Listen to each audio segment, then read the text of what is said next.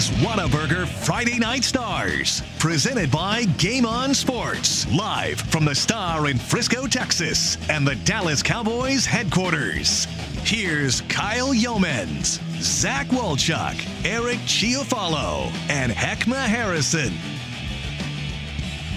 Week number 8 of the Texas high school football season. Oh my goodness, we are there. We are 3 weeks away. By the end of the night, we will be 2 weeks away from playoff time in Texas. But for right now, it's district matchup mayhem all the way across the North Texas area. And we're going to bring all of it to you right here on Whataburger Friday Night Stars, presented by Game On Sports. As always, we are live from Frisco, Texas, the Star in Frisco, Dallas Cowboys headquarters. I'm Kyle Youmans alongside the outstanding trio of Hek'ma Harrison, Zach Wolchuk, and Mr. Eric Chiofalo, who never loves to use a chair. No, I like to stand. Well, Never uses a chair. There's only 2 comfy chairs in here. That's true. And so they're and already Wolchuk taken. is the one that sacrifices for us all. Wolchuk's definitely not. 2 weeks in the ago, comfy this chair. became a thing. I got literally my lunch money stolen. I think it was last week. And this is the second week for this, and now all of a sudden we're a chair shortage here. So I'll take the one. It's still not bad. It just doesn't have the arms. Listen, that's what we're We do missing. have the arms. Or the height. Perception is not always reality. The thing about this is that the chair that he had last week was mine the week before, and But not the 6 weeks before that. we're getting off. I don't know, something weird We're happened. getting off track already. So help us here, It's always, Yeoman. I don't know. I kind of like the rivalry at always the end on of the track. table. I like to let it stew a little bit before. He said I took his lunch money. Basically, what he said. That's exactly That's what actually word for word You what know he what? said. Hek'ma can be quite intimidating. So I just handed it right over and said, you know what? I'm not going to fight over a chair, brother. Oh man, able to the let it bigger go man. for the better of your health and everybody else's in the room. Unbelievable. Guys, week 8 of Texas high school football. It's crazy that we're already here, and it's been a ton of fun. This is show number 8. First season, of course, of Whataburger Friday Night Stars. And the way we've kind of done it is we used to go into predictions first. Now we go into previews first. And looking at the slate of what we have this week, having it be with district rivalries, matchups, really of big-time powers, we've got a lot to talk about on week 8 here on Whataburger Friday Night Stars. Let's get straight into it. We're going to go across the highway a little bit to Toyota Stadium, the Colony and Frisco Lone Star. Frisco Lone Star, of course, with the defense. This is one of the best defenses in the entire area, really the entire state of Texas. 5 points given up on average. This is going to be quite the football game in a soccer stadium. Yeah, no, this is going to be incredible. You have, like you mentioned, Lone Star's defense, and the Colony's offense is really, really good. 46 points a game, 465 yards per game. And these are the top 2 teams in District 558 Division I. Both teams are 5-1. Both teams are 3-0 in the district. So a lot of implications here. I wish this was at the Ford Center. Right here at the Star. That would be really, really nice. But like you said, they're at the soccer stadium. The weather's going to play a factor here. As we all know, the torrential downpours have not stopped. They're still continuing. Hopefully we're not getting any delays in lightning. But the weather will be a factor here, and that is advantage Lone Star. With that stellar defense, that's obviously going to give them an advantage there. And the Colony, when you look at their offense, they have a couple of guys. It starts with Miles Price. He's their do-it-all guy. He's running back. He's receiver. He's got 12 touchdowns receiving on 37 catches and 700 yards. He's got 200 yards rushing and 3 touchdowns rushing. So this dude really does it all. But then they also have a really good running back in Jaden Abdallah, the senior runner. 750 yards, 8 yards a carry, 9 touchdowns. The Lone Star defense is going to have their hands full, and I haven't even mentioned the quarterback, Mikey Harrington, who's thrown for 1,400 yards, 19 touchdowns, only 3 picks. Mikey's been a stud, and that's a Colony offense that's been a run-heavy team over the years, and now they're more balanced. Yeah, they definitely are. And you look at the total offense that they're able to put up, it's going to be interesting to see how well they fare against that stout defense from Lone Star. Lone Star, of course, like you said, maybe used to playing in the Ford Center, an indoor facility, opposed to playing outdoors in the weather, a little bit different. We've got Jackson Donovan on the scene from Toyota Stadium, and Jackson's going to give us a little preview of what's to come here with the Colony and Frisco Lone Star. Jackson? We we are live here at Toyota Stadium in Frisco as we have the Colony going up against Frisco Lone Star. Both teams coming in with only one loss on the season. And for me, with all this rain and the bad weather coming in, it is going to be sloppy. It is going to come down to defense, and if you're looking at defense, you can't look past Lone Star. Lone Star averaging less than 10 points a game, have been an absolute force on the defensive front. I see them coming out early and setting the tone. So it's going to be up to the Colony offense to see if they can rally, get some points on the board early. If they can do that, I think they can control the tempo. But look for Lone Star's defense to be absolutely shut down in this game. It is raining, it is very wet, and on a natural grass field, it is going to get sloppy, and it is going to be a major factor in this ball game. Over under how many slide tackles on that Toyota pitch? Ooh, Anybody? that's a great one. I'm going to go 6. Six? Over Yeah, under? I'm with it. I'll take the over. I'll Okay. take the over Take on the that. over on that? Yeah, slide tackling is going to be a big factor with the sloppy grass today. The thing Not for, really. and you were talking about the Colony's offense, which does provide a ton of balance when you look at it across the board. Able to run the football, pass the ball, probably one of the best offenses the Colony's had. But Lone Star has played some exceptional offenses, namely Highland Park. So it's not like the Colony hasn't seen an offense that provides the kind of balance. Maybe running wise, the Colony brings a little bit of a different factor. But for Lone Star, we know how good they are. I think it just comes down to this offense being a little bit more consistent. Julian Larry at quarterback, Darren Smith running the football, Mims outside at wide receiver. They're playmakers. They seem to always get the play when they have to have it, but just consistently through 4 quarters. The one thing about Lone Star's defense is the fact that it travels. It does. You know, it doesn't matter what weather you're in. It could rain. They played the Highland Park game, I believe. It was raining the whole game. Shut down. Yeah, they held that Highland Park offense, like you mentioned, to 10 points that game. That was huge. And it's Weather incredible. was not a heat. It was hot. It was an early September kickoff, so it was hot. But I don't think that's one game I was able to go to for a Thursday night. I don't think it was raining.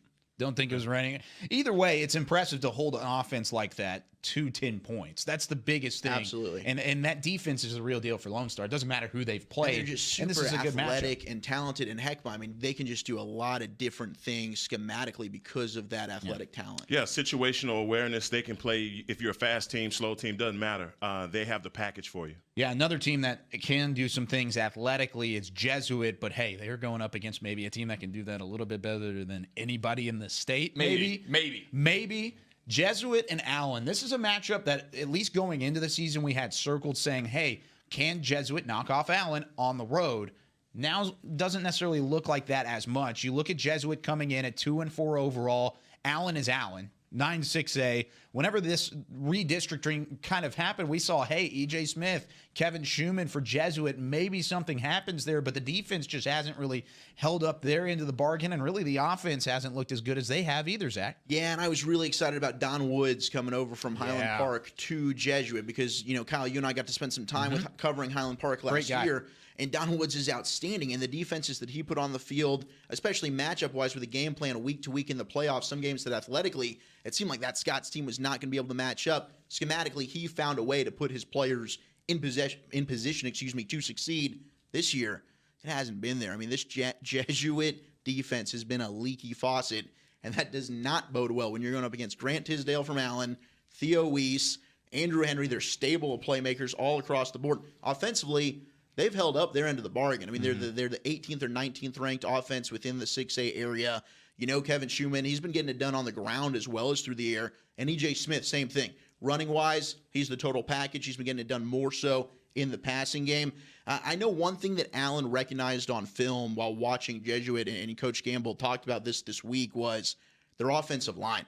Jesuit has a lot of good size up front. Their offensive line could cause some problems, wear down that front from Allen. And Jesuit likes to play an up-tempo, that quick hurry-up, get to the line. That's something Allen has not faced yet this year. So if the Rangers have an advantage at all in this game, I think it might be to come out early, use that speed and that quick tempo to their advantage, maybe catch Allen on their heels a little bit. But this defense has just been so bad, I don't see them beating Allen. Yeah, they just haven't necessarily had the success, at least going into this game, than we thought they would. Yeah. And this would be, of course, a season-changing win. Just don't know if that's going to happen. We have Ashley Pickle from Eagle Stadium. Ashley, what's going on with the weather there? Because, of course, it's been bad everywhere. But tell us about a little bit more of this matchup between Allen and Jesuit. Well, guys, we are back here for yet another rainy and cold night of high school football. But don't you worry, Friday Night Stars is still out here covering all sorts of DFW 6A Texas high school football games. My name is Ashley Pickle, and I am back out at Eagle Stadium in Allen, Texas for the second week in a row. This time for the Allen Eagle versus Dallas Jesuit Rangers game. Now, taking a look back at Allen's last game here at Eagle Stadium last week, they went into a head-to-head battle against Plano West. Both teams coming in at 5-0 on the season, undefeated, and what many people thought might be the first loss for Allen in over 8 years in the regular season.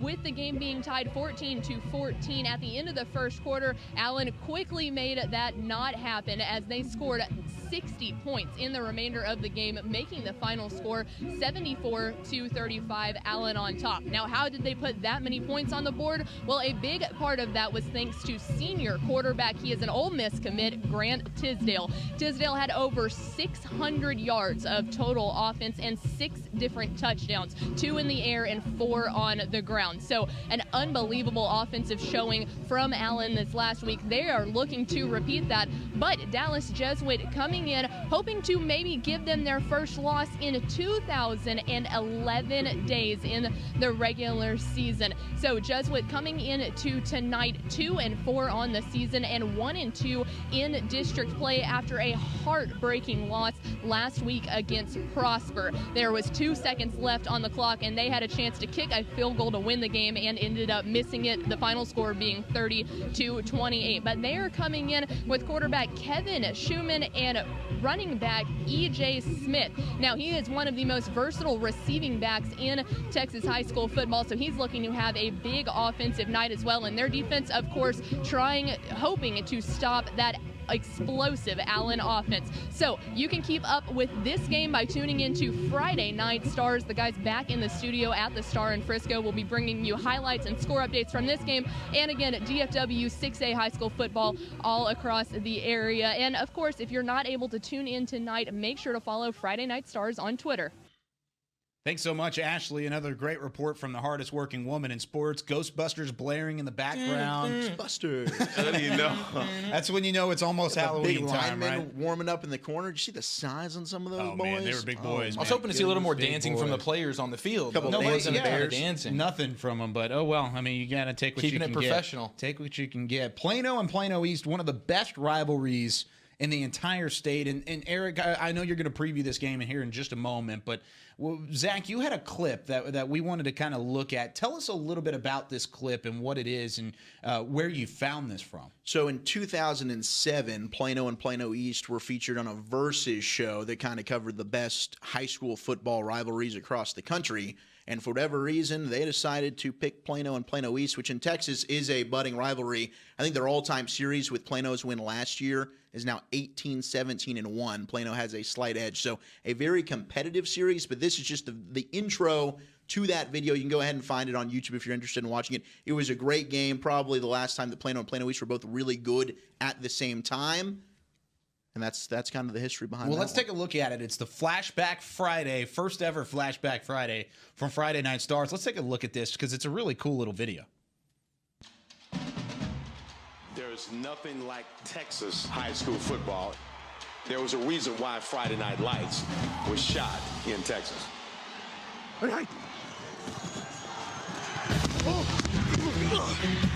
Plano East and Plano have just gone to the back alley and they've just gone at each other with everything. Hey, they think we're some flukes. Let's show them we're for real, baby. We will win. Ain't no other option. Get this in the end zone. I don't care what it takes. Davis comes up with a basket catch. They got 6 points.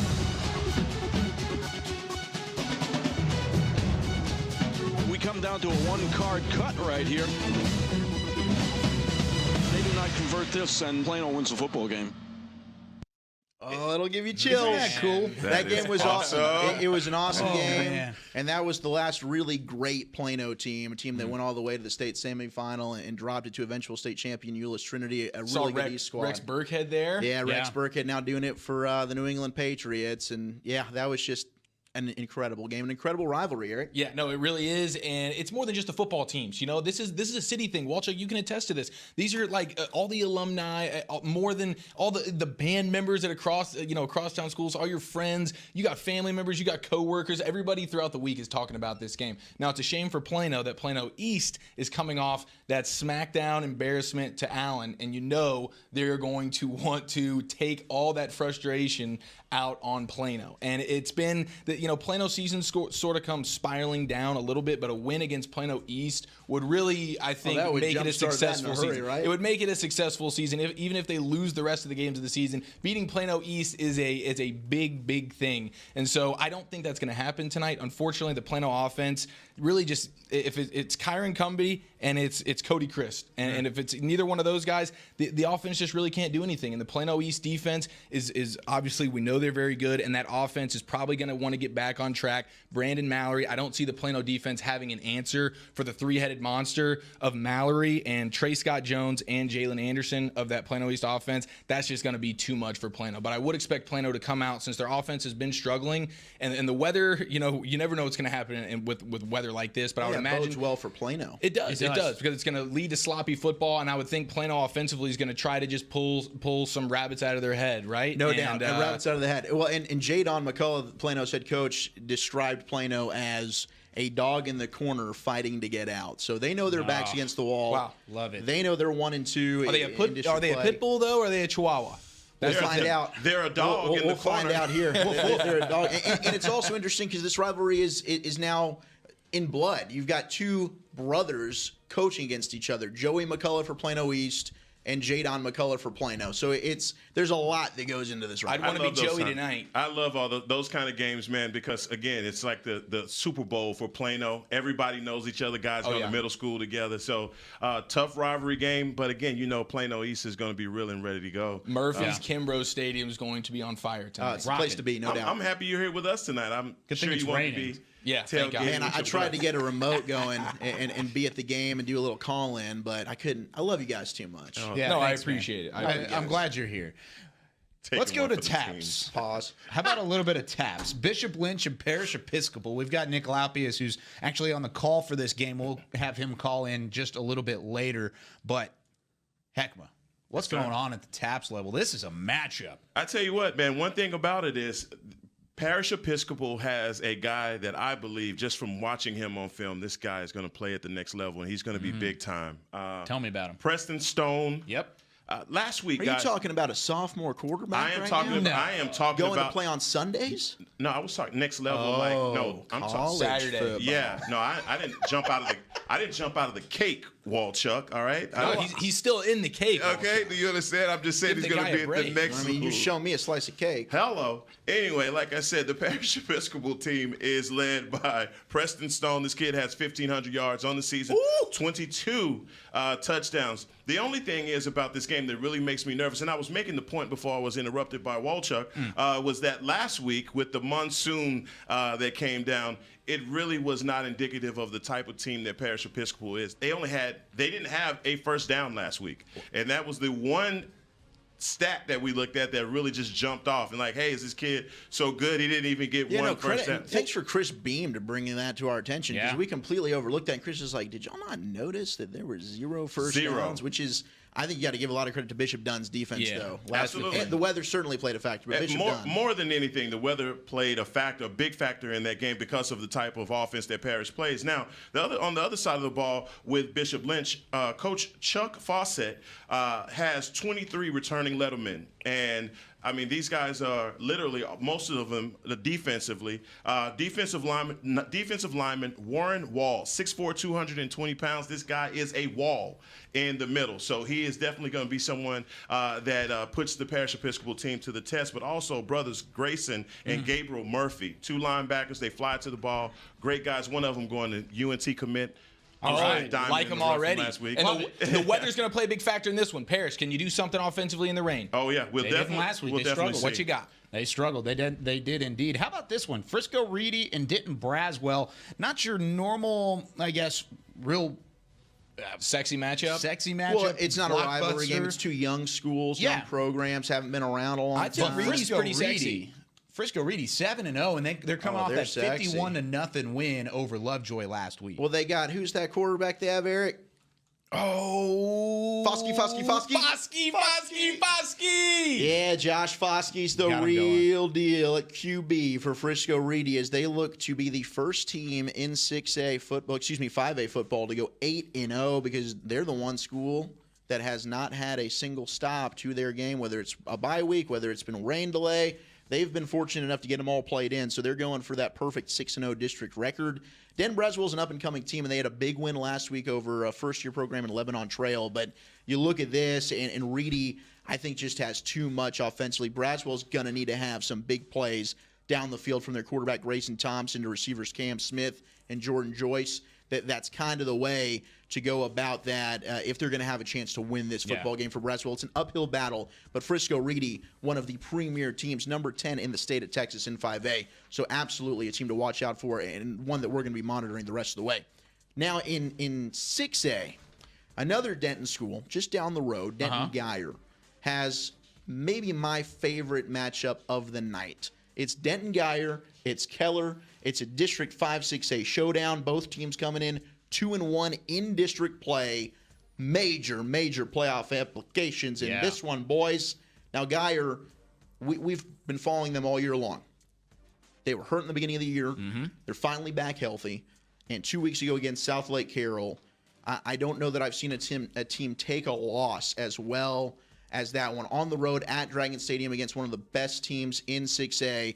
They used that momentum, catapulted it, got a big win last week over Timber Creek. And after that one, they won by 10. They were up 25 at half. And after the game, all Geyer's talking about, including their sophomore quarterback, Eli Stowers, is what did we do wrong to just win by 10? This is a team that it's not good enough. They've got a three-headed monster in Stowers at quarterback, Cobbs at running back, and Seth Metter's been outstanding at the receiver position. But across the field, better tell them. Keller comes in with Sloan Henry at quarterback, who's having an outstanding season. Hek'ma's man, Enoch and Chobo, one of the best, most physical, bruising running backs in the state, and wide receiver Damon Smith. This is going to be an outstanding matchup. Two electrifying offenses. Which defense can make the play? And head coach for Denton Geyer, John Walsh, said that Sloan Henry, this quarterback from Keller, has the strongest arm he's seen from a kid since Ryan Mallett in high school football. Wow. And that's like a 6'9" quarterback. And if you liked Ryan Mallett or not, he was pretty good at Arkansas, but the dude had a rifle for an arm. So this is going to be a great contest. Keller's offense going to play a true spread, try and count the numbers, see what their matchup is. Can Geyer defensively get out their matchup? But this is just – I got to cover Geyer for 2 years, and this is the kind of district game that they will play up for on the road. They'll use this as a big win and take that and form it into a deep playoff run. I really think Geyer's got a good chance to go on the road in Keller and get this victory. Yeah, I definitely think so as well. If Sloan Henry has that cannon of an arm, then this is a great night to show it in the weather, in the conditions where it's tough to throw the football. If he does that, that'll bode well for that Keller offense. But two stud running backs that you do not want to have to tackle. Like the weather for this game makes this game even better for me because the rushing attacks on both offenses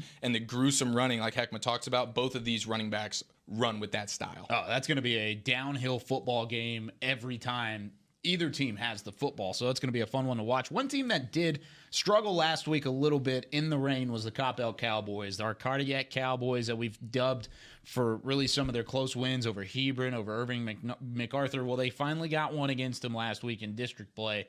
Fell to Louisville 13-6, and against Flower Mound Marcus this week, it doesn't get much better or easier at all, Eric. No, absolutely not. Marcus coming off a nice win, and Coppell only putting up 6 points last week. That leaves a bad taste in your mouth. You wonder how much the weather had to do with it, but we also know about their quarterback situation. Hek'ma came in, and he was like, man, their quarterback situation's dire right now because Carnegula comes in as the starter. He gets benched for Noel, who used to play at Flower Mound Marcus, but now he's banged up. And so now I don't know who's going to get the start at quarterback, but either way, that position is in flux, and now everything is on the shoulders of senior running back Ryan Hurt for that Coppell offense. Now, it's similar for Flower Mound Marcus because their star offensive player is going to be running back Justin Dinka. So you expect a lot of running. I would expect a really low-scoring game. The weather's certainly going to play a factor. Neither quarterback scares you offensively. Now, Nussmeier, the sophomore kid from Flower Mound Marcus. He's probably, I mean, just given the circumstances, by default, he's the best quarterback in this game. But it's really going to come down to the defense and the running between the two stud running backs. Yeah, and I really like Capel's defense in this game. I think that a lot of the things that they know that Marcus likes to do, especially get the ball out to Marcel Brooks on the bubble screen, I see Capel with their DBs attacking that bubble immediately. No question. And that bodes well for Jonathan McGill, who's a player that I'll bring up a little bit later. And I wouldn't be surprised if you see Jonathan McGill, with the struggles at quarterback, maybe play a little bit more on the offensive side of the football. He can play running back, receiver. He is just a playmaker. Get the ball in his hands. He will make something happen. And I've got a playmaker for you as we move into our next game. Frisco Independence, Frisco Wakeland. This is across the hallway at the Ford Center. How about Braylon Braxton? My goodness, the quarterback. Love the name, too. Yeah, it's a great name. Quarterback for Independence, already just kind of putting up some numbers, but you look at what he's been able to do with this offense. 36 points per game, almost 400 yards on average. This is a crucial matchup in District 5, 5A. Of course, Lone Star is also in that district. You've also got the matchup in Denton Geyer, or wait, no, that's 6A, excuse me, looking at the wrong sheet here, but there are some different teams in this district that are going to make some noise at certain points. The Colony, another one to name there, but and Lone Star. Wakeland, Lone Star also there, but with Wakeland and with Independence, you look at the offense for Independence, and can Wakeland slow them down? That's going to be the key to this football game. So you look at that across the hallway, and that's exactly what's going on right now. And the beautiful uniforms, the Auburn-looking Wakeland. Yeah, let's go ahead and take a live look in at the Ford Center, and they do look like Auburn. Aren't those uniforms great? I think both of the teams' uniforms look pretty incredible.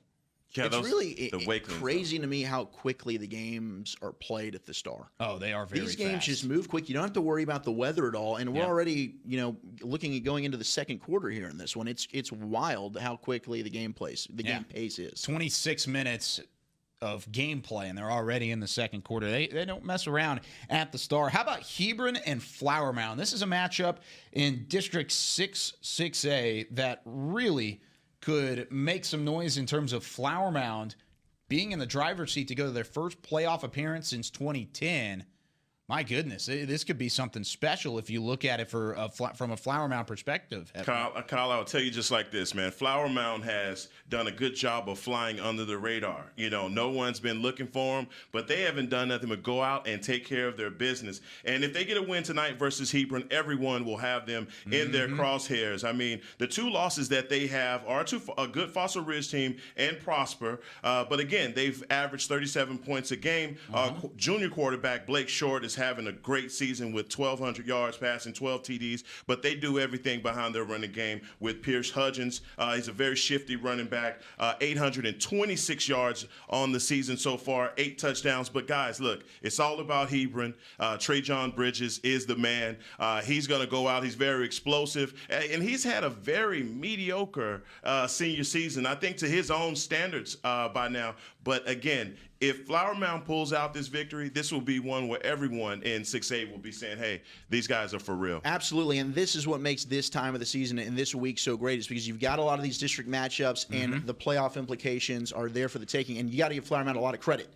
They have taken care of business inside of their district. I mean, they have a big win over Louisville to start district play. They put up 35 points on that Fighting Farmer defense. So this offense for Flower Mound, is legit. And for Hebron, I think, you're talking about Trajan Bridges. One, teams know he's the guy, so they're taking him away. But they need somebody else within that offense to kind of step up to draw some attention away from Trajan Bridges. And that's when I think you'll see the Hawk offense really start to come and play to their caliber. On the road at Flower Mound, it would not shock me if the Jags got that victory tonight. Yeah, I mean, I think there's definitely a chance that the Jags come out 5-2, and you're looking at a real turnaround. And that sets up a huge rivalry game with Marcus next week. Especially if Marcus pulls out a victory today. Of course, Marcus matched district, up with Coppell. There's so much juicy storylines. There really is. So many. There really is. Another juicy storyline from District 6A to District 5A. How about the Carroll Dragons? They're back, baby. They're 6-0. Did they ever leave? No, not really. Other than that, Fossil Ridge is coming to town, though. Hek'ma, tell us about this match. Look, I will say this. That South Lake, even though they played, they had a bye last week versus Byron Nelson. Let's just call it what it is. Wow. Most of their guys were in shells by the third quarter, okay? But coming into this game, it's going to be very different because Fossil Ridge is returning 35 lettermen. And look, they're battle tested. These are guys that have been there. And so this is definitely going to be a test for the Dragons. Look, the two losses that they have to Ryan and Northwest Eaton last week in a kicker, and I think it was a field goal it took for Eaton to win that game. But again, Keller Fossil Ridge is not going to just lay down tonight, guys. I know, Eric, you're a big fan of that defense. Yeah, no, the defense is really good. Southlake's going to have their hands full. Again, the weather comes into play. Any good defense is thinking to themselves, awesome, advantage us going into this game, and I think Fossil Ridge will take any advantage that they can get going into this one. Yeah. And I didn't mention it, but their defense, Rafael Hernandez and also Klein Malanga, amazing. Beasts. Yeah, and with Fossil Ridge, they played a lot of close football games. They went to overtime with Ryan. He talked about that 2-point victory. So, TJ McDaniel is a great source for Carroll. In a rainy day, they can just turn around and hand the ball off to him. Will Bowers also at quarterback. So for Carroll, you think of that run, that spread offense, throw the football around. The run game's really been their bread and butter all year. And Carroll needs to get off to a faster start offensively. Yes. We've Amen. seen them Definitely get off to a so. slow start, and it hasn't bit them yet, but this Fossil Ridge defense is good enough to where it could end up biting you. That's a great point. I love what you're saying there because we've talked about that on the show a couple different weeks. Carroll just hasn't gotten off to the start. But how about, Zach, you and I need to give a little bit of love to the little guys. I love the 4A teams. Yeah. How about some of the best 4A teams that really I've seen in quite some time, one of which being Melissa and Salina. This is a huge game. 7 4A. Actually, both of these games are in District 7 4A. But Salina 5-1 against Melissa 4-2. But Melissa has the offense to put up some numbers. Wow, 460 yards almost of total offense on average, 37 points per game. But you look on the other side, Salina's not that shabby on offense either, so this is going to be a high-scoring game. And then you move on to another matchup inside 7 4A. Zach, tell me about Paris and Argyle. Paris and Argyle, you got the 12th best team in 4A against the second best team in Argyle. And Argyle, they're putting themselves together amongst them with the programs like a Salina in 4A that year in and year out, they're an elite program. Both these teams, stout defenses. You can see they're averaging less than 17 points per game. And coming into this one, Argyle's offense is one of the most explosive in the state. They've put up 75 points on Sanger 2 weeks ago, headlined by Bo Hogaboom, who has had an impressive season at the quarterback Is that Gary's position. baby? Gary Hogaboom? I thought the same thing. No? And I don't know that for sure, Okay. but that's a unique last name. I'll check with my sources. Eric's the guy to know about that, but he's got 21 touchdowns just to 4 interceptions. Goodness and gracious. Tito Bice, their outstanding running back as well, 11 touchdowns on the ground. So they're a balanced team. If Paris can win this one against Argyle, they're in great position to run the table in District 7 4A. Their final 2 games of the season are against teams with a combined 0-13 record. So this is really the last test for Paris before they get gearing for the playoffs. They got a bad test coming up today, man, because the Eagles Argyle's are raw. tough. Yeah, they are good, man. And if Paris can pull off the upset, they're outside of the top 10 right now in the state. They'll They'll be jump in there. up the polls, no question. For sure. Yeah, no question. They'll jump up. How about Rowlett and Wiley? Rowlett, of course, undefeated, 5-0 on the season. This is a Rowlett team that we really saw tested early. They haven't had as much test later, but even on the road at Wiley, they could see a little bit of a battle here, Hek'ma, right? Absolutely. Hey, and just like that Plano East game, this is a rivalry game as well. is. Both of these teams are cities right close to each other. These kids, middle school and elementary school together. But listen, guys, although Wiley is 2-4, they are going to get up for this Rowlett Eagle team. But make no mistake about it, the Eagles have gone about their business very quietly as well. Another undefeated team in the city, not making a lot of noise. I wish they would have played Rockwall, but that game was rained out. But guys, their offensive, don't sleep. What I wanted to make sure that I say to you, don't sleep on running back Jerry Evans. Now we know, Evans. hey, we know you're gonna name your firstborn Jerry, right? Absolutely. Boy or girl is Love gonna the be name. Jerry. Yeah. Every young person should be named Jerry. When I see a young person, an infant, the first name that comes to my mind is Jerry. You know Jerry Jones is not listening to this right now, right? Oh no, I know we're at the Star, but it doesn't have the room. never know. But He's actually one of our biggest fans. Let me say this, okay. guys. The Rowlett Eagle defense is the real deal. I call these guys the 3PP defense. 3 plays and you're gonna punt. Okay. 3PP? 3PP, baby. Every time. 3 plays like and that. punt. It's out of there. And so they're not getting a lot of recognition, but I promise you, after tonight, they will. Wiley or Rowlett? Rowlett. Yeah, no, but Wiley's coming in back-to-back wins. They're playing watch well in out. district play. I mean, look, I agree with you. Rowlett's undefeated, and they've been overlooked. So what you saying, Chuck? Don't overlook Wiley. That Amo is a tough place to play. That's what I'm saying. Yeah, no, it is a tough place to play. And no better time to upset when there's a rivalry and there's Yes. bad weather. That's a combination Weather for just crazy seems to things be a to happen. theme, doesn't it? It does seem to be a theme, doesn't it? And that definitely is popping up. Another tough place to play, though. How about McKinney ISD Stadium? There's a pretty nice little matchup there today, isn't there, Eric? Absolutely, you are correct, my friend. McKinney North coming in 5-2 on the season. Last week they scored 90 points against Wiley East. How many points did they score? The most impressive part about the 90 points, Wolchuk, was that they had 0 after the first quarter. No.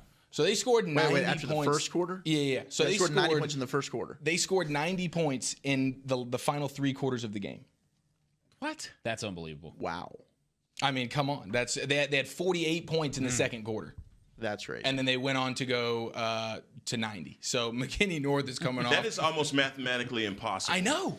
When you sit back and then you think about the weather that we had last week and you're like, what happened? And they scored in a bunch of different ways. Don't get me wrong, they did. But still, absolutely incredible that they're coming off a 90-point victory there. And listen, McKinney North has 2 stud running backs, Hunter Shea and Manny Fincher. Both of these dudes can carry the load. And at quarterback, it's interesting. We know about Cameron Constantine. This guy led them into the second round of the playoffs last year at quarterback. Well, he's been unseated by a junior quarterback named Dylan Markowicz, and he's 6'4", 225 pounds, and he's got an absolute cannon, and he's already thrown for 668 yards, 8 touchdowns, 2 picks on the season, and he didn't start the season. So the dude's racking up numbers at a quick pace, and in weather like this, a guy with a big arm, that bodes well. But it's all about the running game for McKinney North, and it's also going to be the same for West Mesquite. Their quarterback's not very good. Neil Johnson only completing 47% of his passes and only 7 touchdowns on the season.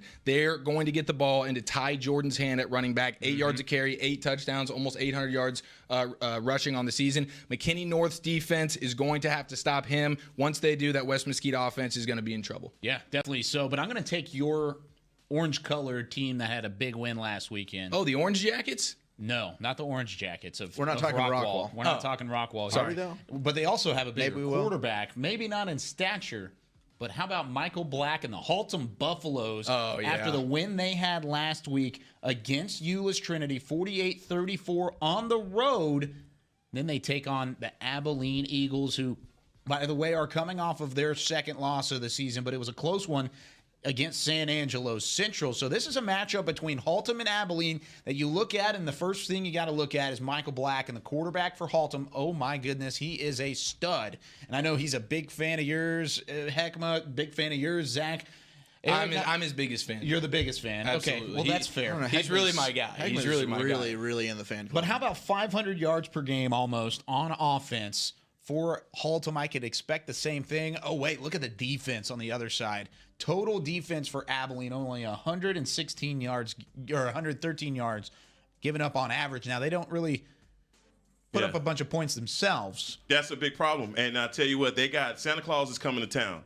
Michael Black is going to be hard to stop. And they do a lot of things on offense that I believe Abilene ain't going to have an answer for. Yeah, it's so gonna be we tough. will see. Santa's bringing a bunch of touchdowns. Boy, with I'm him. telling you, you got to. And look, I am in the fan club for a reason. I don't typically jump out of the cake and put on the fan club T-shirt unless you're a baller. That's just what it's got to happen. We've said it. Hek'ma remains in the cake. Yeah, He's in the cake. Until It's just the a last fun- possible second. It's just a fun match between an Abilene program that's traditionally, historically rich, and then Haltom, who's having their best year maybe since 1987. Might be their best team ever. Ever, yeah. Honestly, it's in very that program's possible. history. And coming off maybe the biggest win ever. Yeah, really a huge win last week. I think that's safe to say that's probably true. Yeah, one of those. But we've got some prediction games that we're going to get to. 7:30 kickoffs are just about it's 8 my time minutes to behind. shine, boys. Not allowed to look at the He current already scores. has. You can't look at the current scores. We're going to give some predictions. We'll be right back with Whataburger Somebody Friday take this Night man's iPad Stars. away. We are live from the Star in Frisco, Week 8 edition. We'll see you here in just a moment.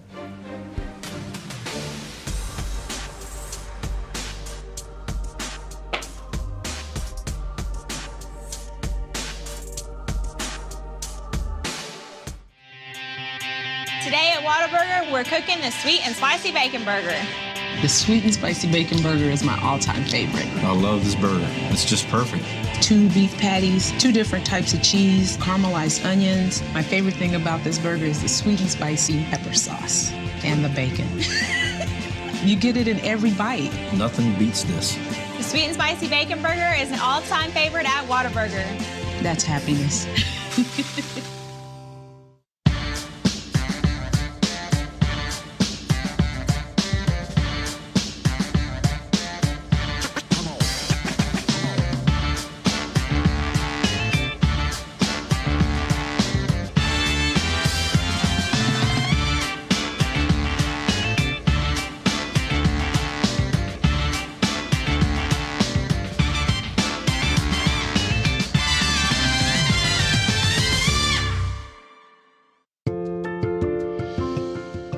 Little ideas can turn into big dreams.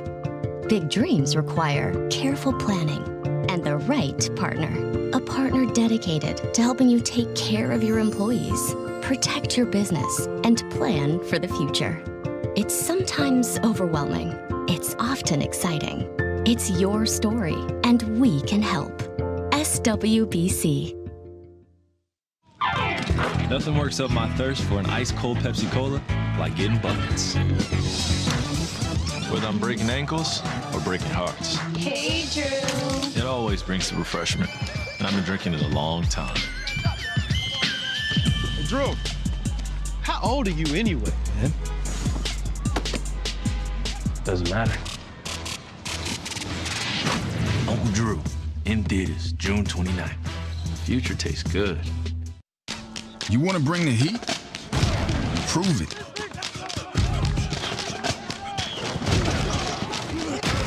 With carbs to help fuel muscles. And electrolytes to help replace what you lose in sweat.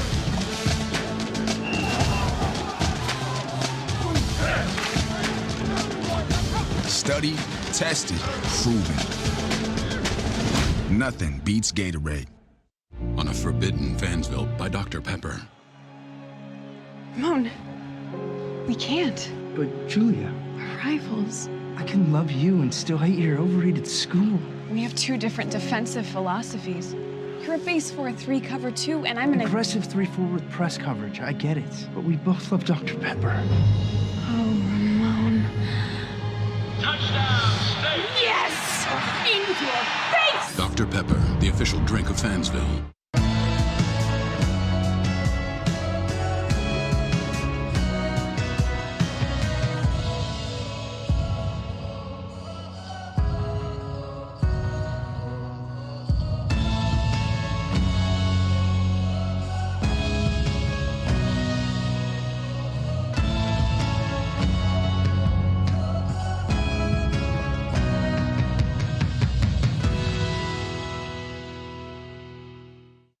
Hey football fans, check this out. It's called Fan Tag, the easiest way to get video highlights from all of your games. As a parent, I know the value of capturing our kids' special moments on video.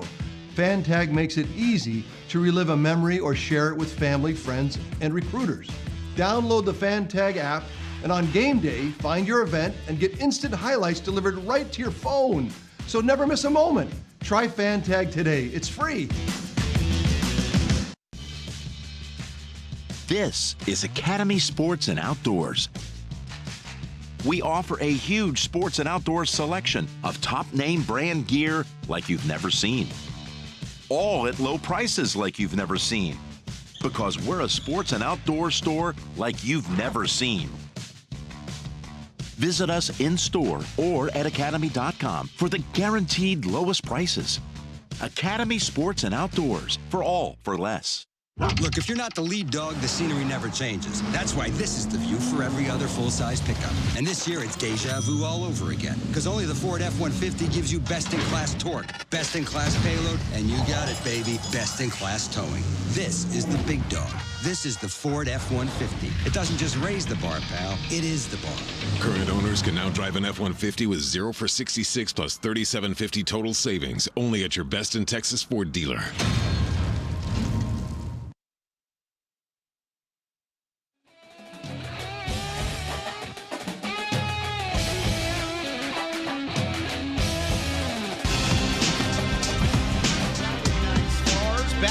From the Star in Frisco. That is the scene outside, and this is the scene inside. Before the show, we're much better at talking about football than we are at actually playing football. But we decided to go and take a little bit of break.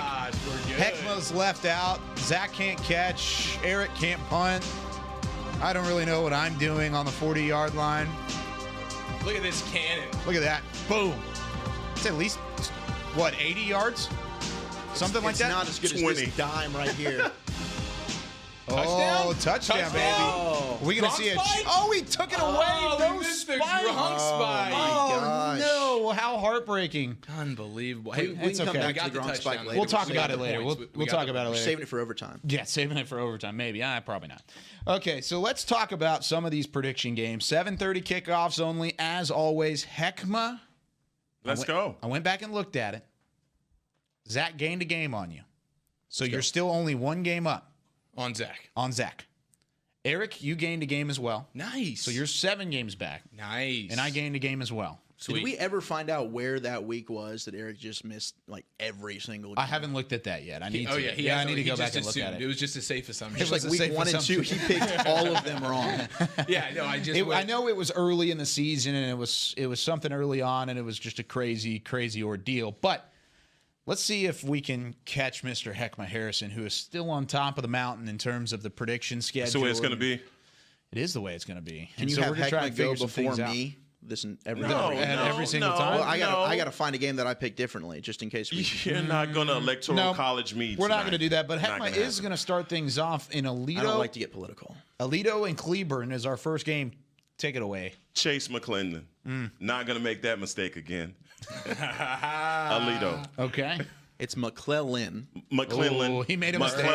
Let's put some respect on that man's name. Go ahead. He deserves it. And they've also got JoJo Earl. And I'm not sure if it's Earl or Early, but either way, great name at receiver. 9 touchdowns this year. He's got all of the receiving touchdowns from Jake Bishop, the long line of Bishop brothers. But I'm with you, man. I'm going Aledo. My sources say it's early, and the early bird gets the worm. Ooh. Aledo all the way. Coming in strong. I don't know if that's actually true, but I like what you did there. I'm going to take Aledo here as well. I don't think there's any team in 5A that can beat the Bearcats, so I think I'd take them every single time. Their mascot is the Yellow Jackets, by the way. I wonder if their colors are orange. They are yellow and navy. Oh, so they do exactly what they should be. Yep. Let's look at Arlington and Arlington Martin. Of course, Arlington, Jahari Rogers, the Colts, and a little bit of a Cinderella season, even though they probably won't tell you that.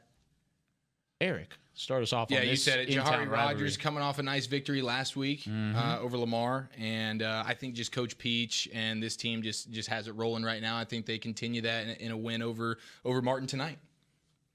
Me? Oh, yeah. Well, this was a game I don't think we were even really going to talk about it 2 weeks ago when Martin's winless. Then all of a sudden, here they get into district play, and they found that warrior spirit about them. Can Zach Mundell, the sophomore at quarterback, and Montrell Smith at running back keep pace with Jahari Rogers and the Arlington Colts? Hek'ma. Not in the rain. They will not. Not in the rain. Not in the rain. Even though they are a run-heavy team, there's just too much from the Colts, and their defense looked great against Bowie. Not even with that warrior spirit. They do have warrior spirit, and they might be able to keep it competitive for 3 quarters. It's a rivalry game in the rain. But I'm picking Arlington. Okay. I'm going to Arlington. Not going to go with Martin here? No, not at all. Not a chance. Well, I'm going to go with the Colts as well. All the way across the board. We have not differed at one point in these predictions. It's about to happen. Oh, is it about to happen? Because we've got some good games coming up. I really hope you take the Kangaroos. Euless Trinity at Weatherford. Now, the records don't necessarily look too great. Now, how you look on the other side, Trinity coming off their first loss of the season. Weatherford's been playing well as of late. And they're coming off a bye, so they've had 2 weeks to prepare. Exactly. And in the rain, anything can happen. This one from Kangaroo Stadium, which, by the way, I love the fact that it's called Kangaroo Stadium. I just love that they're the Kangaroos. Yeah, it's pretty awesome. I wish we had more kangaroo mascots. I'm going to go first on this, and I'm still going to take Trinity. Ugh, weak. I know. I thought about actually thinking about the upset here, but I'm going to go with the road team and the Euless Trinity Trojans again. Zach, you're up next.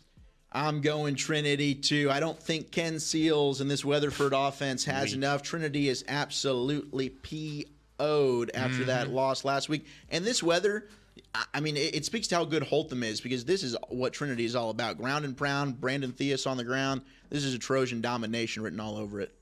Trojan man, all the way. Yeah, I'll make it a 4 for 4 going with Trinity. If they would have lost, or if they would have won last week, I would have had this as maybe one of those slip-up games that Trinity's known for having, but they already had it. So Euless is getting the win. Shots fired at Holtham. We are 12 for 12 picking the same games, but we are also 0 for 3 in picking any home teams to win whatsoever. All 3 of those teams on the road. Wow. And we've picked the road teams every time. That changes. Something might happen. How about this one, though? Cedar Hill hosting Mansfield Lake Ridge. Cedar Hill coming off of a 3-point outing against all other Mansfield squad, Summit. Hek'ma, you get this one first. See, guys, you don't understand the pressure that's going on, because he is wavering right now so tough. And so if I say Cedar Hill, he's going to say Lake Ridge. If I say Lake Ridge, he's going to say Cedar Hill. So pick I already know it. I'm going to go Lake Ridge. Ooh. Going Lake Ridge. That's what I needed. That's what I needed. This I know is the you game did. I'm going Lake Ridge. And I'm going Lake Ridge for a reason, because I know that Cedar Hill plays bad in the rain. Okay. Gotcha. Well, listen, Lake Ridge has had a heck of a season, and Cedar Hill's coming off that unfortunate loss. But Chandler Rogers, he's had a good year at quarterback for Lake Ridge. He's thrown 8 interceptions this year. I think in the rain, in the weather, against that Cedar Hill defense, he will make the mistake that Cedar Hill gets the win. And I need this badly to come back on Hek'ma. So you're picking the Longhorns here. I am picking Cedar Hill at home. I in the am rain. not. I'm picking Lake Ridge on the road. I'm with you, Hek'ma. I think Lake Ridge comes out and wins this football game. I think the offense is too much. I think Cedar Hill struggled to play in the rain. I think it happens again at home, even though they're on turf this time. Now let's go to Mr. Wolchuk. Drum roll, please.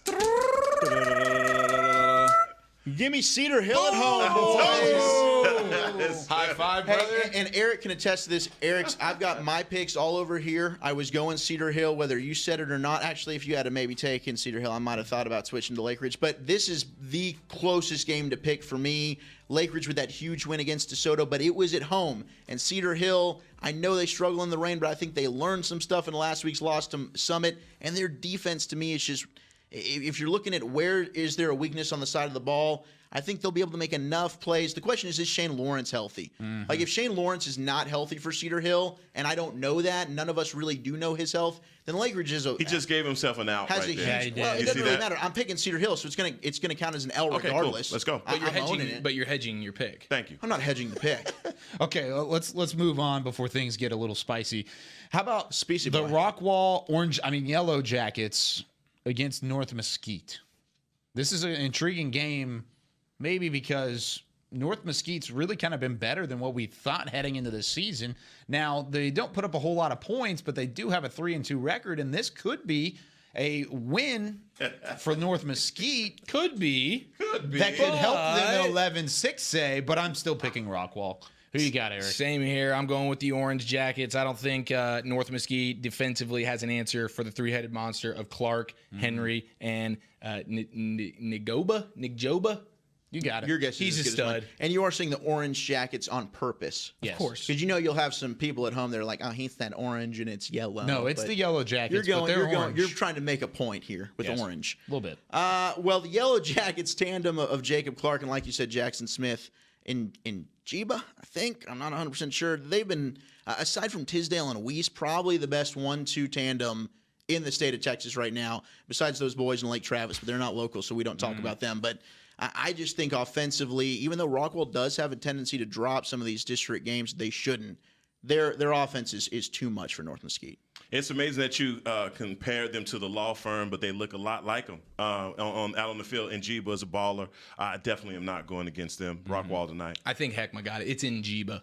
That's okay. It's in Jiba. Yeah, that does sound right. All right, guys, real quickly before we get into hour number 2, let's go through some of the Thursday final scores that we have to talk about. Denton Birdville. This game last night was actually a lot closer heading into the halftime break than we thought, especially talking over off air and all week long about this matchup. We thought this was going to be a runaway for Birdville. Now they ended up turning things on in the second half.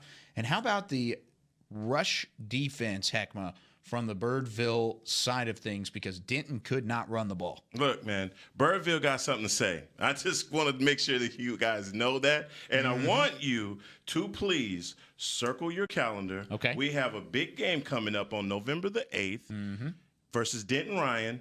And I'm telling you, Birdville is that team with their rushing game that can definitely put Denton Ryan to the test. Wow. So, and it looks like their rush defense ain't bad either. Nope. I'm trying to tell you. Listen to me. Denton yesterday, I know people are saying that it looked a lot closer than what it is. Nah. It was for a half. Yeah, but and credit to Denton for third quarter though. Look, Stone Earl, the man. I'm just putting it all out there, guys. Birdville's a complete team. Denton hung with them for a half. Turnovers really nipped them in the bud. But for the Broncos, they went with a new quarterback in Tyler Jackson, taking over for Landry Kinney. And afterwards, Coach Miller wouldn't speak to why he made that move. Yeah. It might have something to do with Landry Kinney's dad no longer being on the coaching staff in Denton. I don't know. There's some weird stuff going on there with the Broncos, but a rough season for them continues. And like you said, man, circle that Birdville-Ryan matchup. Coach Battle Holbrook, unbeatens. that's the thing. Coach Holbrook has definitely built this team up, man. These guys are solid, but even more solid on defense. Offensive line-wise, they have something that travels everywhere they go. Bad weather, good weather, doesn't matter. Offensive line, defensive line, and a great running back. Hey, clean up those penalties, Birdville. If you want to hang with the big boys in a couple of weeks against Ryan, 10 penalties. Come on now. Come on. November the 8th. Ooh. Now, are we circling the calendar or just the day? Whichever one you want to do. Just the day. Candy, it doesn't matter. Just the day. We'll be there for you. Doesn't matter. Thank Doesn't you. matter. Well, how about this? Let's talk about Denton Ryan, because they had a matchup last night against Carrollton Creekview that went in favor of Denton Ryan, and really another good win for the Ryan Raiders as they continue to figure some things out offensively. And looky there, no turnovers. They were able to keep the turnover bug away from them, Zach. Yeah, they play a very successful brand of football because their defense is unreal and they turn the football over. They forced 3. They scored again twice. And only 5 penalties. So, yeah, that's true. And so now they've got 9 defensive scores on the season. Jeez. 9 defensive touchdowns because 2 of those 3 turnovers were returned for fumbles. DJ Walker picked one up. Then Ryan scored a touchdown offensively. Then Ahmad Terry, picked one up for the Raiders, returned that to the end zone for a touchdown. So they scored 3 times in 40 seconds to pull away in the second quarter. This game was done. Seth Hennigan, solid day at quarterback, didn't turn the ball over, threw a couple touchdowns. Amani Bailey running the football, doing his thing. I mean, this is a Ryan team. They play good defense. They don't turn the ball over. They play clean, like you said, on that penalty chart. I can't wait for that Birdville game because really, I mean, those are the only 2 teams. Ryan escaped Colleyville Heritage. After that, it's Birdville, or they're looking to go undefeated again. They've won 37 straight regular season games. So moving on from that Thursday final to a Thursday final that I feel very bad for Guy Frazier for because he was a part of this game last night. He was at this game. Saxe and North Garland. Eric, man, this was a dominant win for Saxe. Yeah, man, opening drive of the game, Braylon Brooks for Saxe takes a pick 6 to the house, and that they really never looked back after that. It was 35-3 at half in favor of Saxe. Quarterback for Saxe, Derek Rose. Yes, Derek Rose. 214 yards passing. Football. 3 passing touchdowns. He failed at basketball. So. And, even with the bad knees, still rushed for a touchdown last night, too. So 4 touchdowns in all for Derek Rose. Saxe's now 4-3 on the season. And they got Garland Lakeview Centennial up next. Yeah, that's a tough one for North Garland, man. First drive of the game, pick 6. Whew. 2 teams just going in opposite directions, right? North Garland started the season hot, going 4-0, and Saxe struggled in out-of-district play, and now they're in district play, and they're looking like they might clean sweep that thing and end up with another district championship. Yeah, it looks like Saxe just continues to get better and better as the season goes on. And with another big win against North Garland, they could end up in that driver's seat in District 10 6A. And then the final game of the Thursday slate, how about McKinney Boyd losing to Prosper? How about this football game? Because McKinney Boyd was leading 31-21 heading into that fourth quarter, or into the third quarter, rather. And then Prosper puts up 3 unanswered. My boy Wayne Anderson had a 17-yard touchdown run. Then Clark had a 63-yard touchdown reception from Keegan Shoemaker. Wayne Anderson, 66 yards again, and they take a 42-31 lead. However, McKinney Boyd did score late to make it close. They tried to get the 2-point conversion. They did not get the 2-point conversion nor the onside kick, and Prosper completes the comeback, come-from-behind victory. Shoemaker, 238 yards, 18 for 23 with 2 scores. But, man, what a stat line from Wayne Anderson. He's been one of the show favorites to watch over the course of the 2018 season. 230 yards on the ground, 8.5 yards per attempt. 3 times he found pay dirt and put it into the end zone. Wow. Back-to-back weeks. Back-to-back over 200 weeks. yards for Mr. Wayne Anderson. And I'm happy the guy actually found the end zone this week. Last week did all that work. Right, didn't get in the end zone. Got 3 of them this week. Yeah, they made Wayne up for it. Anderson's an absolute stud. Hey, big win for Prosper. I think that all but solidifies themselves as at least that 4th spot in that district playoff run, if not 3rd behind Easton Allen. And for Boyd, big loss for them because, I mean, that was kind of that one that would tilt the favor. One of them's going to have that inside track. So a close game again. Prosper's been playing competitive football, but they find a way to get it done. Prosper has Plano West next week, and then after Plano West, then it's against Allen on the road, and so you got those 2 games up next for Prosper. McKinney Boyd has Allen next week on the road. Does Allen ever play on the road at all? Because they're always at home, it seems. Yeah, like. they get a lot of good games. Well, that was the deal they made to get their new stadium. They get to play all their games. Well, they did play on the road. They had to have that year where they had the cracks, right? So they didn't play at home at all, so they're making up for it. But a few other scores, I know we didn't have them as recap games, just to give everybody their love from Thursday night, especially one for Eric. But great game they had at the Star here with Frisco Heritage and Frisco Centennial. Heritage winning on a last-second field goal, Centennial winning on a last-second field goal, 34-33. And then Eric, you're Justin Northwest Texans, man. Oh yeah, they're having a great year. 49-0. They beat Fort Worth Polytech, and they beat Polytech. Look, none of those Fort Worth schools are very good, but Justin is ranked right now in 6A. That's my only bone They're to in the pick. top 20 in the area. Is because when I played at Northwest, our schedule was filled with Trinity, Geyer. We played Allen. We played Coppell. We played a lot of tough teams, and they're playing Fort Worth Poly, whatever. No disrespect to the Polytech. Yeah, absolutely. No, we nothing but love love for you guys. Gosh. But, man, But seriously, though, school. Northwest offensively has been a juggernaut, passing the ball. They're tops in the district in passing, running. They can do it all offensively. They put up all the yards, and they score a ton of points. I mean, you feel good about yourself when you're playing against Polytech and Dunbar and teams like that. And then you get to the playoffs and you get smacked. But I'm telling you, I would rather have that, though, because when I played, we'd win 4 or 5 games a year. Maybe we'd sneak into the playoffs with 6 wins. We still get smoked. At least you go win 8, 9 games now for Northwest. And you still get smoked. Hey, but you still get smoked, but the season's a little more fun. So much hate from Hek'ma and his Lincoln school. I gotta hate on somebody. No, I hear you. Kennedale knocked off Fort Worth Dunbar 28-13. Wilmer Hutchins having also a really good year at 4A. 48-0 in that one. Kimball and Seagoville. Kimball also, they're playing good football in the ISD, 27-14. Sauk remains unbeaten with a 66-0 win. That is the South Oak Cliff Golden Bears. They're doing their thing there. And then you had Byron Nelson. They got their first win of the season. You made a joke about them earlier. They got their first win of the year. They beat Keller Timber Creek 31-14. Mansfield Timberview 71-9 winners over Sunset. I know you said, Hek'ma, we shouldn't mention Sunset at all, but had to get Did not say we shouldn't mention. You're like, hey, don't Sunset. ever give me a Sunset game. I don't want it. It's a terrible game. Absolute slap in the face. All right, guys, let's head into hour number 2. Why don't we? Shout out lots to the of live Polytechs. scores. Lots of live scores. Let's we've get to gotta the fun part of the show. The funnest part of the show. Keep up with us on Twitter. Be sure to follow us at Friday_stars. If you haven't already, we'll talk about some of the games that we've got reporters out at, and we've got some players to watch to get to when we come back here on Whataburger Friday Night Stars.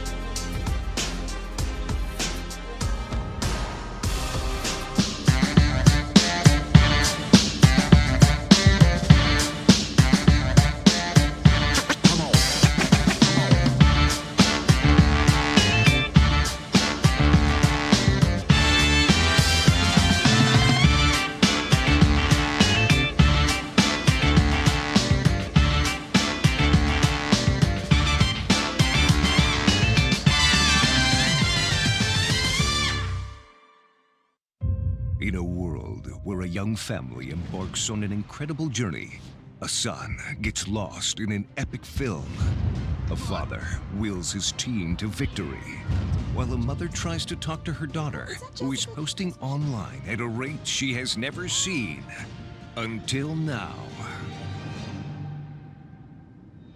With high-speed Wi-Fi, free live TV and movies, there's something for everyone. Download the American app, and the best in entertainment travels with you. Nothing works up my thirst for an ice-cold Pepsi Cola like getting buckets. Whether I'm breaking ankles or breaking hearts. Hey, Drew. It always brings the refreshment. And I've been drinking it a long time. Drew, how old are you anyway, man? Doesn't matter. Uncle Drew, in theaters, June 29th. Future tastes good.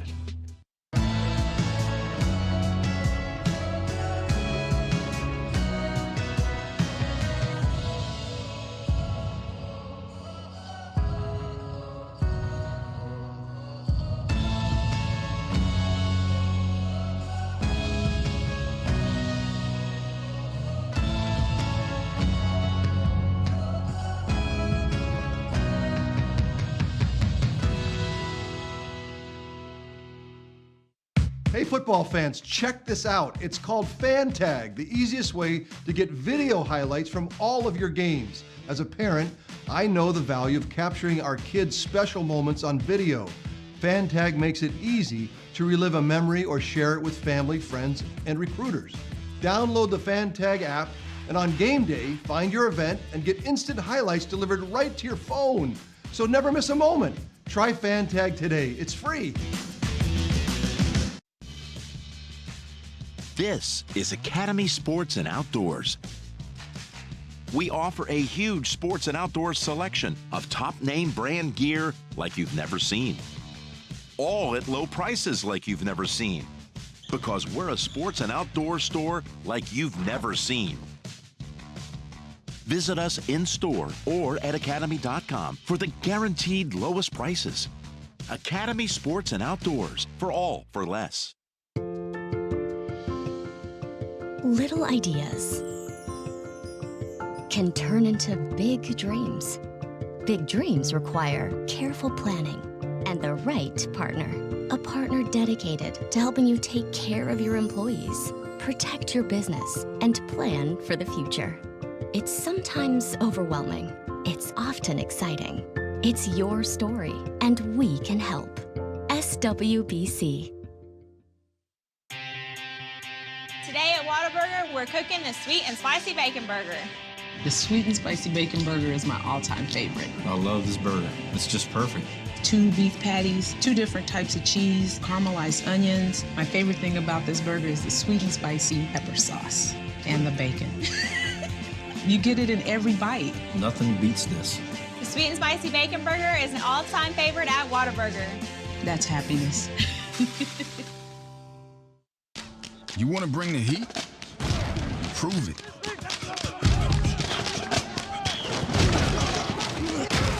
With carbs to help fuel muscles. And electrolytes to help replace what you lose in sweat.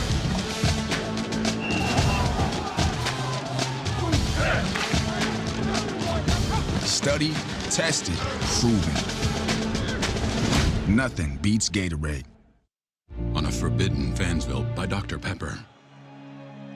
Ramon, we can't. But Julia, Rivals. I can love you and still hate your overrated school. We have 2 different defensive philosophies. You're a base 4-3 cover 2, and I'm an aggressive 3-4 with press coverage. I get it, but we both love Dr. Pepper. Oh, Ramon. Touchdown, State! Yes! Into your face! Dr. Pepper, the official drink of Fansville.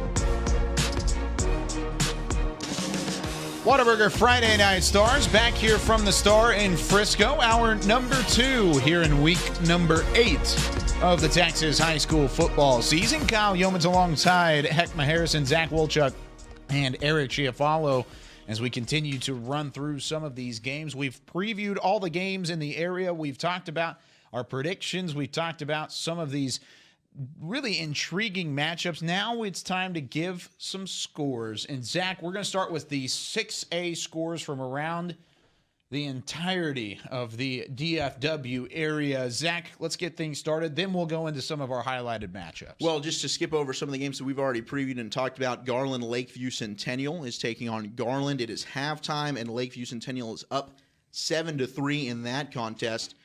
Hek'ma, how's Mrs. Hek'ma doing with the Garland Naaman Forest Rangers? She was good last week. How is she this week? She's doing well. They're up 28-14 on South Garland, and as much grief as we wanted to give Garland Naaman Forest, they're taking care of business within the city of Garland and getting some big wins. They got their first win last week. They're going for win number 2 this week. Louisville is up 33-7. Wow. On Irving. And I know we've got our own Nick Nepic there calling that game for the Louisville Fighting Farmers, and Louisville is just – they're having one of those magical seasons, man. And in that district, we've talked about Hebron, Flower Mound Marcus, Louisville, they're definitely holding their own. Irving MacArthur is up 27-18 at halftime over Irving Nimitz in a rivalry game there.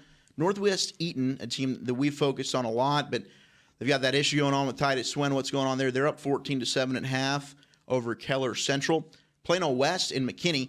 McKinney got their first win of the season last week against Plano. West is still looking for their first win in over 2 years, and they might get it tonight. The Wolves are up 10-7 at home at John Clark Stadium over the McKinney Lions at the halftime break. Rowlett Wiley, that's one of the games we've talked about, so I'm going to move on there. But Arlington, we skip to Arlington and North Crowley. Arlington, Sam Houston, that is, in North Crowley, 14-13. Really close game there between Arlington, Sam Houston. They've got that 1-point edge over North Crowley. DeSoto and Grand Prairie, you figured DeSoto, far better team than Grand Prairie. They'd come out, they'd get a get-well game here, and they're flexing their muscle. The Eagles are up 34-0 in that contest. And for Grand Prairie, you poor souls. Arlington Lamar on Fort Worth Pascal, 24-0. Lamar's up there. Bowie bouncing back nicely from that loss to Arlington. They're up 28-0 on one of those other Fort Worth schools. Fort Worth Trimble Tech. Lake Highlands is up 21-0 on W.T. White. Longview and Rockwall Heath kicked off at 7:30, so we'll have an update coming up there. So did Mesquite and Tyler Lee. Those games being played over in East Texas, so a little bit later for us to get that information over here. Richardson Berkner up 14-0 on Malina. Richardson, J.J. Pierce, and Duncanville up 14-0. J.J. Pierce off to their best start since 2007. This was a big measuring stick game for J.J. Pierce, but Duncanville, it seems early with 7:22 in the second quarter. They're all over J.J. Pierce and the Mustangs right now. Rockwall up 27-0 on North Mesquite. That was one of our prediction games. Skyline up 21-6 on Richardson. And SGP, South Grand Prairie, is up 17-7 on Mansfield Summit. That Summit team that beat Cedar Hill 7-3 last week. That's a big game for South Grand Prairie, a team that started the season a little bit slowly, and now they're back at it. Mansfield at home. They are hosting Waxahachie, and they are up 21-0. So the Mansfield Tigers, those two teams, disappointing years coming in. That district matchup before the season would have been one of the primetime games of this weekend, but both of them have struggled. Mansfield's taking care of business at home. Wow. Yeah, you look at some of those games, not really surprising, at least anything yet. That Summit game is a little surprising. Summit game a little bit surprising. What a letdown loss that would be to lose against South Grand Prairie after such an awesome victory last week to come back and lose to South Grand Prairie, which we all know South Grand Prairie's not that great of a team. That would be a shame. That would be an absolute shame. Yeah, it definitely would be. But guys, let's go through some of these highlighted games that we've talked about. Bishop Lynch Parish Episcopal will start at the TAPS level. 5-1 Parish Episcopal at home after their loss last week to Bishop Dunn. They return to Gloria H. Schneider Stadium. And right now, what's going on in that ball game between Parish and Any first Bishop downs? Lynch? Any first downs? Parish Episcopal is winning that game 10-6. So definitely getting back to business. They need a feel-good game like this. But Bishop Lynch, I mean, listen, that 6 points is probably they weren't able to get the PAT afterwards. But still, you're looking at Preston Stone doesn't have a touchdown already, but he has 111 yards passing. Yeah, it has 111. He's just one of those guys we've got to be careful. Bill Parcells talked about Tony Romo, like getting the anointing oils out too quickly. I mean, the amount of pressure that's on Preston Stone, it's like it's the first half. His team's up 10-6, and we're disappointed at his stat line right now. But that's just kind of the aura that's surrounded this young man and the pressure that some of these kids have to play with. And it just goes to show how good he's been all season. The numbers he's been putting up, I mean, it's raised the expectations exponentially. That's what happens. Yeah, I mean, you play better, people start to take notice, and that's exactly what happens with Preston Stone and what he's able to do with that offense. Moving on to Frisco Reedy and Denton Braswell. What's going on with Frisco Reedy? Of course, coming off of that 51-0 win last week against Lovejoy, an undefeated matchup. Well, they lead it by 10 currently. Reedy up over Braswell. Is this surprising that it's only 10 points right now, guys? A little bit. I mean, Braswell's a team that they knew coming in they'd need a lot of things to go their way to get this victory. And I thought that the big play thing was gonna be everything for them. I mean, if Braswell could hit some big plays in this football game, but Reedy, they're just a better team. I mean, we've talked about it with Foskey at quarterback. They're undefeated on the season, and an up-and-coming two schools that are really new, trying to find themselves. Reedy's done a better job with the talent that they've had than Braswell has, but 17-7, Reedy's taking care of business right now as they gear towards halftime, and it's really just been a kick return for Braswell. They were up 17-0, and Braswell just got a big play. It was a 65-yard touchdown pass from Grayson Thompson to Calvin Kendrick. So that's all of their passing yards. That's everything for Braswell. It's big play or bust in this game against Reedy. Yeah. And, guys, I've got a quick update on that Parrish. And it's not really an update, but it is going to be the fan tag cam for the first time tonight. This is from Parrish and Bishop Lynch in this matchup, as we'll see a little bit of the touchdown here from Parrish. And look at Preston Stone just trying to fight his way through. Initially didn't get it, but on the second effort, he's able to spin his way in. How did he end up popping out of that pile like that? Sheer grit and determination. Yeah, and you can see the excitement from the sophomore quarterback. He loves it. I like those red unis. On the blue field? All those That's red. pretty cool, doesn't it? I do. No, I like think that's a great tandem that they've got going there. Yeah, definitely. So moving on to Keller, Denton, Geyer. One of the games that I know we have been extremely stoked about looking at. How is this one faring? Denton Geyer on the road. Look at those rushing yards, man. Yes. Bringing it. No, this is a game that it's kind of going to plan the way that my crystal ball envisioned it. Enoch and Chobo got the scoring going in the first quarter with a 9-yard thumper that went into the end zone.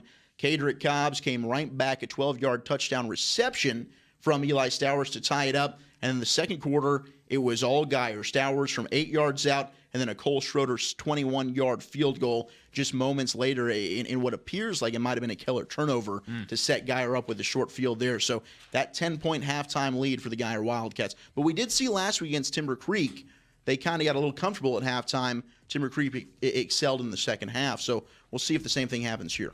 Yeah. Keller's not taking care of the football, man. And you think how much of the weather has a role in that, you know? Yeah, it definitely could have a role in that. Now you look at a team that had some issues with the weather last week in Coppell. Now they're faced up with Flower Mound Marcus. What is this game looking like right now between the Coppell Cowboys, the Cardiac Cowboys, and Flower Mound Marcus? Yeah, Marcus is playing well right now. Coppell struggling offensively a little bit. We said this was going to be a battle of the rushing attack, and you can see who's winning that right now. Dinka for Flower Mound Marcus already has 65 yards, only on 4 attempts and a touchdown. He's got 16 yards of carry right now. On the other side, Ryan Hurt carried the ball 10 times, only 31 yards, no touchdowns. So, and we said the quarterback, who's better? It's Nussmeier. Neither one of them are great, but Nussmeier's 10 for 12, 141 yards passing and a touchdown. And Coppell and Drew Carnegula, looks like Noel is out for the game. What's the right pronunciation on that, Hek'ma? Carnegula? We know. I'm gonna butcher it again. He's off to a good start statistically, 8 of 9, 85 yards. So it's not like he's been anemic back there. Probably one of his best starts all year long. One of the things I want to say is Nussmeier, his dad is on the staff for the Dallas Cowboys. He's the tight ends coach. So this guy's getting a lot of coaching at home after game, coach's kid. But Dinka, I think I'm really surprised about. I would think he would get a faster start than he has. But again, looking at the passing yards, 141 passing yards in the first half. That's pretty good for the Marcus Marauders. We talked about a matchup with Marcel Brooks at receiver for Marcus and Wolchuk, your guy, Jonathan McGill at corner and safety over there for Coppell. Well, I don't know if they're manning him up or what the scheme is for Coppell there on Marcel Brooks, but they've held him to 3 catches, 12 yards so far. It's Evan Green that's exploded at the wide receiver position. Can I tell you who Evan Green is? Please do. That's my cousin. Stop. That's my cousin. Is it really? That's my cousin. No, real life cousin, though. That's my cousin. Like blood related. Man, go to the. What are you about to say? Mean Joe Green, grandson, Green, absolutely. What are you talking about? 75 yards and a touchdown for my boy.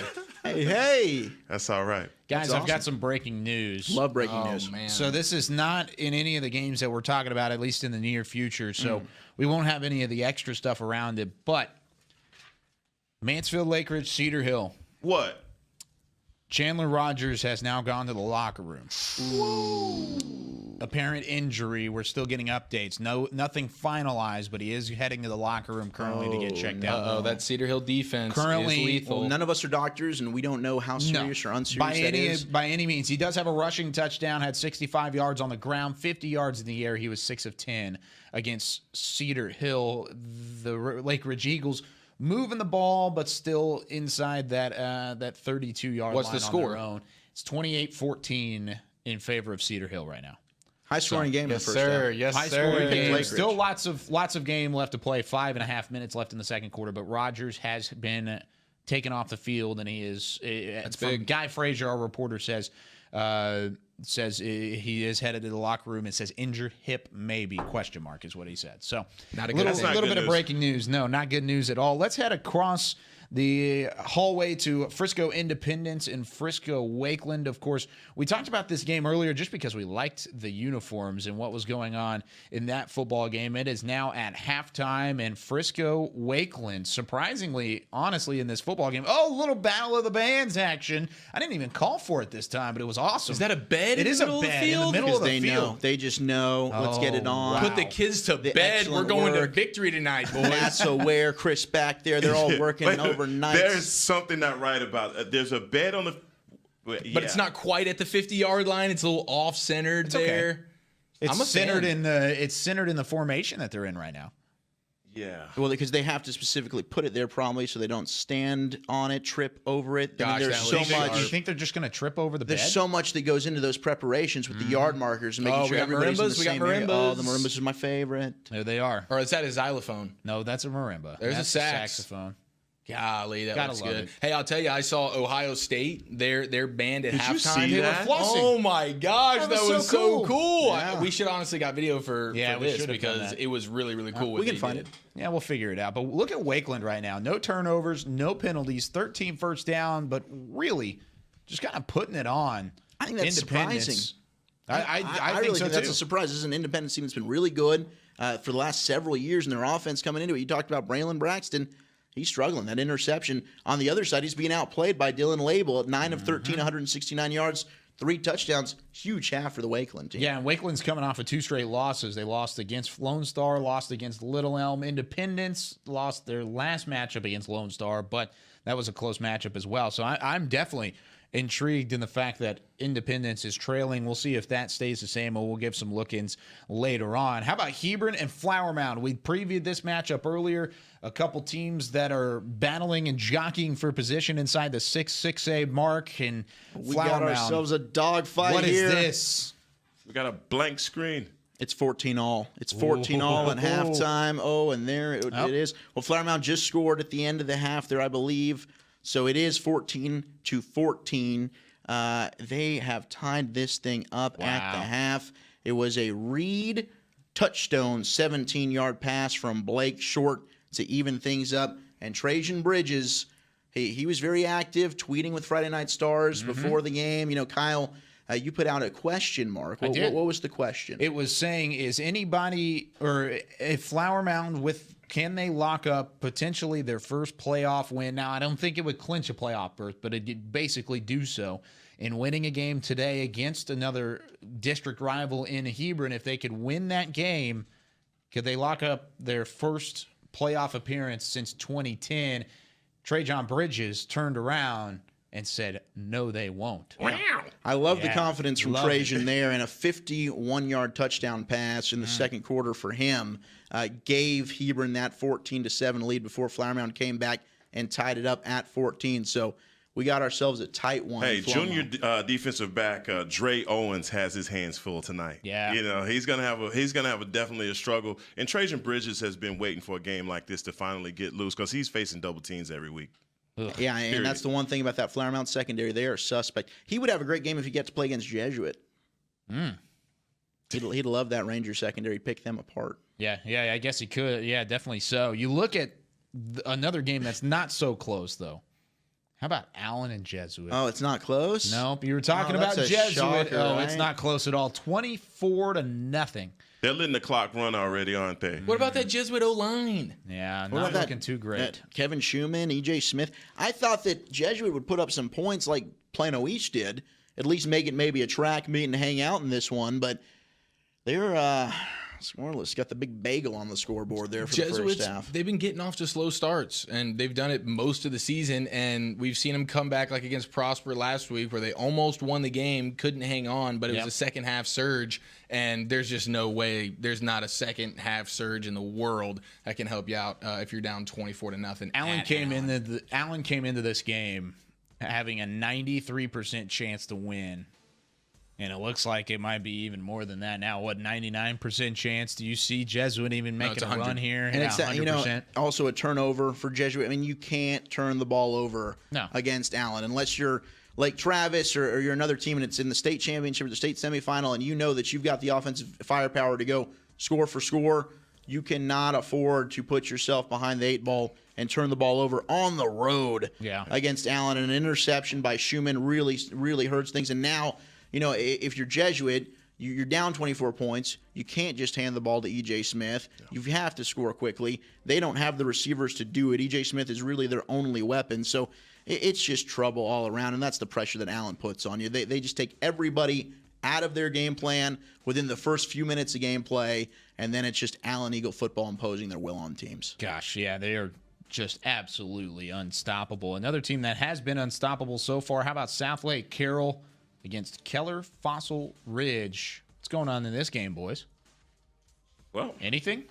Something. Nothing? No, yeah. I think this one's close to halftime, and Southlake Carroll's up 16-6 on Keller Fossil Ridge. Look, that defense, they'll keep the Panthers in the football game. There's no doubt about that. But Southlake Carroll, too much firepower. And Will Bowers, even in the rain, 12 of 14, 83 yards, a touchdown.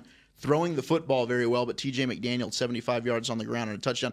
If Keller Fossil Ridge could find any kind of offense to match that defense, they would really be, in my opinion, a contender to win that district. Their offense, you just never know what you're going to get. I mean, it's sloppy play tonight as well. The game's not over by any stretch, but again, you know that the Dragons are going to turn the ball, going to turn around and hand the ball to T.J. McDaniel all night. But, definitely Fossil Ridge has an opportunity in this game, only being down by 10 points. Yeah, and we thought Southlake, hey, get off to a faster start because we've seen them this year offensively get off to slow starts. Well, tonight they come out 16 quick points, 10-point lead, and that's probably more than likely going to be enough for them to just ice that game out with TJ McDaniel. Yeah, with the way that TJ McDaniels can run the ball, man. And they've been dubbed as a second-half team all year long, ever since that SGP game to open the season.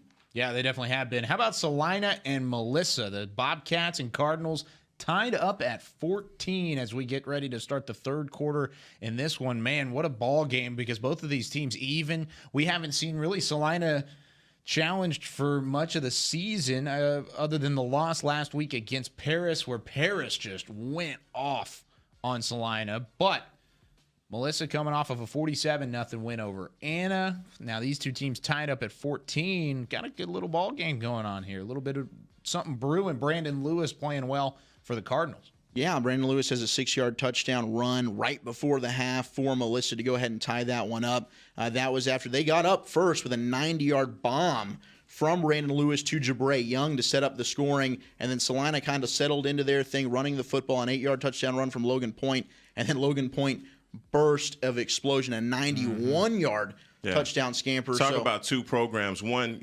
Salina has always been a perennial powerhouse. Yeah. But also, like you said, Logan Point, man, he is on point tonight. 2 touchdowns already. Yeah, really, really good. And both of those teams did lose to Paris. So, for them, this is a game. This is probably the toughest that they'll have the rest of the way. But how about Argyle right now up on Paris? 14-6 is the score. Argyle and the Eagles now leading over Paris, and I didn't see this coming, honestly. I thought Argyle, one of the better teams in the country, or better teams in the 4A ranks, I should say, and they've put up some points. 69 against Texarkana. Liberty against Sanger, 75 points, which we mentioned earlier. Paris, North Lamar, 59 points. But Paris, on the other hand, had that 54-14 win last week over Salina. Is this surprising at all? Not at all, man. Bo Hugaboom having a heck of a game already. But again, the Eagles are what they are. I mean, Hugaboom's baby is playing tonight. Already 44 yards passing and a touchdown, but they're doing everything behind their running game. That's basically what's going to take them to victory. Guys, stop the pressers. Stop the presses. Stop the music. Take down the graphic. We've got a game to talk about. What? You've got a game to talk about. What happened? Which game is it? Plano. I'm not looking at the Plano. You're not score. looking at it I at haven't all? been paying attention to it. It's on the sheet. It says that you're supposed to talk There's a about reason it. that I gave it to Eric. There's a reason that I said this will be. Eric, I wanted to eliminate myself from this game. Oh, you look at the don't screen, eliminate though. yourself. Score What? Yes. No way. At halftime. What? Yeah. That is correct. Do we have a reporter there? We don't. Oh my gosh. Oh my Lord. If you need to leave, you can. Unbelievable. -1 rushing yards for Plano East. Yeah. He's out of breath, This guys. is great. Look, Plano East has obviously got a defeat Lord. hangover from being in Allen. You would think that defeat would bring them to Plano where they would just roll, but not tonight. We talked about it coming in. Kyron Cumby is going to be the man of the hour if Plano's going to do anything offensively, and that's exactly what he's done in the first half. 84 yards rushing, 2 rushing touchdowns. Hold on, say that again. What? Yeah, 84 yards rushing for Kyron Cumby, 2 rushing touchdowns, and 34 yards receiving with a receiving touchdown. So Kyron Cumby's been everything and more, and credit to the Plano defense for shutting down the Plano offense. Look at that, -1 yards rushing. We talked about the three-headed monster, the offensive trio of Plano East with Mallory, Trey Scott Jones, and Jalen Anderson, and they've really shut those dudes out. Jalen Anderson has 2 catches for 10 yards. Trey Scott Jones has 3 rushing attempts for -1 yards. And Brandon Mallory, 77 yards, 1 interception, no touchdowns. So, wow. I mean, I don't know. How about that Plano Murphy's defense? Kimbrough Stadium must be going crazy right now. The weather may be playing an advantage. I don't know. That letdown against Allen last week for East, that might be playing. I don't know what's going on, but rivalries and weather. Plano is playing. And Kyron up. Cumby is a recipe for Plano victory right now. Gosh, 21-0. Kyle, why would you 20-0. not have sent somebody to this game? Because I didn't think it was that. I thought Plano. No, say it. You thought the Plano East was going to rout Plano. Yes. You're not alone. Exactly. Kyle, I love it. Sorry, guys. Atta baby Plano. I'm proud of you guys. Guys, we're going to talk about that game and many more coming up. Finish. We're going to. They've got a whole half to go. Let's see how Finish. Let's go. Are you going to be heartbroken if they lose? Of course. Oh, yeah. I mean, I was already kind of accepting not go defeat. get sushi now with that us they're later? up 20-0, I might have to go cry myself to sleep after the game. Poor guy. Okay, well, we're going to hit the rest of the highlighted games. We'll also give you some 5A scores and much, much more when we come back here on Whataburger Friday Night Stars. We're in hour number 2, week number 8 of the football season.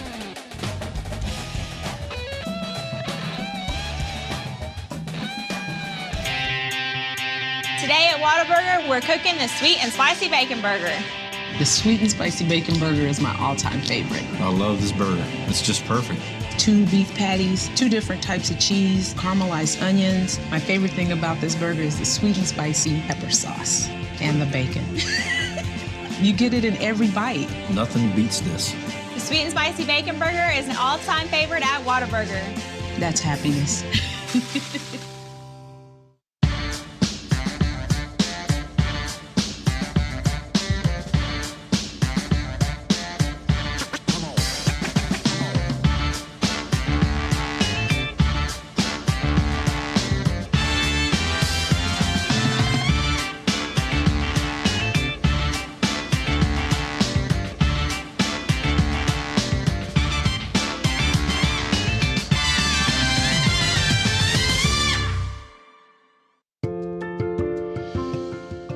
Little ideas can turn into big dreams. Big dreams require careful planning and the right partner. A partner dedicated to helping you take care of your employees, protect your business, and plan for the future. It's sometimes overwhelming. It's often exciting. It's your story, and we can help. SWBC. Nothing works up my thirst for an ice-cold Pepsi Cola like getting buckets. Whether I'm breaking ankles or breaking hearts. Hey, Drew. It always brings the refreshment, and I've been drinking it a long time. Drew, how old are you anyway? Man.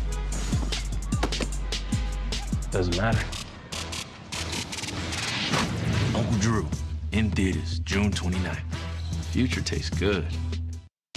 You want to bring the heat? Prove it.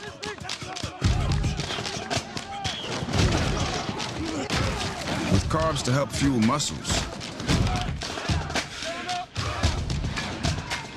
And electrolytes to help replace what you lose in sweat.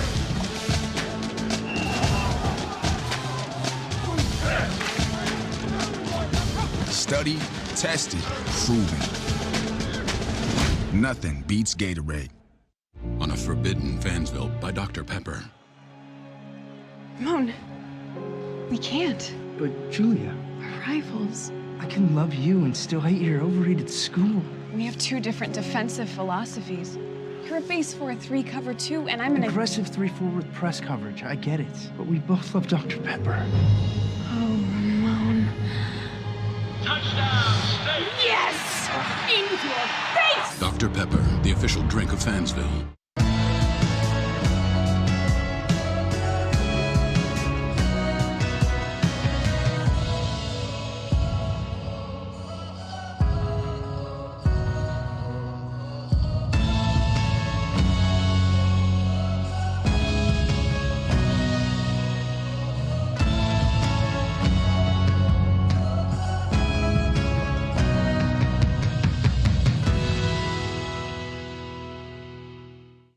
Hey football fans, check this out. It's called FanTag, the easiest way to get video highlights from all of your games. As a parent, I know the value of capturing our kids' special moments on video.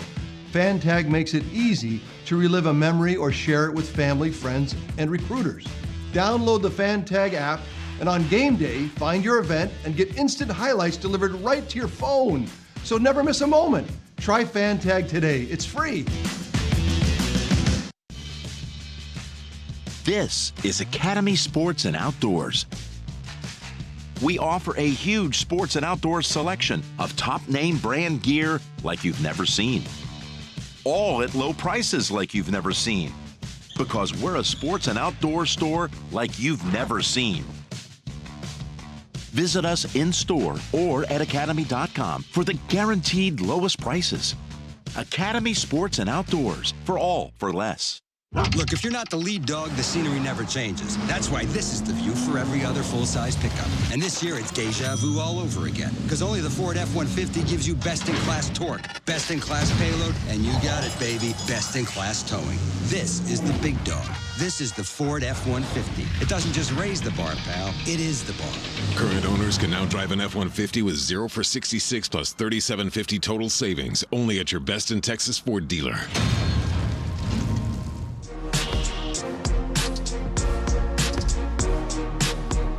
Gotta love Friday nights in Texas. Whataburger, football, friends, family, pageantry, bands. Rain. It seems like a part of the tradition now, doesn't it? Sure does. We're 8 weeks into Sure Texas does. high school football season. It has been probably the rainiest season I can remember. Without question. I don't think I've ever remembered anything as rainy. Hopefully we're just getting the bad weather out of the way now, so we're just clean and pristine come playoff time. I can't imagine that being the case. And because now it's starting to get cold. Like, it's been just raining. Now it's cold and rainy. Hey, newsflash, guys, it's going to rain next week. Oh, great. Wow. You've already peeked ahead? Thanks for looking ahead. Shucks. Nostra Hek'ma. As long as the thunder and lightning stay away, we're okay. Yeah, that's the biggest thing. Sorry. We don't want any delays. No but lightning. We have delayed it long enough. Eric, I think it's time to run through some of the 5A scores around the area. Non-highlighted games, we'll get to those in just a moment. We'll run through those again. But what's going on at the 5A level? All right, Grapevine, that prolific Grapevine offense is doing it again in the bad weather, 43-0 over Carrollton Newman Smith. Colleyville Heritage also putting up the points, 42-3 over Carrollton R.L. Turner. Let's see. We got Independence and Wakeland right here at the Ford Center, and that's a 28-13 game right now. Wakeland is ahead. Little Elm 28-2 at halftime over Frisco Liberty. Lake Dallas 42-0 over Frisco Memorial. And then we got let's see here, McKinney North up on West Mesquite 38-23. Mesquite Poteet 55-7 over Wiley East. That's the Wiley East team that gave up 90 points in 3 quarters last week to McKinney North. We got Joshua up 16-0 over Arlington Seguin. And then we got Forney 23-7 over Ennis. And then we got 58-0 Lancaster over Bryan Adams. And Mansfield Legacy 13-0 over Woodrow Wilson. And Highland Park 34-0 on Samuel. And that's it for your 5A rundown. Well, 5A rundown. Let's go through some of the highlighted games as well. Rowlett and Wiley. Almost said Riley, but no, it's Wiley. What's going on in this game, guys? Rashad Dixon is what's going on right now, guys. 103 yards. 103 yards first half, 2 touchdowns. Right now, Wiley is just playing lights out. They have a fumble recovery, a touchdown on a interception, and they are just up. This was one that I definitely have to turn around and apologize to the ammo guys. Chuck told me straight up, it sounds like a good night for an upset, and here we are, 28-14. I want to tell you, your firstborn, Jerry Evans, has a touchdown as well. How'd you know he was my firstborn? I was actually talking to Chiofalo. I don't always just talk to you when I'm here on the show. Wolchuk. Okay. I'm sorry, Eric, you go ahead and comment on that. I'm just a big Jerry guy, that's all. It's okay. The Jerry curl or just the name? Both, really. That's a balanced attack, though, from Wiley. It's not just the running game. 146 yards on the ground, 138 in the air. That's pretty impressive against a good Rowlett football team that has not been tested. At least they've been tested, but they have not been really taken to the mat like this. What's really gone ahead and switched momentum completely in that game was late in that first quarter, a 56-yard pick six for Wiley. So if you're going to beat an undefeated team, plays like that at home, you get the crowd behind you.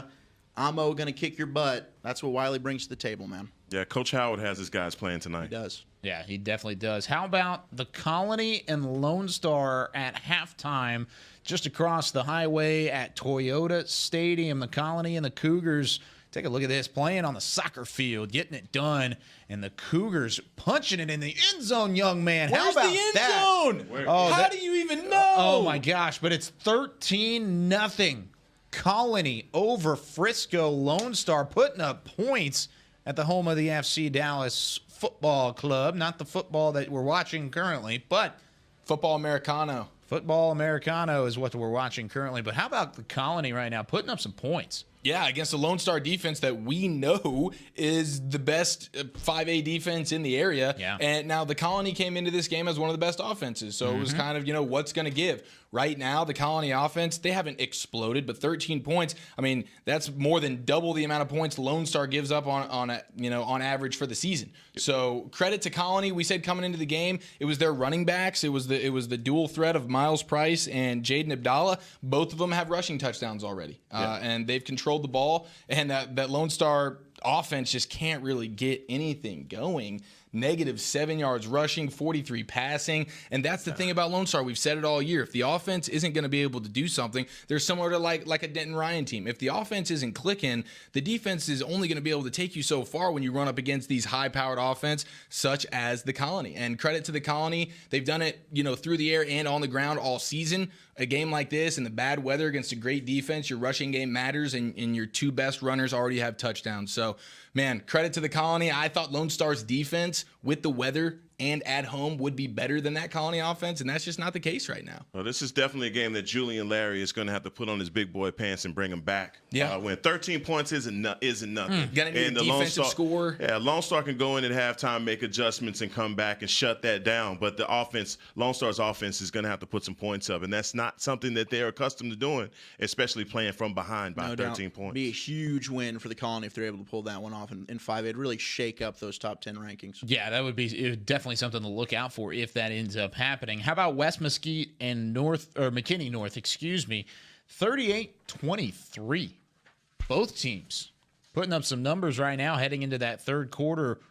You take a look at some of the highlights from McKinney ISD Stadium. Gotta love the stadium. Beautiful stadium. Absolutely gorgeous. Going up and getting it.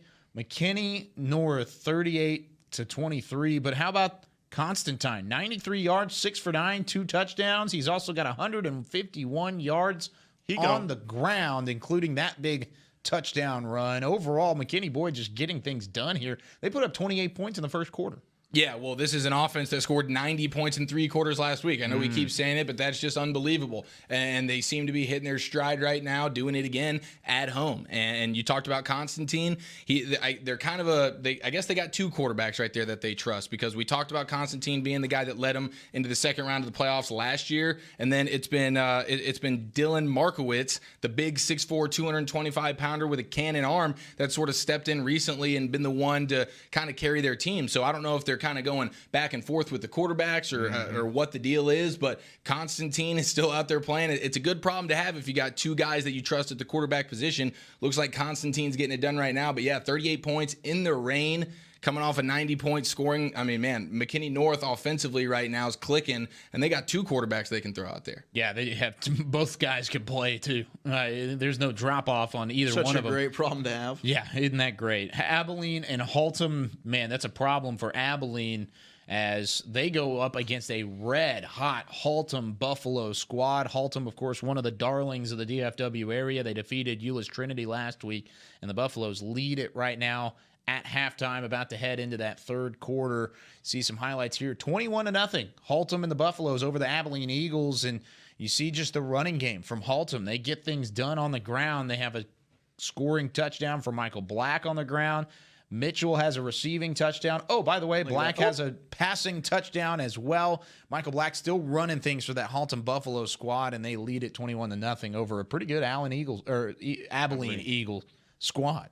Yeah, and Haltom's just getting it done in a multitude of different ways right now. Offensively, we'll talk about Michael Black here coming up in the next segment. I know, Hek'ma, you got a lot to say about him, but we know about that Haltom offense. This defense, though, is flying under the radar. They're able to slow down a red-hot offense in Euless Trinity. They're playing well. You saw an interception there just a moment ago. And we thought Abilene coming in, they're the defensive team. Haltom pitching that shutout against Abilene, who's traveled a nice long way over here to DFW. Now, we talked about it offline, me and you, just the game that Haltom played last week. And I think they showed everybody that they have the type of defense that will travel. Sure. I mean, you look at Euless Trinity, they are a team that's going to bludgeon you, and they play a lot of different formations. Situational awareness for Haltom. They knew what to do. And another thing I wanted to point out to you guys, when you start looking at that game from last week for them, Haltom was cueing off on some of those cues that they were giving them, because anytime you see that offensive guard's fingernails are white, what is that telling you, Chiofalo? Running the ball, baby. No, he's about to pass pro. He's about to pull. If the fingernails are white? Yeah, if the fingernails are white. Excuse me. They're red, they're running. Gotcha. White. Anyway, but either way, they obviously had enough film study. They were teeing off on those guys. They almost knew what they were going to play, what they were calling. And Haltom is just getting right back to where they are right now. It's 21-0. I love it. My man Mike Black. Your man. I can't wait to hear about him. Hey, red run, white pass. So it's red run, yes, white red pass. White pass. Yes, red run, white pass. White pass. I am colorblind. White though. pass. Red run, white. So that's gonna. Are you really colorblind? No. Okay. Tell that to the Orange Jackets. I didn't know that. That would explain a lot.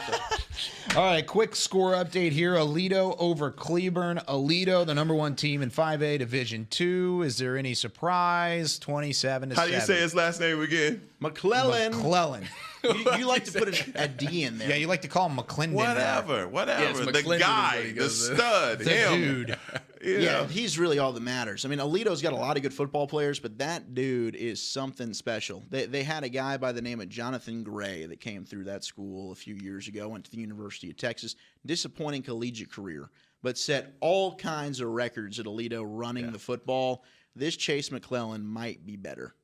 He is unreal. 4 touchdown runs. That is a mouthful. That's a lot. That's almost disrespectful to the Gray clan. Look, statistically, Jonathan Gray was on another level, but what Jace McClellan's doing is... Does he have offers? Is he going somewhere? What?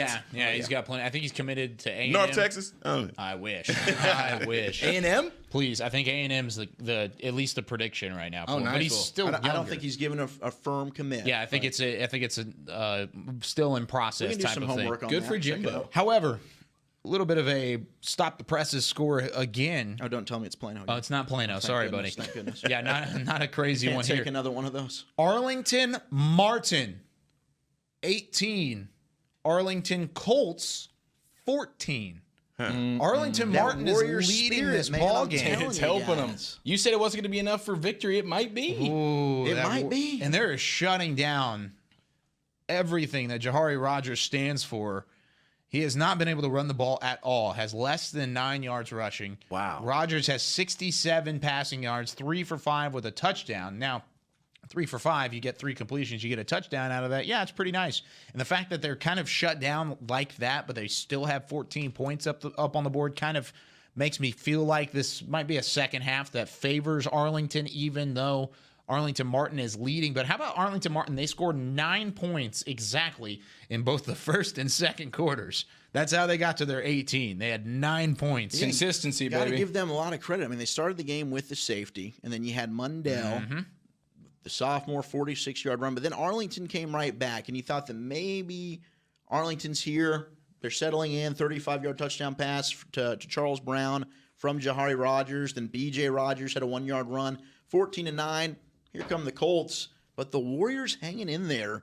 A touchdown and then a field goal to end the half for them. So, they had a chance there where they could have, Arlington imposes their will, but Martin fighting back with that Warrior spirit, man. I'm telling you. 269 yards. It's amazing what district play can do for some teams. You write them off because of their non-district schedule and the struggles they've had, and then all of a sudden it's district play, it's winning time. Saxe, perennial contender and district champion. You see what they're doing, and now Arlington Martin doing the same thing. Moving on to Weatherford and Euless Trinity. Trinity was up in this game early against Weatherford. Well, let's look at it here. Drum roll, 17-7, same score that I looked at earlier. 206 yards already for Euless Trinity as they look to kind of get things back on track. Of course, Weatherford, we talked about their schedule earlier, had it very front-loaded. They're 2-4, looking to rebound. Not really the week to try and rebound against Euless Trinity, who is also trying to rebound, but Weatherford not out of this yet at home at Kangaroo Stadium. Gosh, I love saying that. But still a long game left to play as this one's just at halftime. Brandon Theus, guys. I mean, he's going to make the difference on the ground, and especially with the ball being wet, you just know that they're going to pound it for 4 quarters. This is going to get ugly late. If you ask me, I don't think the Kangaroos have a chance in this one. And I think that the Trojans are playing PO'd because of the loss last week. Everyone is questioning their gut, questioning if they are the real deal. And this is going to have to be one of those statement games to put them back on top in the division. Yeah, and if you're Weatherford and you can't stop the run early, you're definitely not going to be slowing down that rushing attack as we get into the third and fourth quarter. No. So this you're right, Hek'ma. This is probably going to be a much bigger of a gap on the scoreboard once this thing's over. Yeah, it could be a lot bigger, but I don't know. I'm not necessarily giving up on the Kangaroos just yet. I think there's a chance that the Kangaroos could kind of come back and you make just like things saying happen. Kangaroos. He does. I like saying Kangaroos too, but Ken Seals is struggling. He was going to have to be the guy to do it for Weatherford. Ken Seals of the Kangaroos? Of the Kangaroos. The Kangaroos. Oh, that's nice with an Australian accent.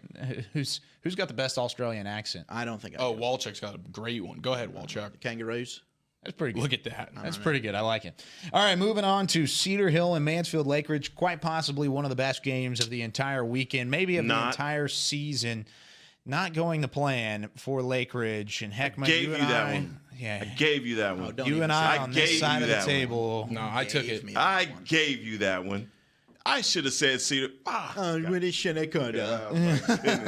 You felt confident about Lake Ridge. I did. You know what? In your defense, If Chandler Rogers has not returned to the football game, that's a huge loss. Chandler Rogers is that Lake Ridge offense, so that bodes well for Cedar Hill. But I just didn't think that they'd be bottled up completely 2 weeks in a row on offense. Only 3 points for a Cedar Hill team that had been averaging well over 50 coming into that game last week. But 35-14 right now? Come on now. No, I thought it would be close. I mean, this was a flip-em kind of game, but Shane Lawrence, 4 passing touchdowns, 190 yards in that first half. I think the answer to is he healthy is a resounding yes, he is, and the Longhorns are back atop the mountain where they should be. I call him Maine Lawrence because he is the Maine. Oh my gosh. Okay. One of the big reasons why Cedar Hill is up so big in this game is because we got a report earlier that Chandler Rogers was not in the football game, actually got escorted off into the locker room, injured hip potentially, and we've got Guy Frazier on the phone. Guy, tell us a little bit about that injury for Chandler Rogers. What happened in the play? What happened after that? And did he ever come back into the ball game? Hey, fellas. Halftime here. It's 35-14. Cedar Hill leads Lake Ridge. So Chandler goes down right at the 1st and 10 play right near midfield. It's 14-14 at the time, about 8 minutes left in the second quarter. So we got a good football game, right? And he goes down on the first down play, and he doesn't get up. Now, he's kind of holding his back, and I'm thinking, I'm not really sure what it is. Mm-hmm. He's eventually assisted off to the sideline, and as he's walking off, I kind of look at him, and he's favoring one of his hips, and he has not come back from the locker room. And then after that, it was about the worst 4-play sequence that Lake Ridge could have. He goes down, gets hurt. Then they have a bad punt that goes about, I think 30 yards backwards. Cedar Hill scores. Cedar Hill then gets the ball back again after an interception. They go and score on a 75-yard touchdown throw. And then they scored one more time for just good measure to make it 35-14 at the halftime. So the worst end to the second quarter that Lake Ridge could possibly have. Is this just Cedar Hill trying to work out maybe some of the frustration that they had last week with not being able to score against Mansfield Summit? Or are they just having more success this week? Well, last week was rain, but it was like a monsoon, right? This week is more like a pitter-patter rain. It's messy, but you can swing the ball around the yard if you want. And they've had a nice balance attack, but they have really struck gold on some big pass plays. Shane Lawrence looks much better this week than he did last week.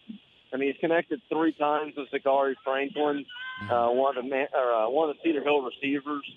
So, it's been a big half for the offense for Cedar Hill. Guy Frazier on the phone from Lake Ridge and Cedar Hill, giving us a couple updates during halftime of that ball game. Guy, thanks so much. We'll talk to you again soon. Yeah, appreciate it, fellas. Y'all have a good night.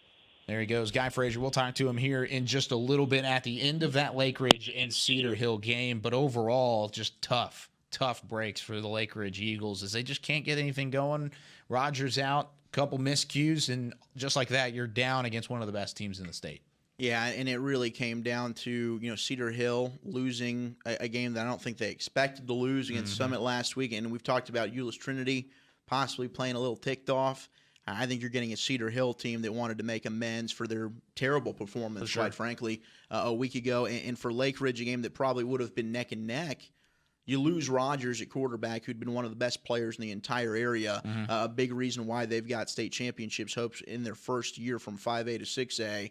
It's a big loss, and hopefully that's nothing serious moving forward. And Guy mentioned it, but that's the wide receivers, Zachary Franklin for Cedar Hill. 3 catches, 3 touchdowns, 158 yards on the day. Gosh.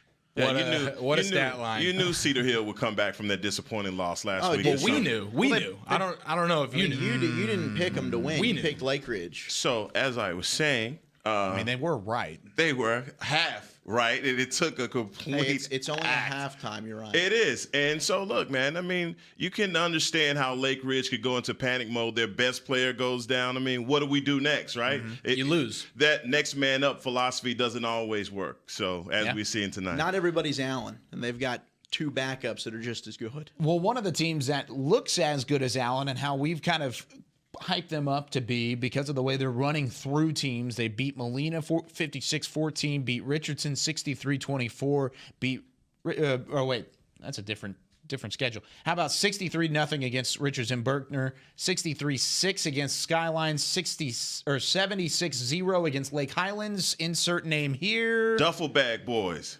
What is that? The Duncanville Panthers. There you go. Well, There you what's go. their score? Duncanville over Richardson. Pierce at halftime, 21-7. Not that blowout type of win, at least as of right now. Surprising. From the Duncanville side. Pierce kind of hanging in this ball game a little Pierce bit. has their best team that they've had in over a decade. I mean, this is a J.J. Pierce team that comes in 5-1, if I'm not mistaken. I know Duncanville's undefeated, and they were my preseason pick. I'll reiterate it every show to win the state championship. And I know Hek'ma, we are just crossing our fingers, praying for an Allen Duncanville game because It's gonna happen. We both think maybe that's the one team that can slay that Allen Eagle Dragon. But for Pierce, they're hanging in there. I mean, this was a 21-0 game, and give them credit with a 2-yard touchdown literally as the first half clock expired. Bo Brewer to Zach Brickert to make it 21-7. So J.J. Pierce is fighting and clawing their way to stay in this one with the Panthers. Yeah, I think the surprising stat for me is the 136 in the passing game. You know that Beeson and company, these guys are shutting down everything. There's nothing they hadn't seen before. But again, going back to it, and I talked to you about it last week, Wolchuk, the Duncanville passing game. They have got to try and get something going in the passing game and not rely so heavily on the running game. Last week they had 444 yards rushing and 2 yards, 3 yards passing. If you're going to go and win state, you're going to have to, Jaquindon Jackson is definitely going to have to get some type of passing attack. Absolutely. That's a brilliant point on you, and a big reason why they have such high rushing totals is because obviously Jaquindon Jackson is a run-first kind of quarterback, but yeah, you get into the playoffs, he's going to have to make some plays with his arm. You're 100% right. Yeah, definitely. So another player who does make plays with his arm, at least on a normal basis, Jacob Clark and the Rockwall Yellow Jackets coming into this game against North Mesquite 4-2, trying to lock things up, at least playoff-wise, in 11-6A. Ho, ho, ho. The Yellow Jacket putting it on North Mesquite 41-7. Do we have to say anything more? No. I think we can go ahead and move on. Well, it doesn't get that much better in our next game. How about Highland Park and Samuel? We've got a little bit of a blowout in that one as well. Samuel trailing 34-0 at halftime. Do have a touchdown to show you on the fan tag cam. Chandler Morris, of course, quarterback, son of Chad Morris, head coach at Arkansas, former SMU head coach. Take a look at this one. Underneath 2 minutes to play in the first half. Over the middle, who other than Finn Corwin diving. What a throw. Got it in there. He thinks it's a touchdown. I think they called it just shy, but I love the catch on a dive from Finn Corwin. He is an outstanding athlete, plays basketball, plays football as well. And Hek'ma, you like to say it as I know you guys are disappointed. They're up 34-0. You got to dissect them to death because they're up 34-0. Hey, no, it's not us. It's the Highland Park the mantra Hey, production. let me tell you this, there. and I'm going to be honest, guys. I came into the show completely hating, being a Highland Park hater. I did. Why I would you just do admit that? it. I'm just No, telling I you. think everybody is until you're around the program Right. and see how they go about their business. And guys, just being on the show and looking at them week in and week out and seeing some of the throws that this kid is making, he is putting it on the money. I want to take another look at this off of the fan cam or fan tag cam because look at the placement of the football. Look at this. This is a little bit slower over the middle. Slow it down a little bit. Boom. Only one place and one player can make that catch, and it's his receiver, and it's Finn Corwin. I mean, he's awesome. I mean, I've gotten to watch enough of him in the rain and in dry conditions. This kid is he's a baller. Easy touchdown after that. And he's going to Clemson, right? He's not committed to Clemson, no. He's not committed. He has gotten an offer, though. I thought that was the word on the street that he was going to Clemson. Well, he is boys with Deshaun Watson. He is boys with Deshaun Watson. Well, I mean, obviously, Chad, before he got that coaching job, his father at SMU was the offensive coordinator at Clemson. Okay. That's how they developed that relationship with Deshaun Watson and Chandler, and they got the job at SMU. Did great things there. Now he's over at Arkansas. So, he can't go to Arkansas. All three of those schools have offered Chandler Morris, so it'll be interesting to see. And he's got another year left in high school. That's what's crazy. Like, we're talking about two of the best quarterbacks in the area in Preston Stone, sophomore, Chandler Morris, junior. Unbelievable. Yeah, I'm thankful. Absolutely unbelievable overall. Another unbelievable game. Let's take a quick look before we go to break into the Ford Center across the hallway. Frisco Wakeland up 28-20, driving. This is just after an interception in the red zone. Independence has come all the way back. They had a chance to at least tie it at 28. Well, they threw a pick, and Wakeland ended up running the ball back about 40 yards. They now lead it 28-20. We're going to update you on all the other games around the area. We've gone one run through. We're into hour number 3 here for Whataburger Friday Night Stars. We'll be back in just a moment.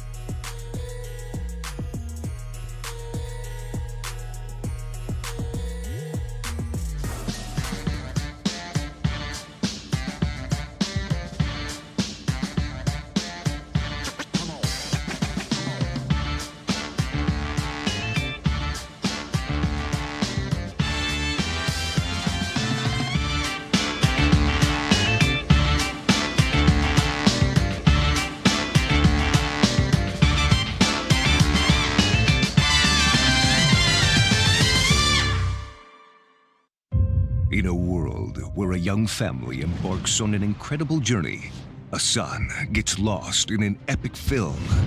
A father wills his team to victory, while a mother tries to talk to her daughter, who is posting online at a rate she has never seen until now.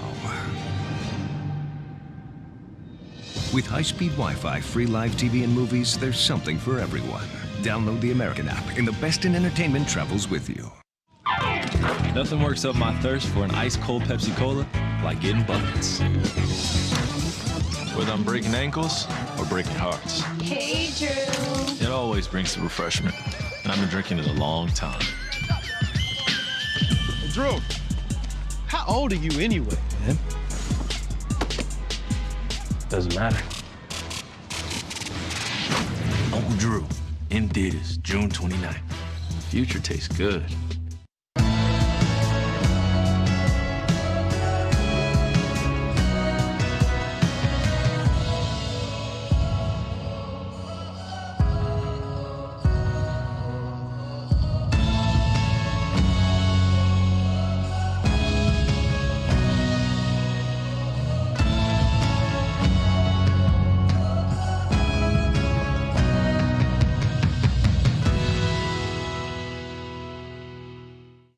Hey football fans, check this out. It's called FanTag, the easiest way to get video highlights from all of your games. As a parent, I know the value of capturing our kids' special moments on video.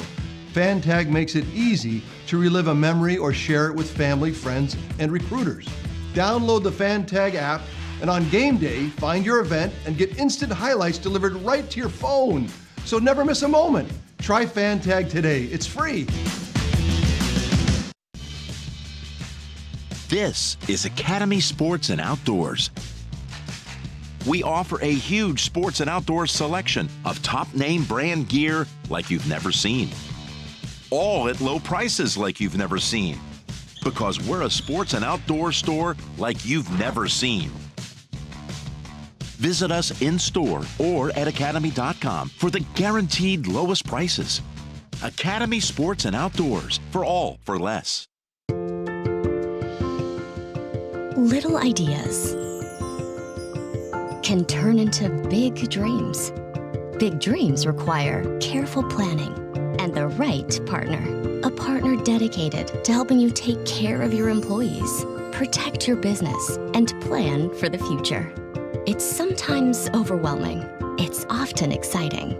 It's your story, and we can help. SWBC. Today at Whataburger, we're cooking the sweet and spicy bacon burger. The sweet and spicy bacon burger is my all-time favorite. I love this burger. It's just perfect. 2 beef patties, 2 different types of cheese, caramelized onions. My favorite thing about this burger is the sweet and spicy pepper sauce and the bacon. You get it in every bite. Nothing beats this. The sweet and spicy bacon burger is an all-time favorite at Whataburger. That's happiness. You want to bring the heat? Prove it.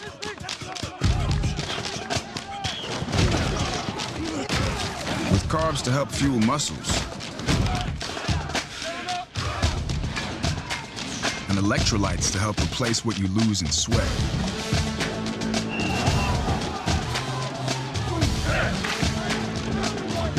Studied, tested, proven.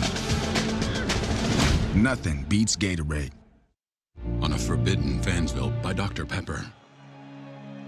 Ramon, we can't. But Julia, We're rivals. I can love you and still hate your overrated school. We have two different defensive philosophies. You're a base 4-3 cover 2, and I'm an aggressive 3-4 with press coverage. I get it, but we both love Dr. Pepper. Oh, Ramon. Touchdown, State! Yes! Into your face! Dr. Pepper, the official drink of Fansville.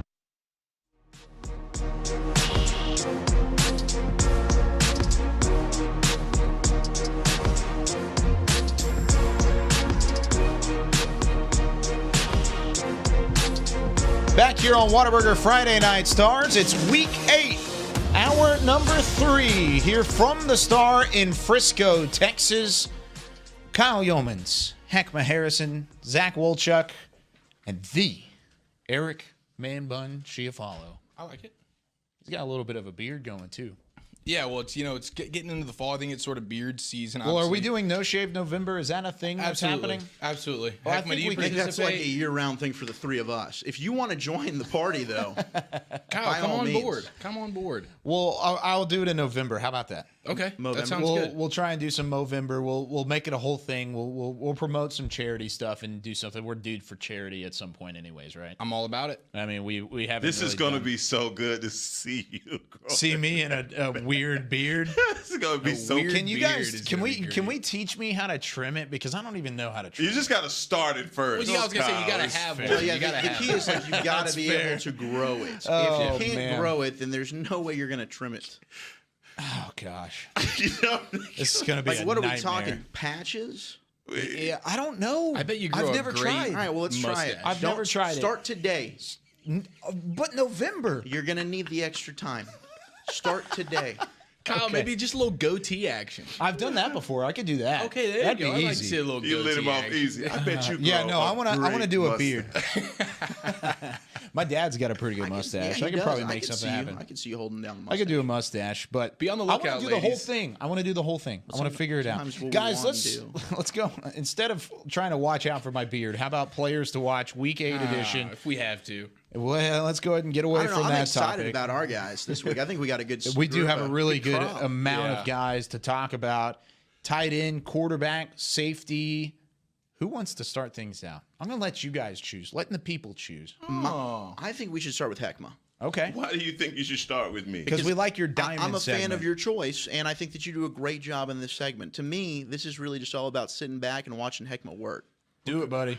That All is you, Hek'ma. so awesome of you to say. I'm Taking it I back. can feel the love. You're my guy, bro. You bring genuinely, you bring the juice here. it Like, was- I it can was hear there. the passion and the love that you talk about Stop when you pick it. the guys. Stop All right, guys, it. let's All right. move so past the my smooth guy is Get Mr. out of here. Michael Black, guys. He is one of the stars in the Metroplex, and I mean to tell you, this kid is lights out. Last week versus Euless Trinity, he bought it on every level. And the one thing about him that made him my player to watch this week is once the game started to waver, where you saw Euless Trinity coming back, Mike Black was the main guy on the sideline hyping his guys up. Now that's an intangible. You know, leadership. You don't teach that. Has to be innate. And that is the one thing about Michael Black that I think is going to be the difference maker for Haltom, because you got a lot of these teams. Remember, we were talking about your guy from Northwest Eaton,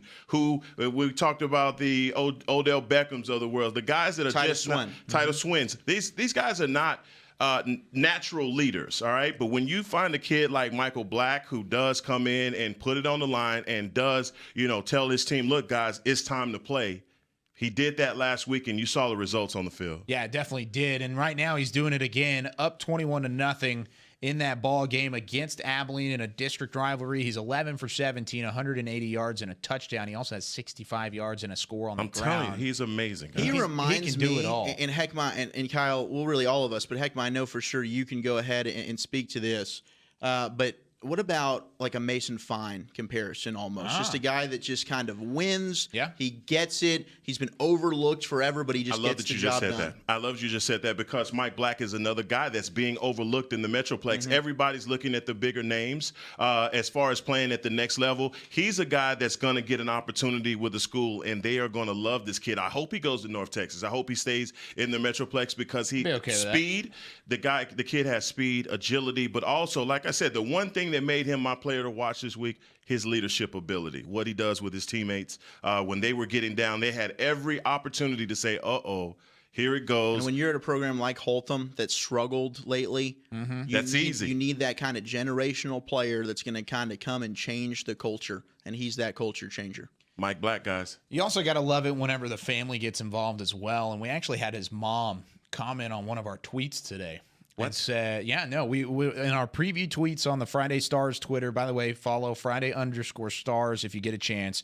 His mom tweeted out and said, "This made me cry. I'm so proud of you, Michael Black. Mama loves you bunches." Don't want to embarrass the guy, but that's cool. Like, that's a cool thing to see. No, that's awesome. To see the support around his family and him finally getting a little bit of support because he deserves it. He's putting up monster numbers and he's playing his heart out, and you can see the results on the field. Haltom has the best team they've had in probably program history. Yeah. And they have a chance to do something really special this season. And not only does Michael Black have a chance to look at it, but even his family gets to ride along. And I like that side of things. Not trying to embarrass you, Michael, but overall, that's a really, really cool. I don't think anybody's embarrassed with getting love from them. Should not be. From their mom. By any means, should not be. Chiofalo, I want you to go up next because I like your guy a lot. Oh, this dude is a stud. There's a lot to like with this guy. Well, he's 6'6", 240. So the dude's a monster. His name is Baylor Cup. And according to my sources, he is, he's not going to Baylor, so I'm sorry about that. He's actually going to be an Aggie. Okay. And he is a hard commit. So this guy he's pretty dead set on becoming an Aggie and joining Jimbo Fisher. Now, he goes to Brock High School. It's a smaller school, 3A school, but they went to state last year. They didn't pull it out, but he had a touchdown in the game. And they're hoping to get back this year. Now, this dude is a big fish in a small pond. He's the #1 tight end in the state. And when you watch him play, you see very quickly. I know Wolchuk loves his boy Austin Stogner. Don't get me wrong. Stogie's a player. But this guy's the #1. Baylor is the #1 guy in the state. He's just the whole package. You put him in line to block. I've seen him pancake multiple dudes. Every single game he plays, he gets pancakes. You can tell he takes pride in the blocking game. And that's something that you don't see nowadays with tight ends. Sometimes they're just like, I'm basically a glorified receiver. Well, the good news with Baylor Cup, he can do that as well. You can split him out wide, and he's a mismatch. He's an absolute matchup nightmare for defenses because he's fast enough to go up against these corners, and he's way too big for these guys to cover him. So at 6'6", 240, and like I said, the dude blocks in the running game. He's a monster, and he's fast. So these linebackers are surprised how fast he gets on them, and then he mows them over. You can tell he loves playing. Everything you read about him, the dude's is as strong as an ox. He leads. He's got all the records for weightlifting in the school for top to bottom, and the strength shows. Like, he literally throws kids around, and then on the next play he's catching a touchdown. Right? Yeah, exactly. No, the dude's a player, and I think A&M's got themselves a really good one. Like I said, good energy, high effort, motor, good kid that works hard, and he just so happens to be the biggest and best player on the field. Now, Eric, when you announced that he was going to be your player to watch, I went and looked him up, and I saw a lot of good things, but you know what I also saw? What'd you see? I saw a kid that could put on 50 pounds and be a left tackle in the NFL. Oh, yes. He's that big and strong. I know. And, I mean, it seems like if he's going to play for Jimbo, that's what Jimbo says after, first summer, hey, kid, don't think you are a tight end. We're going to move you out to left tackle. He is huge. Yep. But the one thing that, more than the catching ability, his ability to just lock on and take guys to the Gatorade buckets was amazing. Gosh. Now, in comparison to the kid from Preston is a dancing bear. He's just Yeah, I mean, you're comparing. Sweet feet. Yeah, Stogner's a receiving tight end exactly. from It's heaven, a right? complete different animal, different engine and everything. This kid right here is a Hemi. He's a monster, but he's got great hands, soft hands. He can catch the ball. So A&M's got themselves a good one. Again, 4 stars, #1 tight end in the state. And when you watch him play, you realize why. Absolutely. But last but certainly not least, Wolchuk. I'm going with Jonathan McGill, who just committed to SMU this week, the outstanding defensive back from Coppell. Now, McGill, just a couple weeks ago, we featured that Coppell Hebron game. He was a big reason why Coppell got that win. He had an interception in the red zone while taking on Trajan Bridges man-to-man, also blocked an extra point attempt that ended up being ultimately the deciding factor in that football game. But this is a dude, he started his first 3 years at safety. He's playing corner for the first time. You can literally put him anywhere on the football field. This kid's going to succeed. If he wanted to be the starting running back for Coppell, he could be. If he wanted to be their number one receiver, he could be. And they do play him every once in a while on offense to give them a spark. But he is just a guy that he gets it. And on defense, he's an extremely good player at reading what's going on. He'll come up, he'll hit you, but he's got ball skills. I mean, a lot like some of the best safeties we've talked about, and I know he's playing corner this year, but we talked about Jalen Catalon, right? A dude that just has a nose for the football. Mm-hmm. This guy is the exact same kind of player, whether it's forcing fumbles, guys. I mean, he makes some plays that how in the world did he just get the football there? But he's just an absolute heat-seeking missile on the football field. Jonathan McGill is the real deal, reigning 9-6A district defensive player of the year. I think he's well on his way to getting another one this year. And SMU is getting an outstanding recruit. Had offers from Stanford. He had some other offers from other Texas Tech, some other schools around the area. Choosing to go play with Sonny Dykes at SMU, they're getting themselves quite the recruiting class. I tell you, I was a little disappointed this week when I saw that he was going to SMU. I thought he was definitely going to Big 12 all the way. There's a lot of teams, Oklahoma State, Texas Tech, Kansas State, everybody was after him because he just has that body type. He's physical at the line of scrimmage, and he goes to SMU. I mean, that says a lot about him simply because he's obviously a smart kid. He's getting offers from Stanford. Mm-hmm. No doubt. And I don't know. Absolutely, that's a great point. I don't know what Coppell's strategy is defensively tonight, but if he's matched up one-on-one with the stud wide receiver Marcel Brooks for Flower Mound Marcus, he's shut him down to 4 catches and 38 yards. Which is also so weird because you featured Marcel Brooks early in the season, and he was a linebacker at that point. Now he's morphed over to wide receiver. He's playing well, putting up good numbers, but word on the street, Hek'ma, is he wants to now play wide receiver in college, and he's no longer a hard commit to LSU. Yeah, he's flip-flopped on that, man. This kid has gotten a taste of the offensive side of the ball and realizes that he can use his speed and agility better as a wide receiver. Now, look, guys, coming into the season, no one had any – he didn't make a bleep on the radar at the wide receiver position. 6'3", 240 pounds. I mean, easy. This kid is going to be – 250, all muscle. So he's a linebacker, but now he's saying, nope, I want to play wide receiver because he's 4.4 speed, easy. Yeah. Good hands, athletic, but again, he's opening up the recruiting process. Yeah, man, that's wild because a linebacker for LSU, there's not much higher honor out there. You got to be an absolute monster to get recruited by them and go play linebacker for them, and now he wants to play wide receiver. I remember just early in the season, all of a sudden I start seeing Marcel Brooks' name starts coming up in the offensive stat sheet. I'm like, what's going on? What's going on? And I'm thinking maybe he's just playing both ways because they need some offensive, juice, and looks like he's not really playing much defense at all. And now I'm looking at Kyle's face, and there's something just happened. I don't know. There's nothing. I've got an update shock. for you. I've got a huge one. It sounds like Plano. No, it's not. Oh, thank God. But it's somebody we've talked about in depth throughout the course of the regular season. Guys, let's flash back to week 1 a little bit. Who was our star of the week? Star of the year, Caden Davis. Caden Davis. Well, guess what? Is he our star again tonight? Did he do it again? 50 seconds left in the ball game. Oh, my No way. Flower Mound up 23-21. Flower Mound Marcus. Flower Mound Marcus up 23-21. Thank you for that. Coppell stormed back then. Coppell, with 17 points in the fourth quarter, Caden Davis, with 37 seconds remaining, kicks a 51-yard field goal. Oh, my gosh! Good to take a 24-23 lead. Oh, my. So I think I did a tweet earlier today about this matchup, and I said that the kid would kick it from 635. You did. Yeah, you did. Well, I said if it's close, you know what he's going to do. We need right? to hit Caden Davis up on social media. I mean, he is the definition of Friday Night Star. He is our perennial week to week. We joke about it, but this dude, amazing. He's a money man. When is their bye week? I want to get him on the show. My honestly. Lord, he deserves to be here. And we need to give him all a fan tag, fun pack, whatever the heck needs to happen. I think their bye week's already done, but we missed our chance. What a whirlwind. An outstanding. How relieving is that if you're Coppell and you're in a 3-point or less football game? Yep. And you just know play calling wise, like I've got a kicker that I feel very confident about from 51 yards out. That's unbelievable. Gee, there's few and far between that kind of consistency, that kind of leg kicking. Period. In high school football today. And the wherewithal to be able to, at the end of a game, know the game's on the line and come through for the second time this season. You mentioned it was 51 yards. That's his. That's the second longest game-winning field goal for Caden Davis this season. And guess where he's headed? To Whataburger? To Texas A&M and Texas to Whataburger. A&M and the Whataburger, of course, after the game. Because celebration. Aggies and SMU, man. This year's recruiting class from DFW is stout. They're figuring things out. But you want to know, as we go to break here, I have another stout highlight that you guys are going to really enjoy, and it has to do with one of our players to watch. How about Haltom?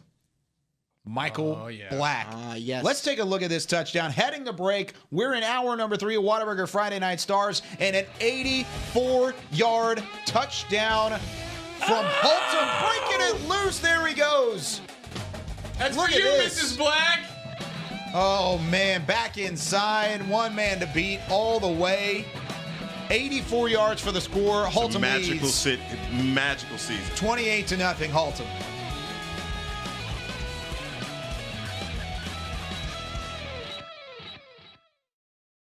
Today at Whataburger, we're cooking the sweet and spicy bacon burger.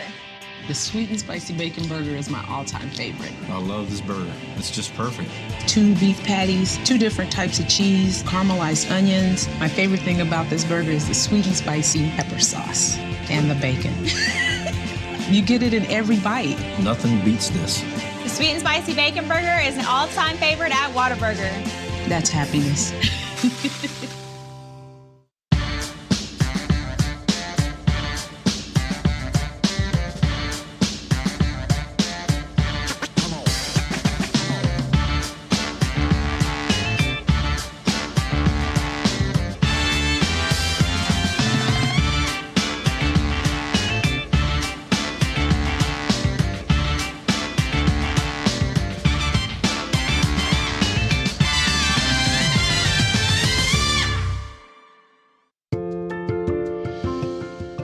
Little ideas can turn into big dreams. Big dreams require careful planning and the right partner. A partner dedicated to helping you take care of your employees, protect your business, and plan for the future. It's sometimes overwhelming. It's often exciting. It's your story, and we can help. SWBC. Nothing works up my thirst for an ice-cold Pepsi Cola like getting buckets. Whether I'm breaking ankles or breaking hearts. Hey, Drew. It always brings the refreshment, and I've been drinking it a long time.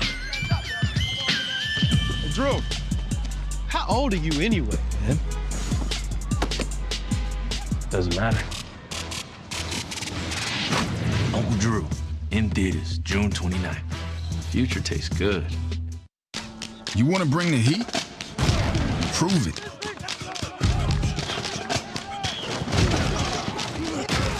With carbs to help fuel muscles.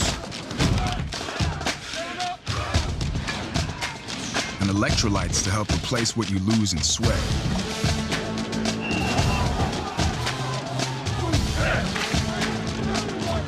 Studied, tested, proven.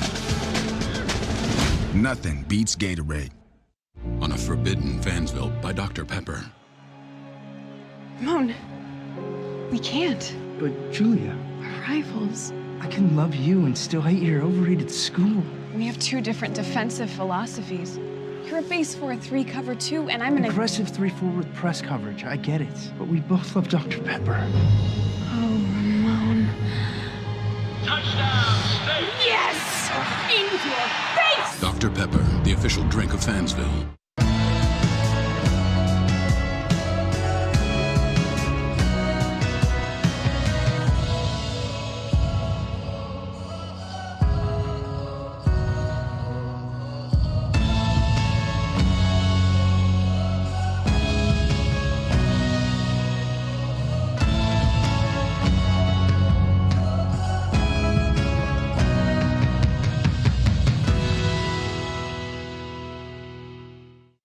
Hey football fans, check this out. It's called FanTag, the easiest way to get video highlights from all of your games. As a parent, I know the value of capturing our kids' special moments on video.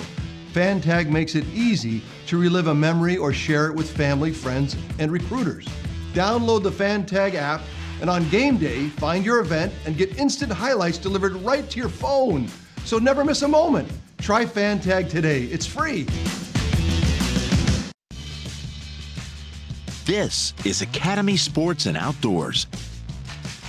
We offer a huge sports and outdoors selection of top name brand gear like you've never seen. All at low prices like you've never seen. Because we're a sports and outdoor store like you've never seen. Visit us in store or at academy.com for the guaranteed lowest prices. Academy Sports and Outdoors, for all for less. Look, if you're not the lead dog, the scenery never changes. That's why this is the view for every other full-size pickup. And this year, it's deja vu all over again. Because only the Ford F-150 gives you best-in-class torque, best-in-class payload, and you got it, baby, best-in-class towing. This is the big dog. This is the Ford F-150. It doesn't just raise the bar, pal. It is the bar.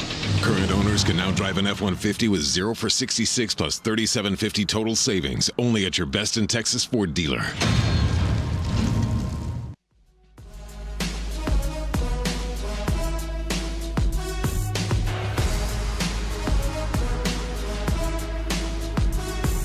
Oh, Whataburger Friday Night Stars. Week 8 is here. We are back here from the Star in Frisco, Texas, home to the Dallas Cowboys headquarters. And, man, we've got a lot of Texas high school football to get to.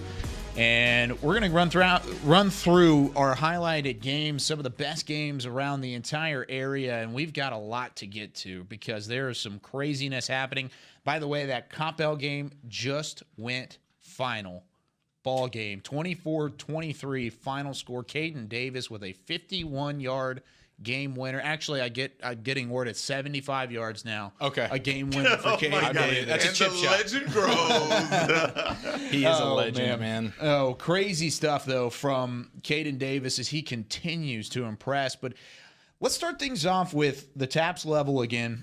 And this is a game I love going back to because it's close right now. Parish Episcopal and Bishop Lynch. And before, Hek'ma, you give the score update on this, I've got a highlight on the FanTag cam. Let's take a look at the FanTag cam. Oh, never mind. We're going to take a score look first. 20-13. I'll tell you how Parish got to 20 here in just a moment. But overall, that offense for Parish is doing well, but has stalled out a couple times. And because of that, Bishop Lynch is staying in this ballgame. Yeah, man. I mean, look, Crawford, my guy Charles Crawford for Bishop Lynch, he is definitely keeping Lynch in this game. But Preston Stone, I mean, hey, like you said, it's a lot of pressure to put on the young guy. He's a sophomore, and we are anointing him as the next big thing, right? But he is not disappointing, guys. 207 yards, 1 touchdown already, and the stat sheet has got Preston Stone's name all over it. Well, let's look at this FanTag cam and how he was able to get the 20 points here. How about this? 75 yards out, finds his receiver over the middle, breaks a couple tackles. There he goes. Jeez. Well, tackle somebody. All the way. Yeah, nobody there, and then a big-time touchdown run for Parish. That's what gives them the lead. They now lead it 20-13. Good game there between the two TAPS powers, Bishop Lynch and Parish Episcopal. How about Frisco Reedy, Denton Braswell? Another game that we looked at earlier did not necessarily look like it was going in favor of Denton Braswell, and it hasn't changed very much. No rushing yards, under 100 yards total, and Reedy dominating again.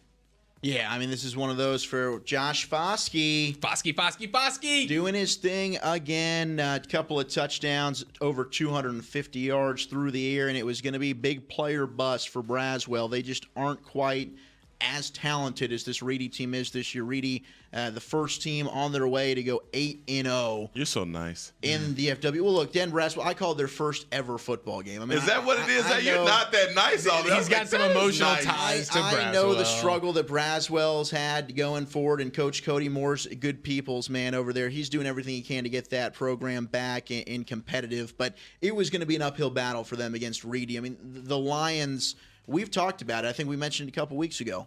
Are they a team that's really kind of getting underappreciated? They're under the radar. People talk about Lone Star. People talk about South Oak Cliff and Highland Park. But Reedy in 5A, they're a team to look out for, man. They're the real deal. Guys, I want to backtrack real quick. Parish Episcopal Bishop Lynch, we just talked about how that was 20-13. I've got a fan tag cam highlight again. Fan tag coming in clutch again. Of course, some of the best highlights around the area. This is Bishop Lynch on their 4-yard line of Parish. Rumbling, tumbling young man, getting his way, fighting his way, getting a push into the end zone. Look at that. Teamwork, team effort, and that game is tied up at 20 apiece. Wow. At Not Parish. Not over by a long shot. But, guys, Denton Geyer and Keller, this was a highlighted matchup. And, Zach, I know you've been keeping a close eye on this one. What's going on?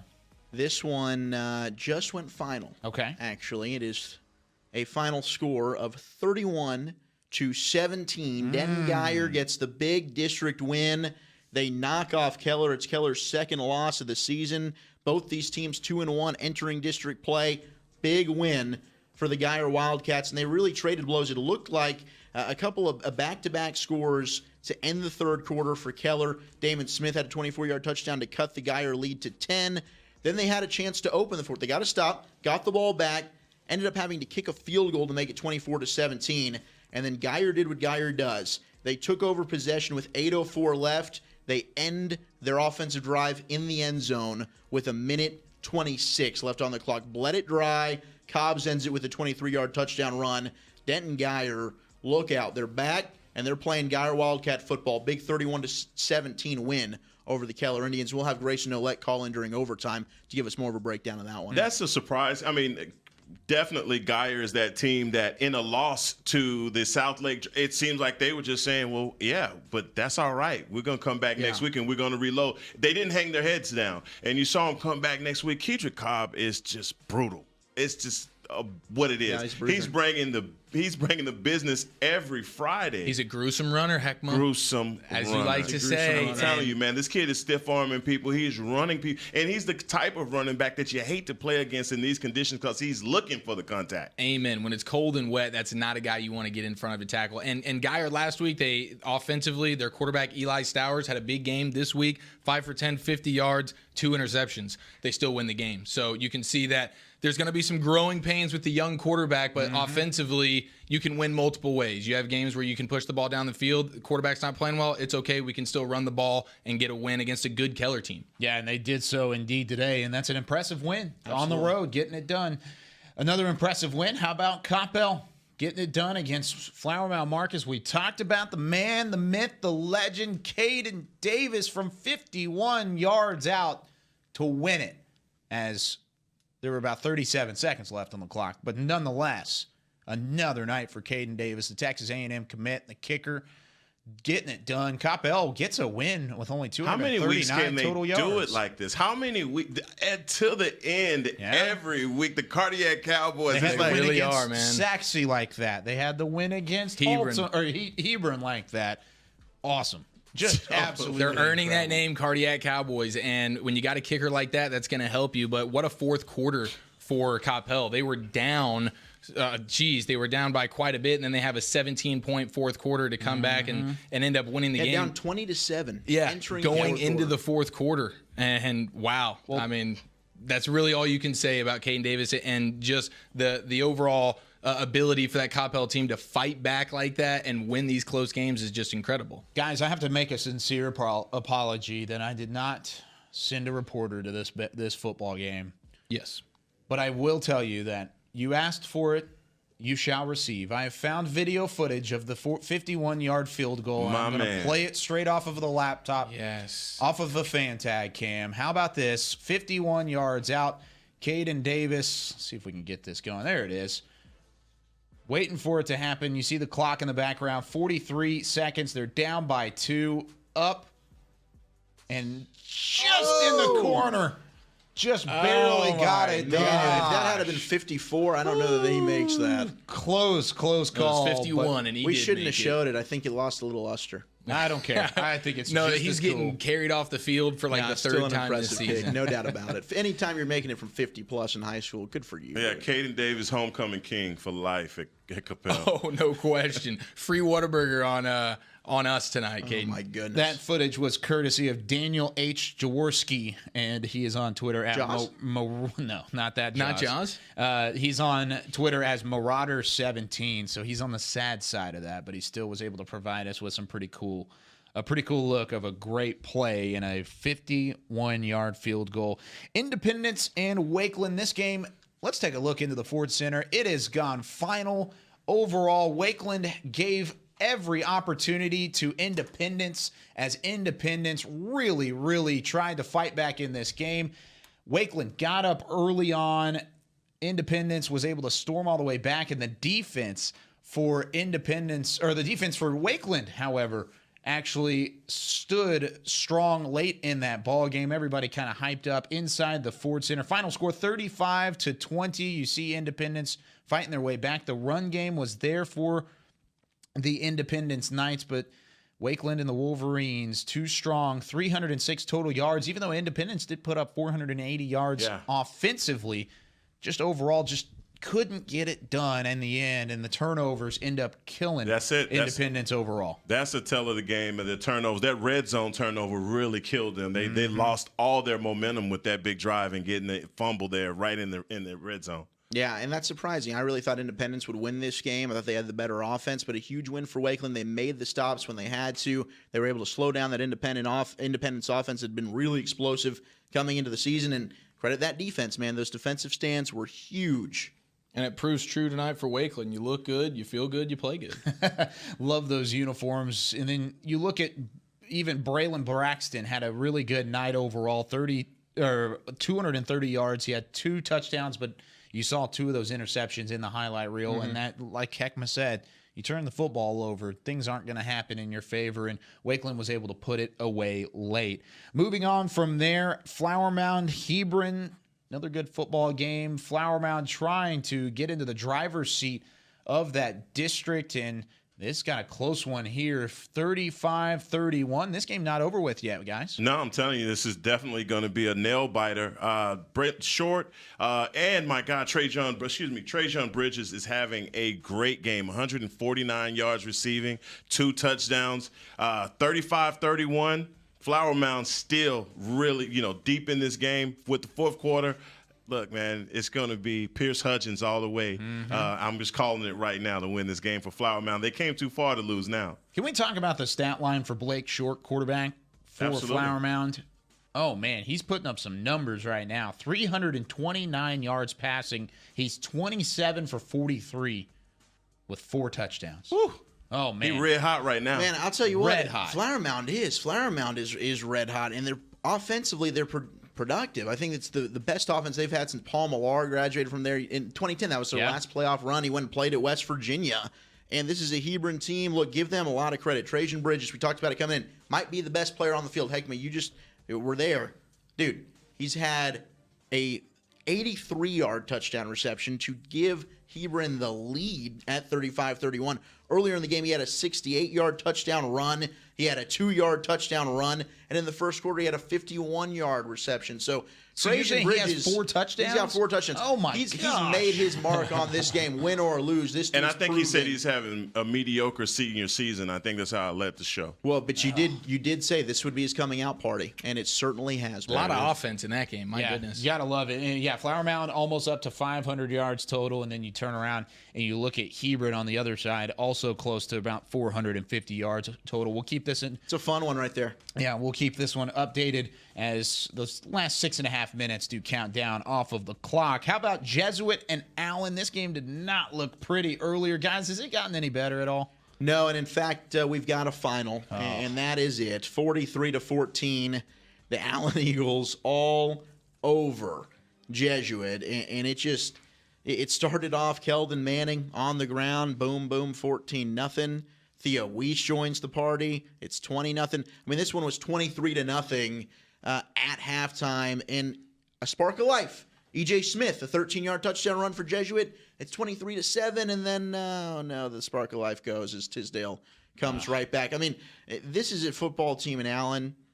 Good luck slowing them down. And for Jesuit, a team that was struggling defensively coming in, they certainly didn't get any better in this one. Although Allen, a lot of penalties, 9 penalties for 100 yards in this one, and I think really their jerseys look good, play good. I think Allen was repping some of the nicer jerseys I've seen them wear this year. Is that the all gray? The greats, and it's not a great match with the whites the Jesuits is wearing, but I like them. Last week with the all blue just looks so You like the all blue? And it was like the light blue. Allen's got some sick unis, man. Well, I mean, it's hard to not look good when you're putting up numbers and winning games like that. Another pick off there. They just know how to force turnovers, and they can return it as well. Look at that, going sideline to sideline, just eating up yardage, and that's just kind of what Allen does. Allen, I guess. That's what I love about him, man. Very well-balanced team. Every Saturday you look at the stat sheet, it's never one. They show up, right? They show up, but the thing is, it's not like 340 yards passing and 2 yards rushing. No, you got Keldon Manning doing it on the ground. You got Grant Tisdale and Theo Weiss, that outstanding connection, and plus a lot of other stars that are sprinkled in there. And they do it on the offensive and defensive lines. I mean, that's really the key for them. It makes it a lot easier for these skill players to look good when you're dominant in the trenches, and they are on both sides of the football. Tisdale and Weiss, what is that, the law firm? The law firm. The law firm. I'm sure they only had to play the first half tonight. Yeah, probably. That's so. my guess. Yeah, I wouldn't be surprised at all. Guys, let's run through some of these other games pretty quickly because we're getting right up on the clock for overtime here in week number 8. Keller Fossil Ridge trailing South Lake Carroll. We talked about how South Lake Carroll's a second-half team.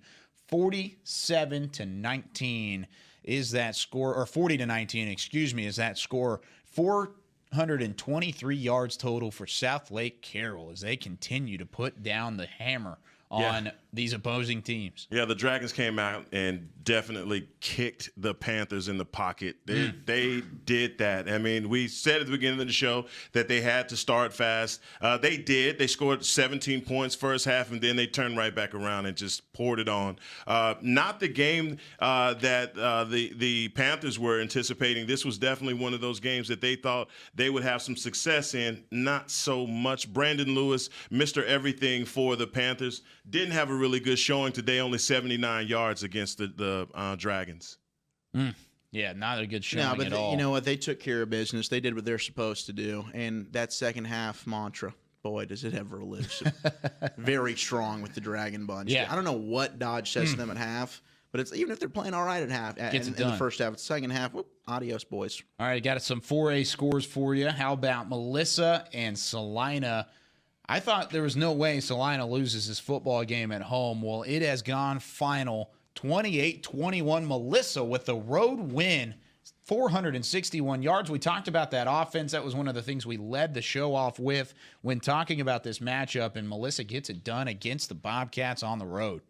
Big win for Melissa, and it started all with Jabari Young, the big 90-yard touchdown pass from Brendan Lewis. And they just kept pouring it on.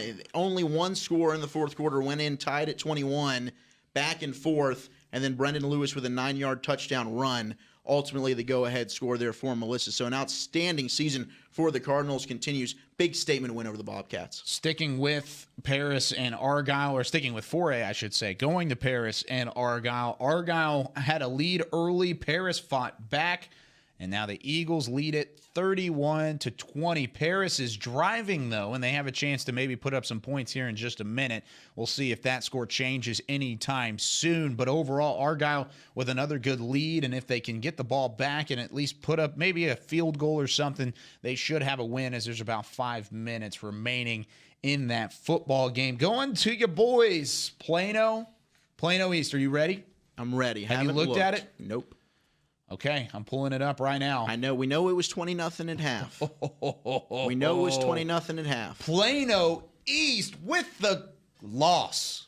They lost. It's over. Plano got the dub. Plano got the dub. It's final after an embarrassment of a loss last week where they lost to one of the worst teams in the entire area, and they just could not get anything going at all. They lost to McKinney, who hadn't won a single game.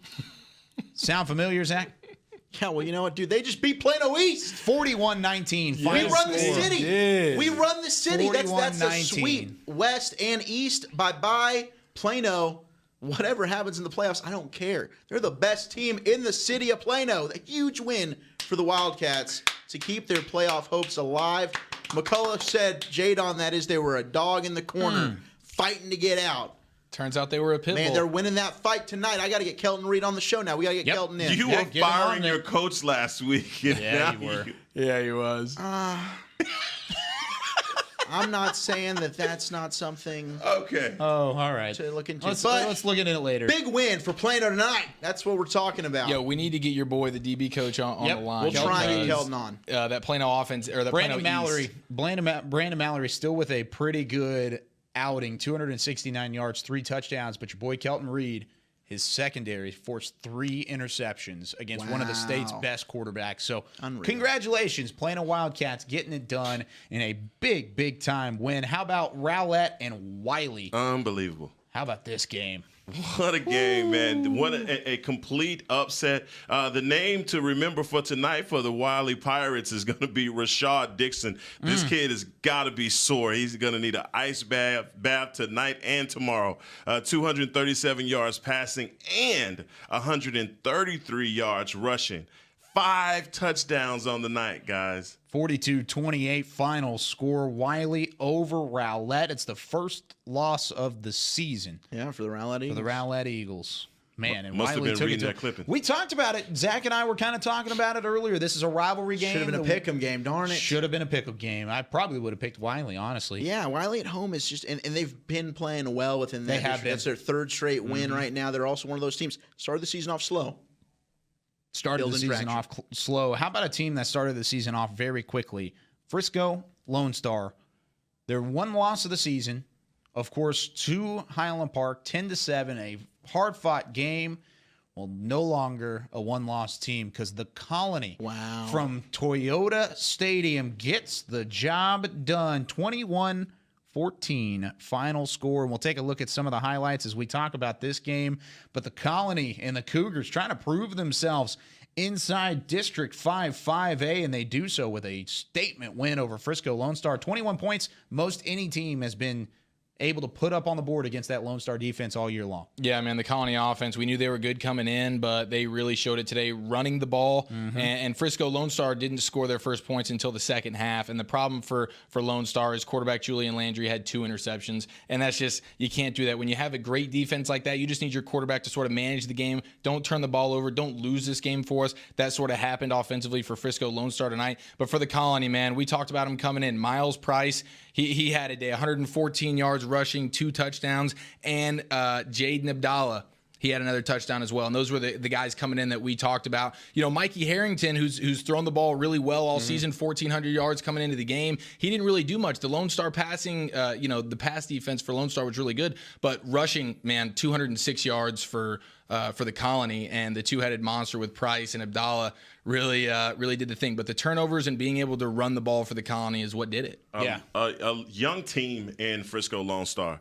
I mean, mostly riddled sophomores and juniors. So this is another team I think they're showing it too this year. Absolutely, and they're going to be a battle-tested team next year. Yeah, they will be. Yeah, they definitely are. But one of the big things we've kind of talked about is, at least over the last 5 games, anybody seen a little bit of a trend? Melissa upset over Salina.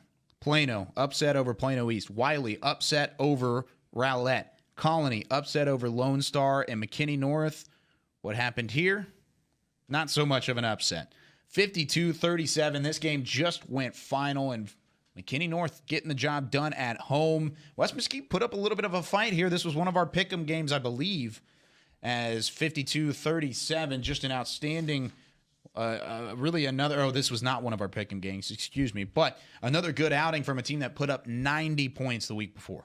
Yeah, man, and they put up a lot of offense. Both teams put up a lot of offense tonight, but the rushing attack for McKinney North, 403 yards on the ground, and a lot of that is their quarterback, Cameron Constantine. He ended up getting the start today. He ran for 160 yards, but Hunter Shea at running back, 219 yards on the day, 3 touchdowns, and man, when you're running the ball that well, you're going to be a tough team to stop, and when your quarterback can run that way, 580 total yards. There's Constantine right there, getting a big chunk of that. But when you run the ball that well, you're going to be a tough team to stop. Yeah, and McKinney North hasn't been stopped. I mean, that was a big thing for West Mesquite, just not being able to get that stop. Couple more games we got to get through before overtime. Haltom currently up 28-14 against Abilene and the Eagles. That game definitely not over with yet. There's still a lot of time left. There must have been a delay or something in that game because there's still 7 minutes left in the third quarter in that game where Abilene could potentially have it. However, Haltom does have the football. They had that big 85-yard touchdown earlier. Aledo and Cleburne, anybody have an update on that score just yet? Yeah, it's 56-13. Aledo is all over Cleburne. Goodness gracious. That's a Cleburne team that's 5-1. Yeah, oh, man. It just goes to show you how darn good Chase McClellan and Aledo are. Wow, that's unbelievable. Arlington and Arlington Martin. This is a matchup. Really, you look at Arlington coming in, and a lot of people had them high up. What's the score on this one? 24-18. Arlington is right now up on Arlington Martin. So Martin with that 18-14 lead into the half. Arlington has come out and done what they needed to do so far in this second. Still a lot of time left. 10:36 left to go in the fourth quarter. That was one of our 7:30 kickoffs. So there's time for the Warriors, but we're in a dogfight here for the Battle of Arlington. The team that Haltom knocked off last week, Euless Trinity, that game's now gone final, and I thought Weatherford may have had a chance. They didn't. 38-7 was the final score. Euless Trinity over Weatherford on the road. Unfortunate for the Kangaroos. That's probably the last time. No, we'll probably say it one more time whenever we run back through these scores. But Trinity able to answer after a loss last week. Cedar Hill looking to do the same thing against Mansfield Lake Ridge. 42-17 is that score. Of course, we talked about Chandler Rogers going out in that ball game earlier, and we'll talk to Guy Frazier afterwards to see if maybe he returned to that football game or not. Remember how we talked about Duncanville and that defense, Hek'ma, and how there was a chance that they just weren't showing up as much? It was 21-7. Not really a blowout for Duncanville and the Panthers. Well, they're up 42-7 in that ball game now. Strong words from Coach Samples. Ooh, yeah, somebody lit a fire. Strong words. Yeah, they somebody lit a fire. Pierce, man. Yeah, Rockwall and the Orange Jackets, as Eric likes to call them, they're up 44-10 over North Mesquite. So that game not going super well for North Mesquite. And then finally, a game we talked about earlier, Highland Park and Samuel. Highland Park all over Samuel with just under 30 seconds left in that ball game. 49-0 as the Spartans losing to the Scots. But we got plenty more coming up for you here on Whataburger Friday Night Stars. We're from the Star in Frisco, Texas. Dallas Cowboys headquarters, Texas high school football merging together in what is a beautiful harmony. Mr. Hek'ma Harrison, Zach Wolchuk, Eric Chiofalo, I'm Kyle Youmans. We'll see you here in just a moment for Friday Night Stars Overtime.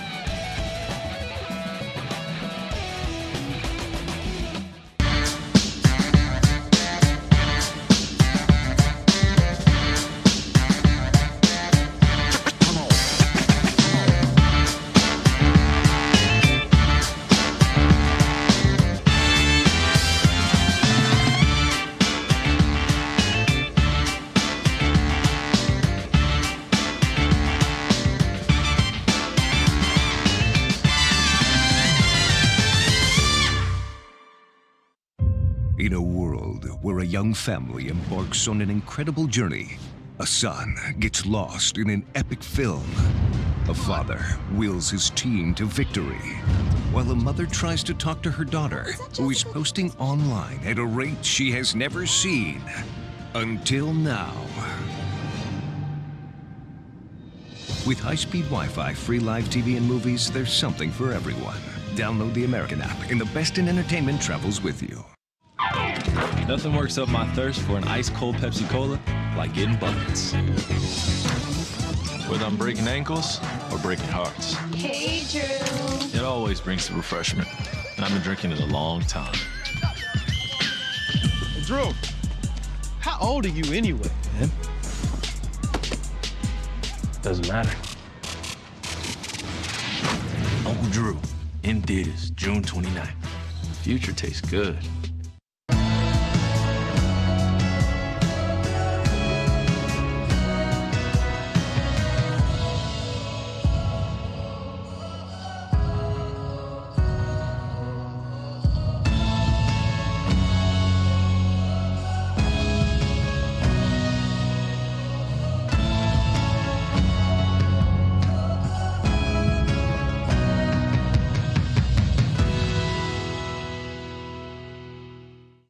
Hey football fans, check this out. It's called Fan Tag, the easiest way to get video highlights from all of your games. As a parent, I know the value of capturing our kids' special moments on video.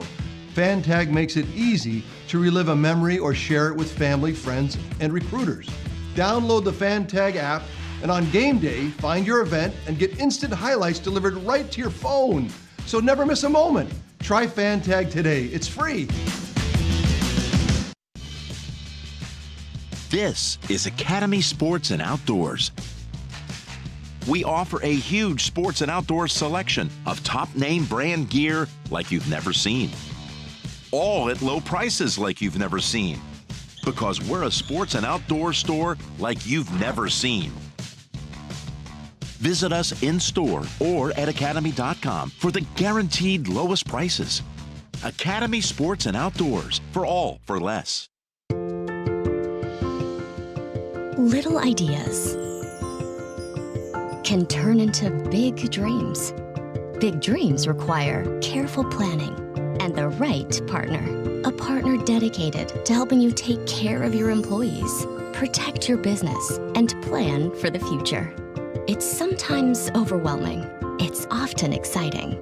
It's your story, and we can help. SWBC. Today at Whataburger, we're cooking the sweet and spicy bacon burger.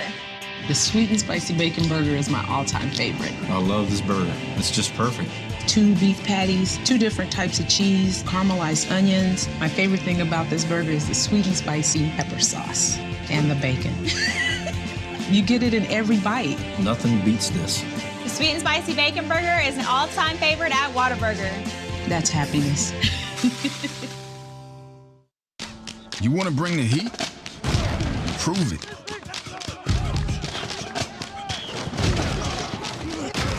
With carbs to help fuel muscles. And electrolytes to help replace what you lose in sweat.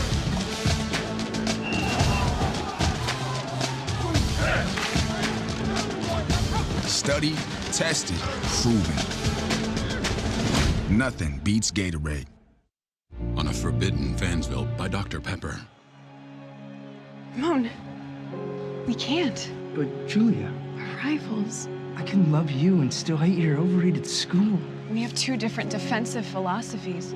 You're a base 4-3 cover 2, and I'm an aggressive 3-4 with press coverage. I get it, but we both love Dr. Pepper. Oh, Ramon. Touchdown, State! Yes! Into your face! Dr. Pepper, the official drink of Fansville.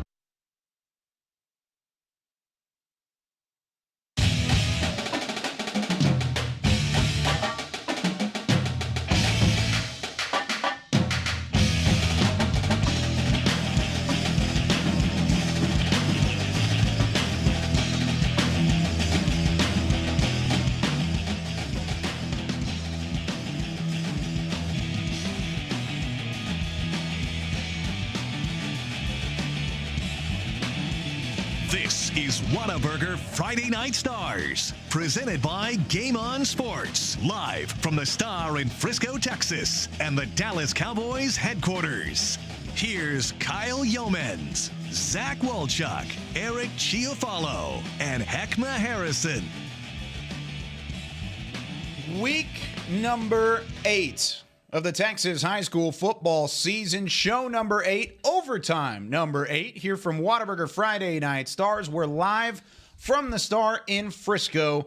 Everybody, thank you for joining us as we continue our coverage of Texas high school football in the North Texas area. Kyle Youmans here alongside Hek'ma Harrison, Zach Wolchuk, and Eric Chiofalo. Guys, we've got a lot to get to because we have had so much going on throughout the entire area of Texas high school football. Guys, let's start things off with the Colony and Frisco Lone Star. These are two 5-1 teams inside the 5A District 1 or District Division 1.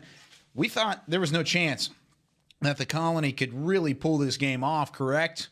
Maybe, not so much. 21-14, the final score. Frisco Lone Star shut down, and the Colony gets the job done. We've got Jackson Donovan on the phone. Jackson was at this ball game from Toyota Stadium, and we get some highlights as we talk to Jackson. But Jackson, first off, that defense from Lone Star, we looked at it going in and said, hey, this is one of the best teams defensively in the entire 5A ranks, but nonetheless, the Colony was able to put up 21 points on them. How was that possible? It was a little bit of a shock to me that they were able to pull off the 21 points. However, they were sound defensively all night long. They never gave up too many big games. They had the one long touchdown to end the game to end up giving up the game winner. But other than that, the only thing that the Colony was able to get is a couple dink and dunks. Before that, I think their longest play of the game was maybe 15 yards.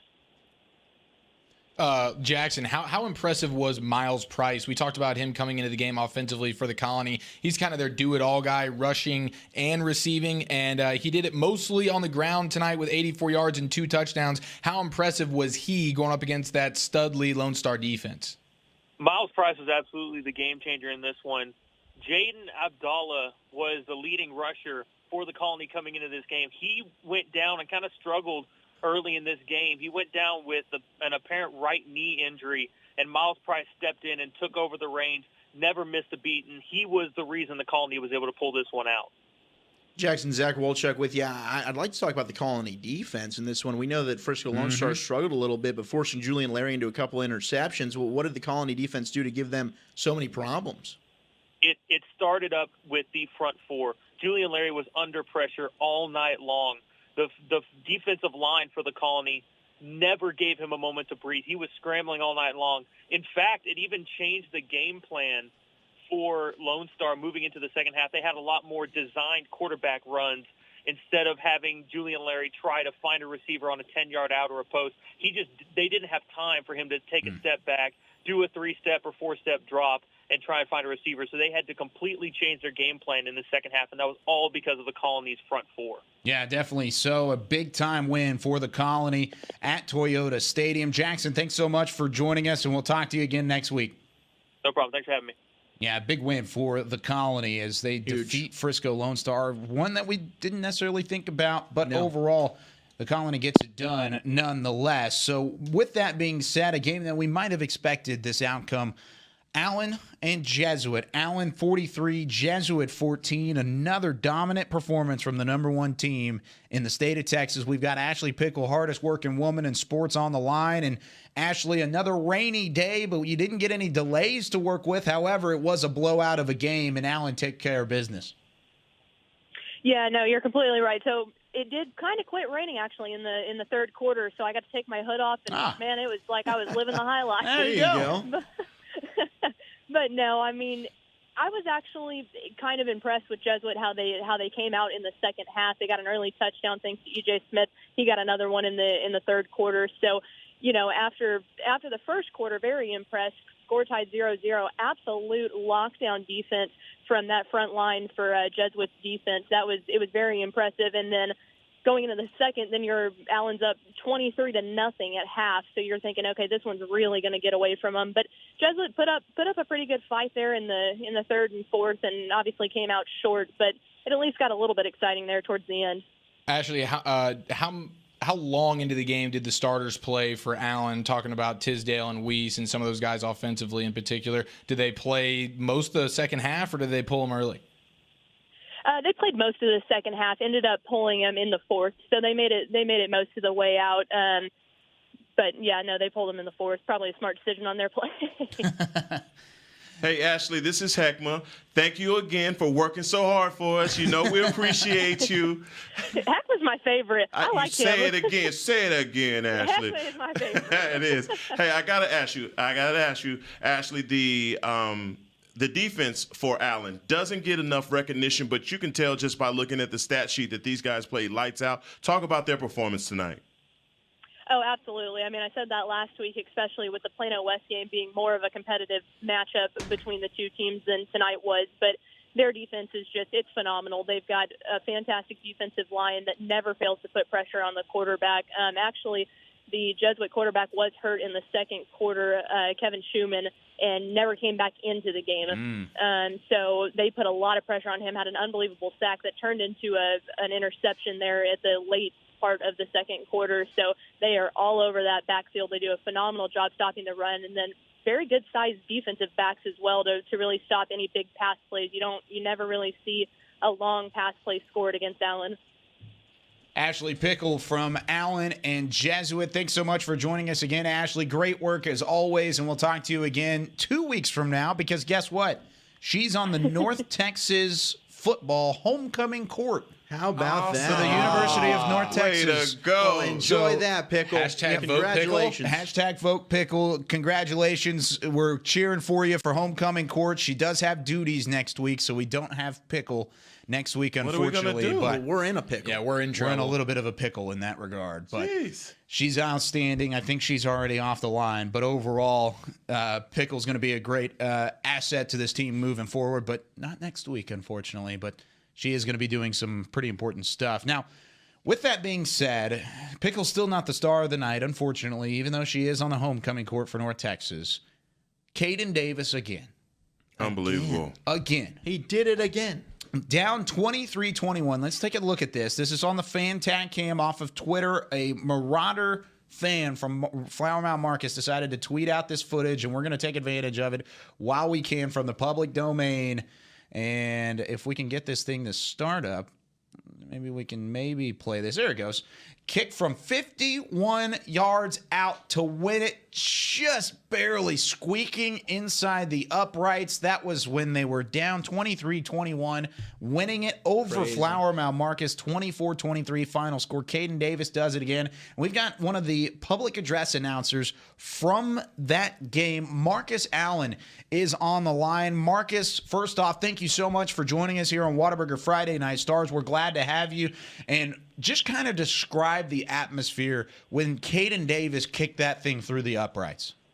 No problem. Thank you guys for having me. I tell you what, when we were down, when they missed an extra point earlier in the game, I told our guys in the booth, I said, man, we are set up for a dramatic finish. And sure enough, with 37 seconds remaining to go in the game, Caden Davis lines up for a 51-yarder, and just like he does in his sleep probably, he put it through there. Yeah, how confidence building is that? Like, as a fan, you're just watching Coppell football, and we got Caden Davis coming out here. Did you just know he's Mr. Automatic? Yeah, I mean, pretty much. And, and not to rain on his parade, he missed a 53-yarder earlier in the game, but just barely. And so, it's just wide left. But anytime we get on the plus side of the 50, we think we're in his range, so. What a stud, Caden Davis. He makes them when it counts, though, right? So that's all that matters. But I want to ask you about Jonathan McGill. We talked to him about him tonight, actually, Zach. It was his player to watch. We know he just committed to SMU, but what is it like? You get to watch him on a pretty regular basis, and he had a 34-yard touchdown pass in the fourth quarter that propelled them to a nice fourth quarter and obviously the comeback victory. Talk to us about Jonathan McGill, just offensively and defensively, how dynamic he is and what a joy he is to watch. Yes, Jonathan McGill, he's a special player. So I've been doing the PA for Coppell for this is my 8th season, and he has been a player on varsity since his sophomore year. And by player, I mean he's been on the field making plays since his sophomore year. But he's truly a special kid, a good leader, a tremendous leader on the team. And it's fun to watch. It's really fun to watch. He makes plays. On offense, he makes plays on defense, he makes plays on special teams. Really fun to watch. There he is, Marcus Allen, PA announcer for the Coppell Cowboys. Marcus, thanks so much again for joining us. We'll talk to you again soon, man. Absolutely. Take care, guys. All righty, there he goes. Another great game, and the Cardiac Cowboys all over it again. And, man, Caden Davis, the legend grows. Something special, man. I don't believe he missed a field goal. I'm just we just look over that one. Yeah, we look definitely overlook that one. Yeah. 53 yards. 53 yards. That's a chip shot. There's no way he missed that. No big deal. High schooler. Look at us with disappointing. Well, the best part about that is it's 53 yards. He misses it, and everyone in the stands is surprised. Like, what? 52 yards, game on the line. Yeah. Nailed it. Money. Yeah, money. And you know who else was money? And, guys, I think we're going to take a step back. Eric, Hek'ma, and myself. We're going to give the spotlight and the floor to Mr. Zach Wolchuk, Plano High graduate, Plano High alum, Plano High enthusiast. Most of you guys get the win, and we've got Kelton Reed on the phone right now here on Whataburger Friday Night Stars. Kelton, thanks so much for joining us. I'm not even going to ask a question because I'm going to let Zach Wolchuk take things over and really drive the bus for the next couple of minutes. Kelton's matchup, and the four of us here at the table, including myself, I'm going to be 100% honest, really did not give our Plano Wildcats a ton of credit coming into this one tonight. And the season series, it's really tight. Plano now 19-17-1. Your secondary, man, you went out there and played really well, at least from our perspective, looking at the statistics here. Talk about what it was like against Brandon Mallory and that explosive East offense. What did you guys see on tape that you were able to take advantage of defensively? Big things that we saw that they like to take shots deep down the field. We developed a scheme this week to pretty much make sure we had saw everything in front of us, make sure they were having to check down. We were okay with them hitting slants and hitches, little 10, 8-yard routes, things like that. We didn't want them to be able to take a big shot down on us tonight. And we were able to counteract those deep shots with making a play on the ball tonight, and I gave all the credit to my DBs tonight for that. Looking to the offensive side of the ball, coming into the game, we said if Plano's going to do anything offensively, they got to get it to Kyron Cumbie. Obviously, we know Plano East and their defense knew that, but Cumbie went off and had a great night. What were they doing offensively that were able to get him the ball? Because everybody knew he was the guy getting it. Like you said, everybody knows that Kyron's going to be getting the ball, and he's just a talented player. But I feel like we had a few good key blocks by our receivers outside and by our linemen to really just bring him open. And one thing I kind of noticed was we kind of slowed the tempo down a little bit to kind of eat the clock away, keep their potent offense off of the field. And when you're able to move the ball and kill the clock at the same time and get points, it's going to be a beautiful thing for you.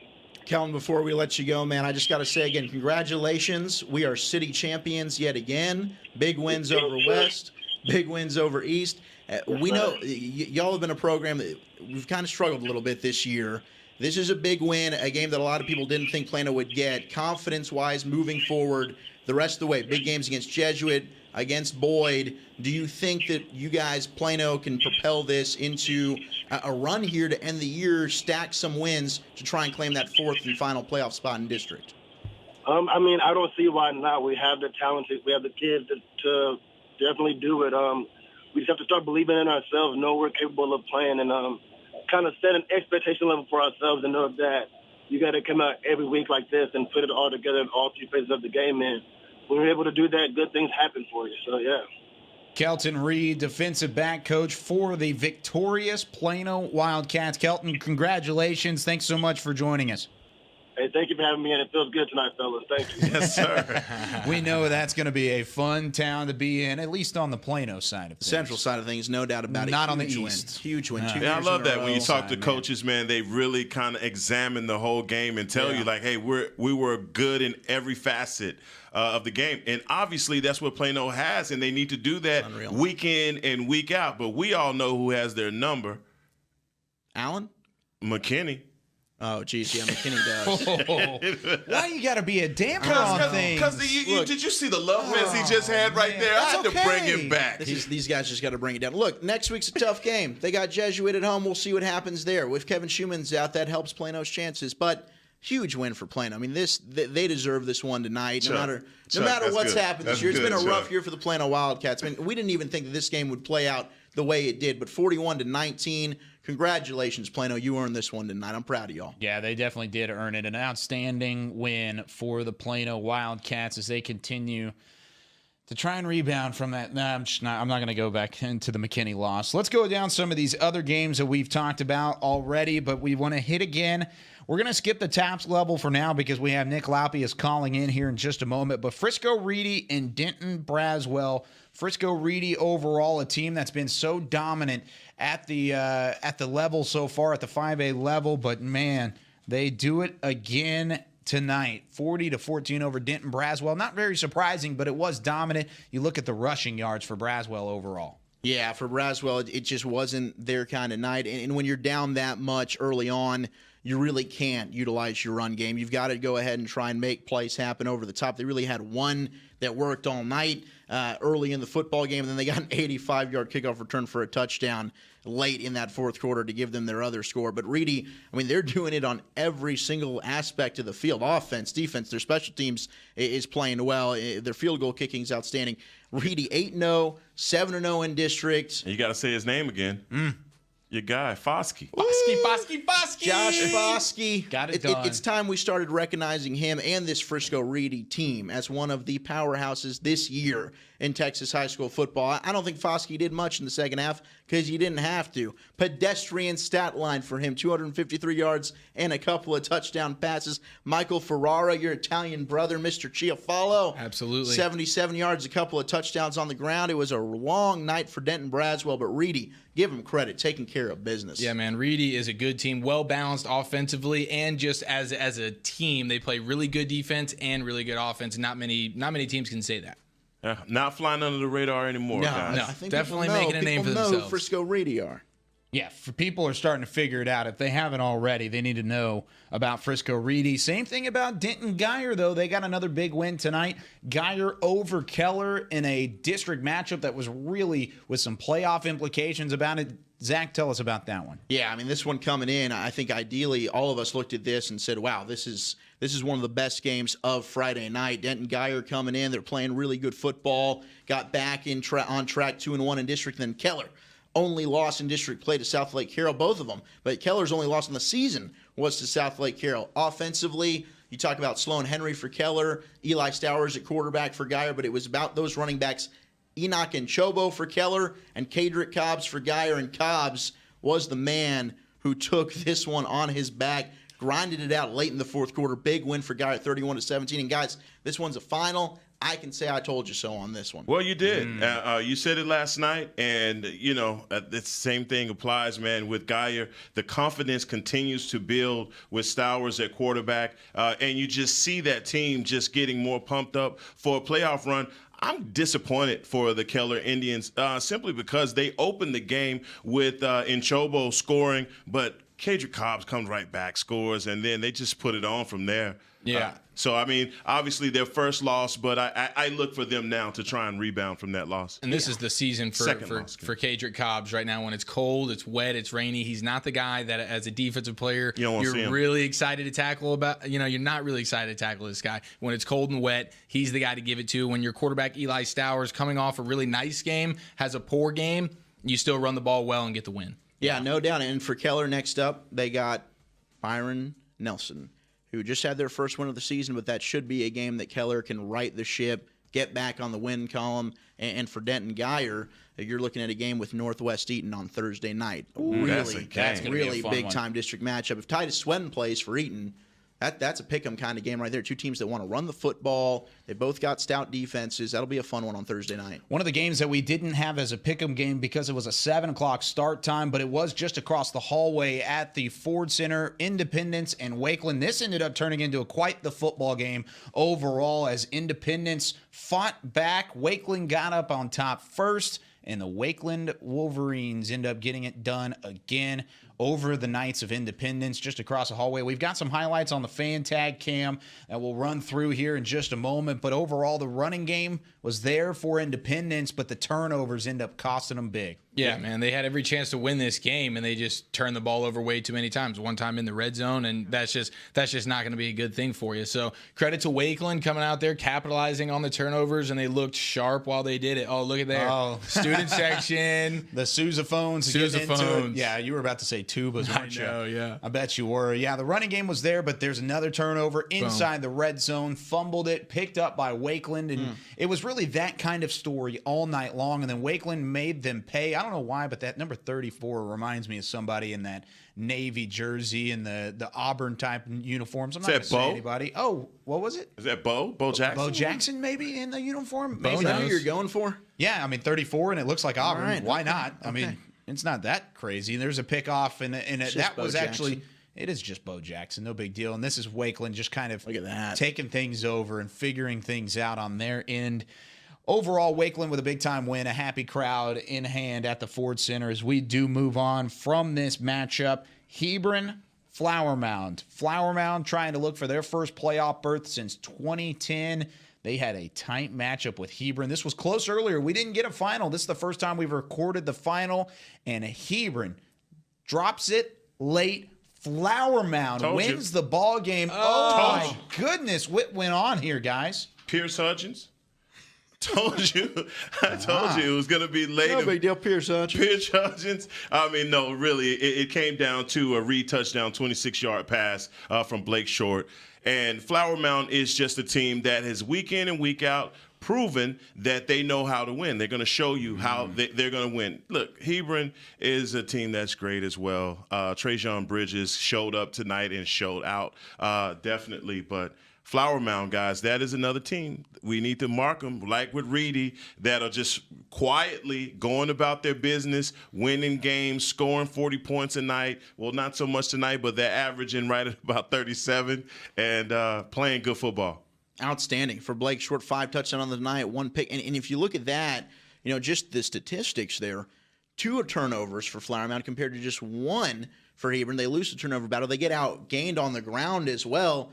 In a rainy night, you think, all right, we're going to be -1 in the turnover battle. We're going to get outrushed by Hebron, but we're going to win the football game. And they just had an answer every single time. Big play for Hebron, here comes Flower Mound. Big play for Hebron, here comes Flower Mound. Give the Jags a lot of credit. They deserved it tonight. Well, and if you saw the first downs, 28-15. Yeah. And that statistically just shows lost the football game, but won it on the scoreboard. Yep. Yeah, definitely so. And they're looking pretty good in that district, at least as of right now. Flower Mound looks like a team that's in control of their district destiny and a team that could really kind of make some things happen. I'm trying to pull up the standings here as we take a look at it. They are atop the standings, 3-1 at home, 2-1 on the road. They're 5-2 overall, but they're at 5-2. Coppell now at 5-2. Louisville at 5-2.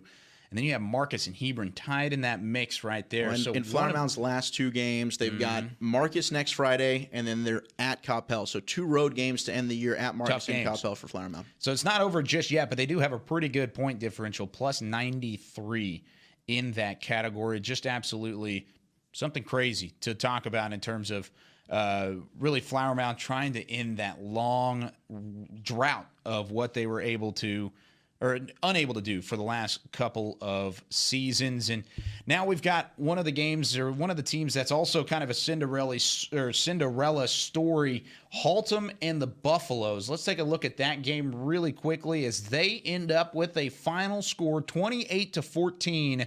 Even though Abilene tried late, scored 7 in the third, 7 in the fourth, Haltom ends up with the win. Michael Black, the quarterback, ends up with another notch under his belt. We'll take a look at some highlights, but we've also got Luke Trujillo, I believe. I'm butchering that last name, Luke. I'm sorry about it. First week on the job, and you get to go see Michael Black of the Haltom Buffaloes throw the rock around. Luke, thanks for joining us here on Whataburger Friday Night Stars. Tell me that last name, but then also tell us about this matchup. Well, my last name is Trujillo, but that doesn't really matter. Okay. It was an awesome game to see him just lead that Buffalo team. He had so much confidence in the pocket, especially on that botched snap that went back like 10 yards on their own 15-yard line. and then they just turn it into a touchdown like that. And it was really awesome to see like that Buffalo magic. I don't know what's happened to them, but I like it. Mr. Trujillo, we like it too. Now, we have been seeing clips of this kid, Mike Black. You've gotten an opportunity to see him with your own eyes. Just following up on the question that Kyle just asked you, is this kid as electric in person as he is looking at him on the television? Oh, definitely. His physical presence, it's not the biggest you'll ever see, but he can definitely dodge those tackles and make something out of nothing, and that's the magic right there. Awesome, man.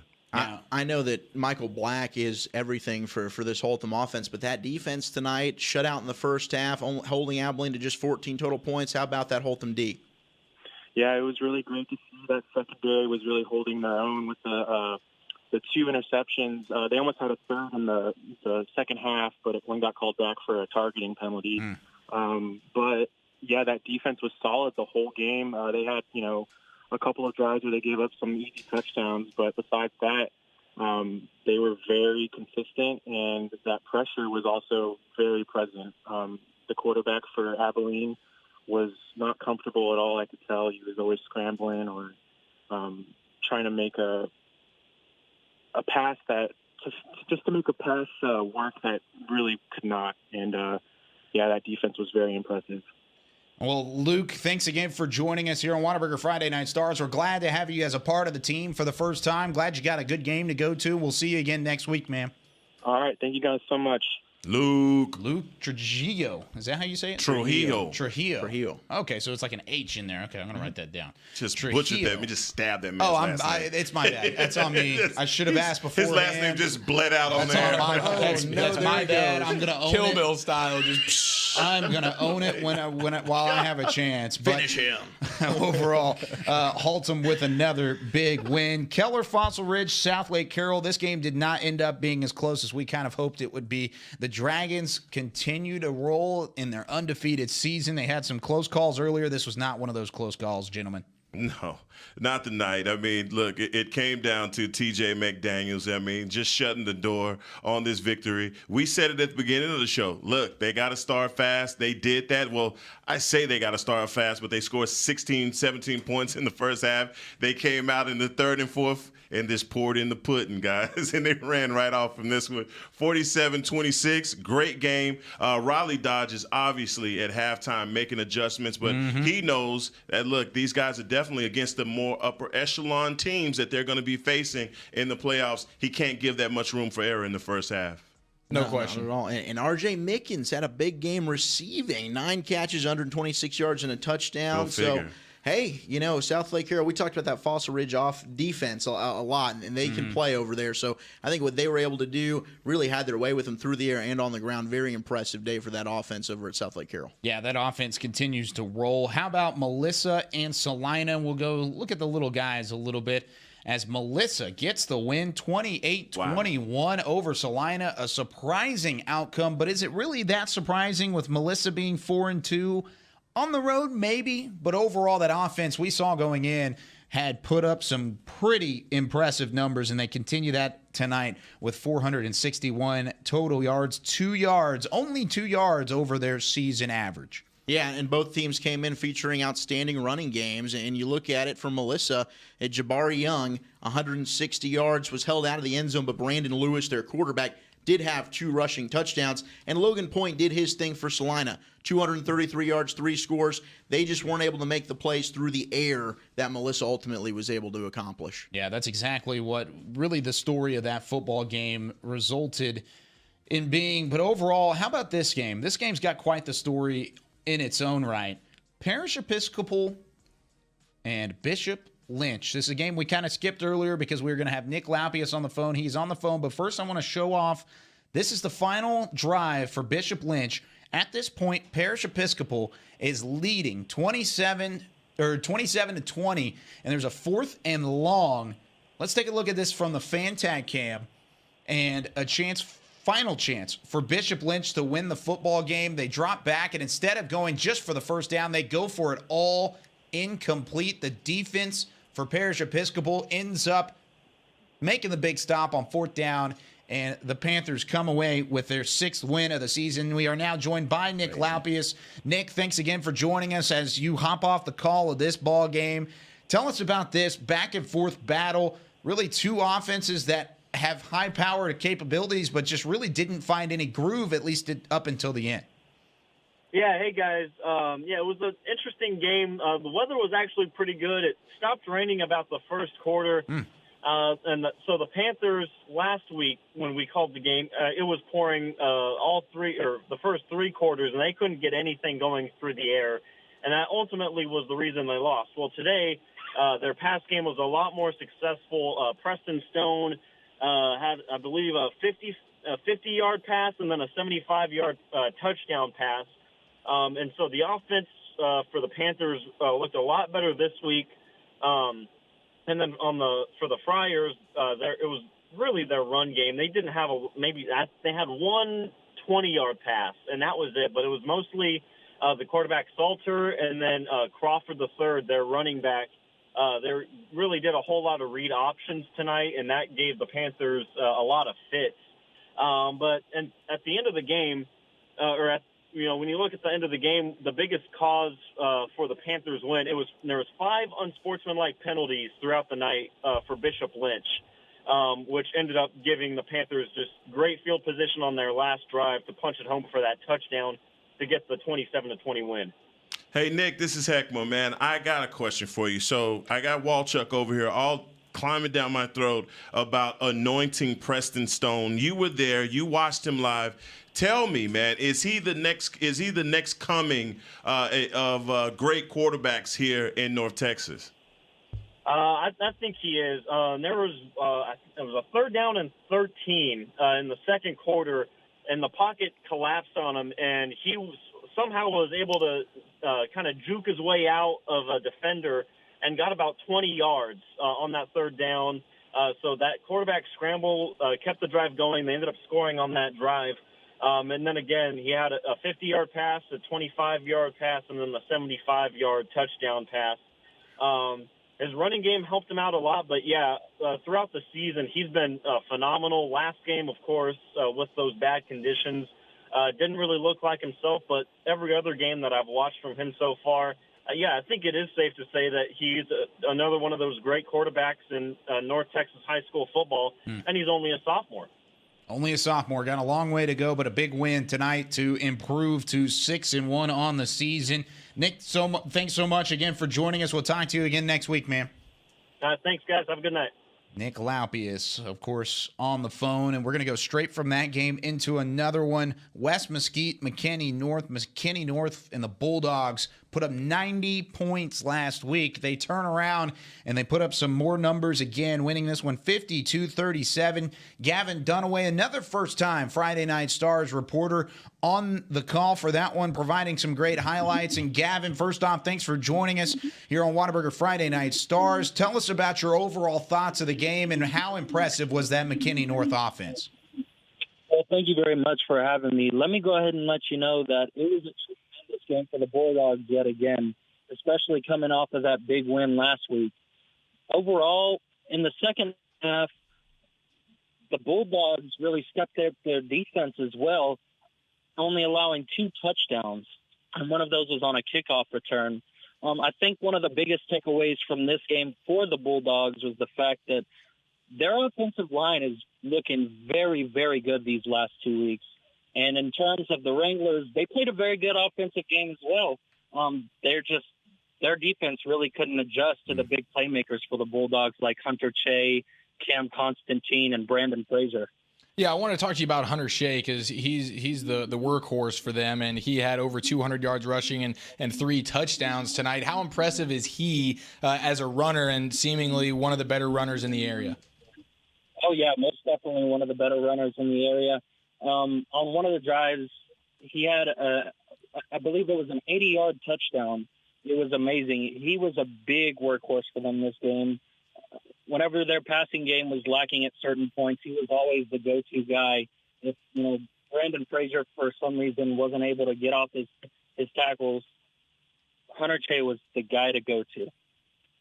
And what about at the quarterback position coming in? We didn't know if it was going to be Dylan Markowitz or if it was going to be Cameron Constantine. Do you have any idea what they're doing with that? It looks like Markowitz got in there and threw a touchdown pass, but he only had 2 attempts on the game. It looked like Constantine got most of the run tonight, but that hasn't been the case leading into tonight. So what's up with the quarterback situation? In terms of that, yes, that one touchdown pass did look very good, but then Constantine did come in and he played very well. From his first entrance into the game, he was playing phenomenal. He was, getting out of really bad situations, and he was making plays really well. So I think Coach left him in there as he was pushing that momentum for that offense whenever Hunter Che couldn't get that run going for them. Gavin Dunaway from West Mesquite and McKinney North. Gavin, thanks so much for joining us. We're glad to have you as a part of the team, and we'll talk to you again next week, man. Absolutely. Thank you very much, guys. All right, there he goes. McKinney North with another big win, 52-37. The final score there, putting up 90 points in 52 in back-to-back weeks. Yeah, not too shabby, right? Getting it going. That's pretty good offensive output, if you ask me, for my own opinion. This was a close game earlier. Back to the 4A level really quickly before we get back up to 5A. Argyle and Paris. You looked at Argyle early on. They led this game just by a hair heading into that later part of the fourth quarter, and they were able to hold on, tacked on a field goal. Paris did end up adding a touchdown since the last time we talked about this game, but overall, Argyle with a big-time win against a district foe in Paris that looked like they had a chance to win this ball game late. I mean, it shows how good Paris is to have 6 turnovers and still be 1 score away at the end of the game. So, but when you turn the ball 6 times, you're just not gonna, you're not gonna win a game. No, and Paris is a team that's beaten Melissa and they've beaten Salina, the 2 teams that we talked about earlier in 4A. So they're battle tested, but Argyle just finds a way to win, especially at home. And Bo Hogaboom, pedestrian stat line through the air, just 131 yards and a touchdown, but he got it done. It was really on the ground with Tito Bice, 155 yards and 2 scores for Argyle that allowed them to kind of control things. And credit, look, and Paris ran the football as well. Zacchaeus Jackson over 100 yards rushing and a touchdown. Kobe Savage tacked on another touchdown. But for Argyle, just a program. Some of them they win, and they just do it any way they can. Forcing the 6 turnovers definitely helps. Well, another program in the North Texas area that all they do is win, and it seems like every week they do so, Highland Park. And they get another big win today over Samuel. And I would be safe to say it was dominating fashion, 49-0 in a dominant fashion over Samuel. And we've got Miles Dunklin on the phone, the voice of the Highland Park Scots football team. And Miles, first off from Highlander Stadium, it's nice to be back home. At least not a ton of rain, not a ton of delays, but overall the rain was brought by that Highland Park offense. Yeah, at least there wasn't a delay tonight. We're okay with the rain. We're used to that at this point.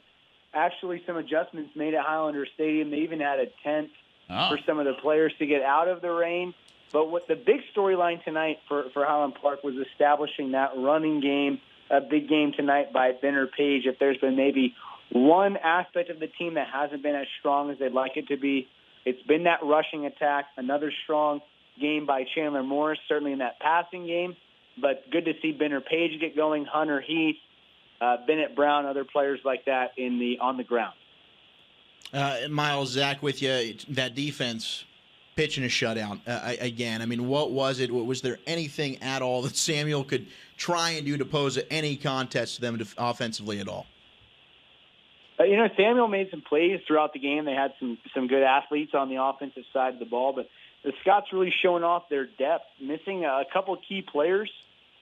In that defensive core, James Lightbourne suffering a torn ACL for the 2nd consecutive season, one of their captains starting inside linebackers, and also giving some other key players some rest on defense, but showing off some juniors, some guys that are future of the program, a young man named Patrick Turner stepping in, starting at inside linebacker tonight as a sophomore, and they were still able to get the job done, led by their extremely stout defensive line, which is loaded and deep and can just gets it done every single week. Miles, you talked about that rushing attack for Highland Park, and they were a little bit better tonight, but they've struggled for their standard throughout this season. What do you think the reason is for that? Is it a runner issue? Is it an offensive line issue? Is it just a lack of commitment from a play calling perspective? What do you think has been the reason why the offensive, the running struggles have been there, and can they get it turned around for the playoffs?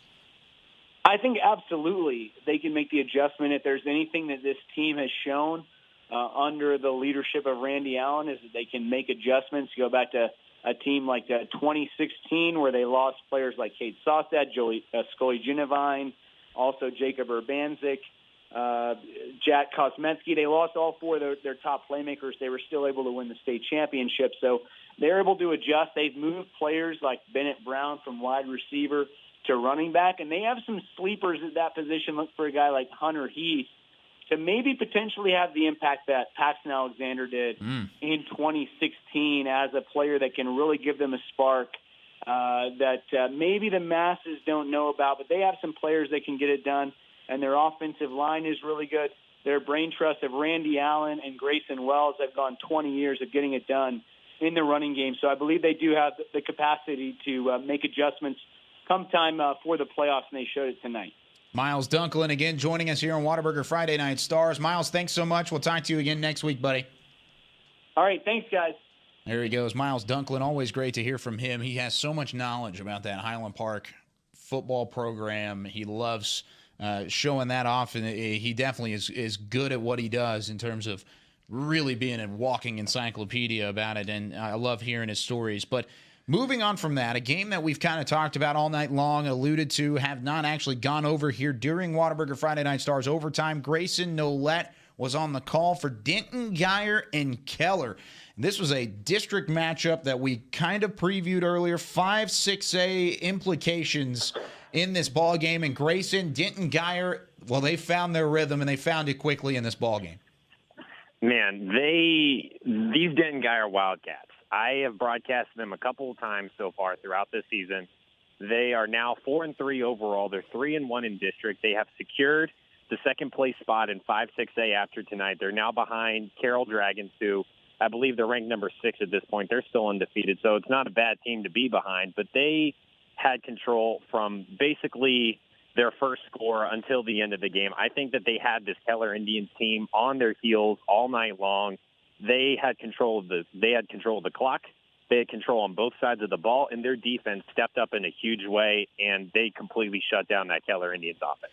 Grayson, Zach, with you, talk about that Geyer defense for us. Who is it that's really playing well? I mean, is it the defensive line, the linebackers? They have a playmaker in the secondary. We know about the offense and really the three-headed monster they're kind of building there with Stowers, Cobbs, and Metter on the outside. And Kadrick Cobb, again, it seemed like he was able to take over the game. You can alliterate on that a little bit later. But I really want to focus on what are you seeing from this Geyer Wildcat D that was able to slow down a red-hot Keller offense?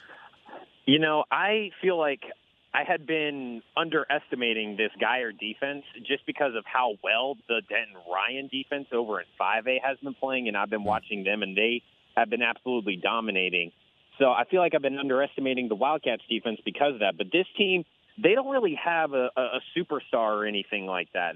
There's no one guy who's truly dominating. I think tonight I can definitely say that the defensive tackle, Isaac Carrillo, he's a senior, he had 3 huge tackles for loss tonight that were all in really big situations. He was a dominant force on that front line. I'd also say the defensive end, Lawrence Norton, has also been a very consistent contributor on that front line. But I'd say the whole unit has definitely stepped up. I don't think that there's been, one area or one guy or one section. All these guys go out there and they do their job, and maybe each game, one guy might step up. Like I said, tonight it was the defensive tackle, Isaac Carrillo. But overall, this team is just learning how to play as a unit.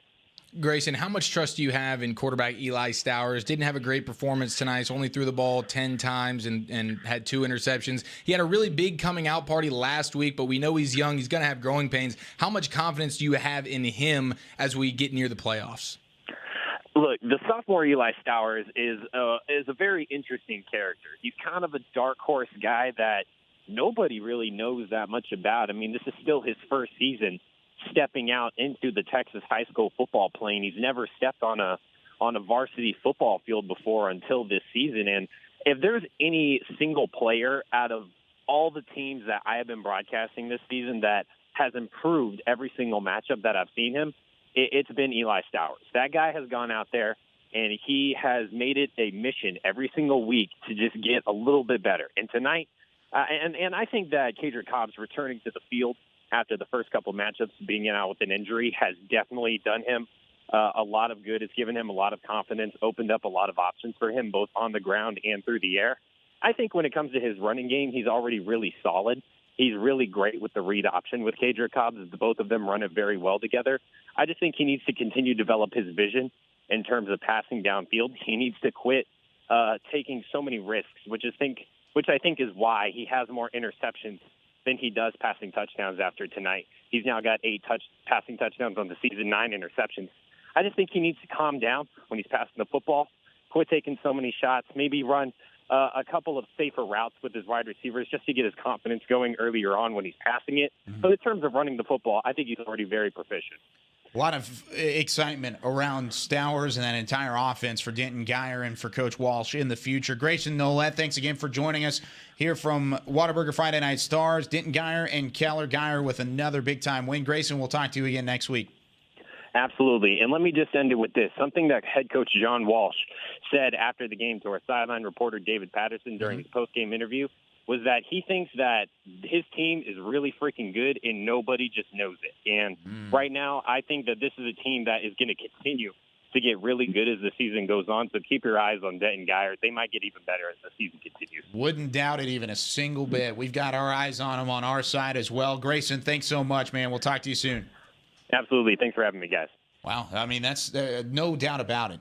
Denton Geyer turns out. And he's not making statements like that unless he truly believes it. And he's a dude that's been there. He's won state championships. He knows when he's got a good ball club. He's feeling good about this bunch he's got this year. And what a great compliment from Grayson about Eli Stowers, just basically saying that he's getting better every week. And that's all you want as a coach. Especially to be as able a sophomore quarterback. It seems like this football team really is too. And they're kind of growing along with that sophomore quarterback. Yeah, definitely so. And that's going to be an exciting team to watch come playoff time. They've got to get there first because they've got a little bit of an uphill battle, but they're doing so well so far. Another team that we've looked at as a state championship contender, Duncanville and the Panthers with another big win, 49-7 over Richardson Pierce.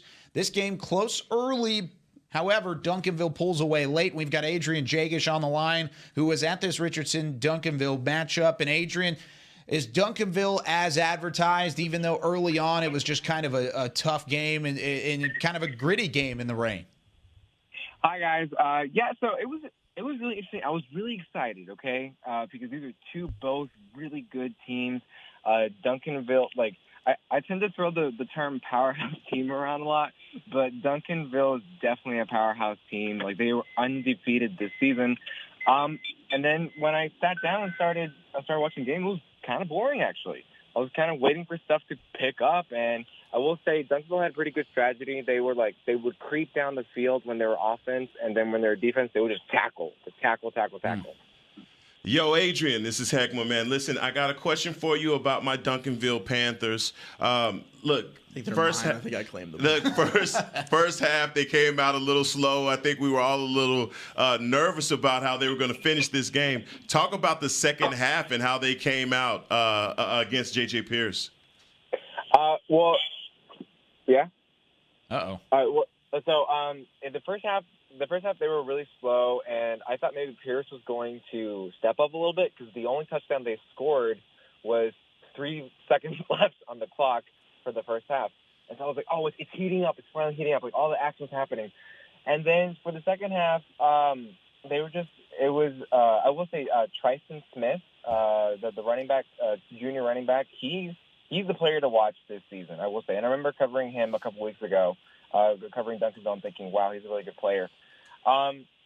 Basically, they were just tackling as much as they could, and they kept tricking Pierce into thinking that they would pass the ball to somebody else, but then they would hold on to the ball, and then the quarterback ran and ran a lot of touchdowns too.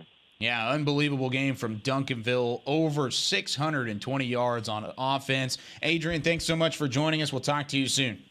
Talk to you guys later. Bye. There he goes, Adrian Jagish, and 416 yards on the ground. Oh, my gosh. Are you kidding It seems me? like every week it grows. Duncanville's crazy. They can run the football. They got Jaquindon Jackson, who's doing it through the air. He had almost 100 yards on the ground, a couple of touchdowns through the air, and then they're talking about Tristan Smith there, his old Adrian. He almost had 200 yards rushing. This Duncanville Panther team. It is only right that Collision we get course. Allen and Duncanville in the playoffs. I mean, football gods let it for happen. DFW supremacy. Well, I tell you what, when I was talking to you about the first half and them not having a whole lot of passing yards, they finished the game with 211 passing yards. So they discovered a passing game. Yeah, right.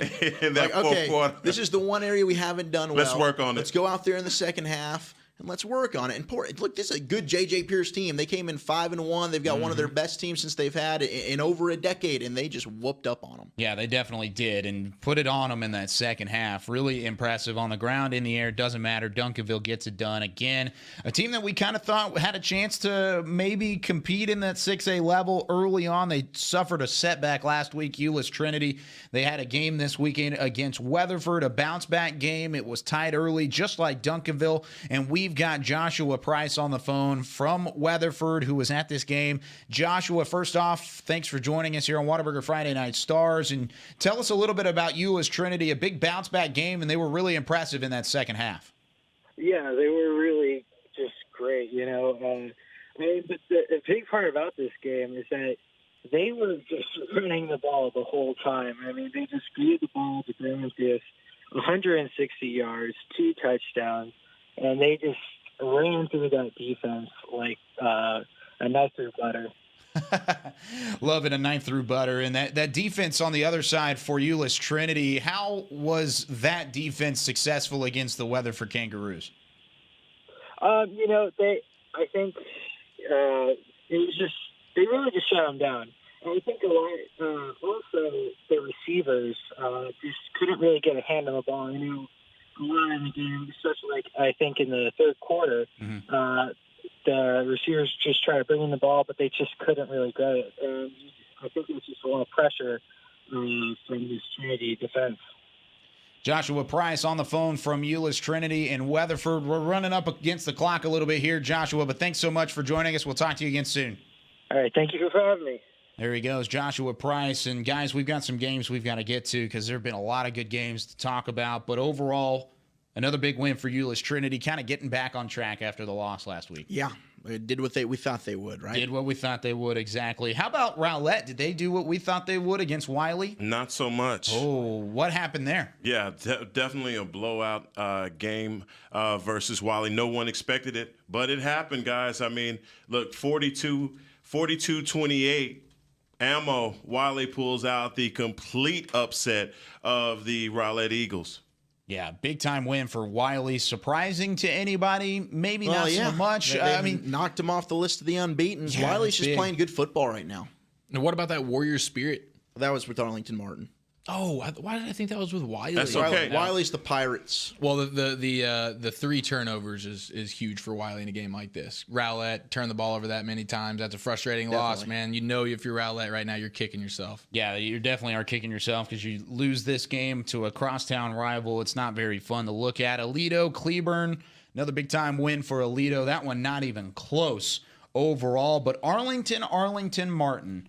How about this final score? Arlington was down early. What happened here? Well, they came on back and they got the dub. Jahari Rogers able to pull it out, rabbit out of the head, as Jason Witten would say. A 32-25 victory for Arlington over Martin. But Martin did keep it more competitive, I think, than a lot of people would have thought. Yeah, who would have thunk of the Cardiac Colts pulling this one out? They had to definitely, like you said, pull a rabbit out of a hat and come back and beat the Warriors. The Warriors definitely had the spirit tonight. Thank God for forcing 4 turnovers for the Colts, and to think about that Arlington Martin defense really stepped up. Jahari Rogers only having 88 yards through the air. I know he had a little over 100 on the ground, but for a guy who we're used to seeing stuff the stat sheet, that's a good defensive effort, and a shame you have 4 turnovers, man, to lose that game. Yeah, definitely so. Cedar Hill over Mansfield Lake Ridge. Those are highlights from the Colony. We'll talk about some of those. 42-17 was the final score. Cedar Hill over Lake Ridge. And we talked about the quarterback going out early for Mansfield Lake Ridge, and just not a fun night for the Eagles overall. No, and Cedar Hill angry after that loss last week. And anytime for Lake Ridge you lose Rogers, you're everything. All-purpose leading passer and rusher. It's tough, but Cedar Hill did what they had to do at home. Like you said, man, when it comes down to Lake Ridge, not as deep as some of the other programs in the city, but again, lose your best guy, team goes into a panic. And Guy Frazier called in and told us that when Rogers went down, it was a tie ball game, and then he goes down and the game gets busted wide open. Absolutely. Yeah, looking at it one more time, Rockwall and North Mesquite. Rockwall with another big win over North Mesquite. This was one of our pick'em games. Did we all four pick Rockwall? Yes, we did. Yeah, Sure. Well, that was not as exciting. 44-10, the final score. Zach, let's go through those 6A scores really quickly. Well, we know Geyer over Keller, 31-17. Coppell over Flower Mound Marcus, 24-23. Lakeview Centennial over Garland, 31-3. Naaman Forest over South Garland, 45-20. Flower Mound with the clinching win over Hebron, 38-35. Louisville, they keep on winning, 61-10 over Irving. 50-18 Irving Mack over Irving MacArthur. Allen unbeaten, 43-14. They beat Jesuit. Northwest Eaton, 31-7 over Keller Central. South Lake Carroll, 47-26 over Fossil Ridge. McKinney, back-to-back wins. They get a victory over Plano West, 17-12. 41-19 Plano upsets Plano East. We just talked about Wiley over Rowlett, Haltom over Abilene, Arlington over Arlington Martin. Sam Houston knocks off North Crowley 57-42. DeSoto shuts out Grand Prairie 48-0. Lamar over Fort Worth Paschal 59-zip. Bowie over Trimble Tech 55-6. Lake Highlands all over W.T. White 55-22. Longview comes over and smacks Rockwall Heath 48-10. Berkner 41-10 over Molina. And Skyline with a big 71-33 victory. Probably one of the upsets of the night, 45-24. SGP over Summit. And then Mansfield beats Waxahachie 55-7. 5A scores. 5A scores. Grapevine beats Carrollton Newman Smith. Colleyville Heritage 63-3 over Carrollton RL Turner. Denton Braswell falls to Frisco Reedy 40-14. Denison 56-20 over Frisco. Frisco Wakeland 35-20 over Frisco Independence. Little Elm 42-9 over Frisco Liberty.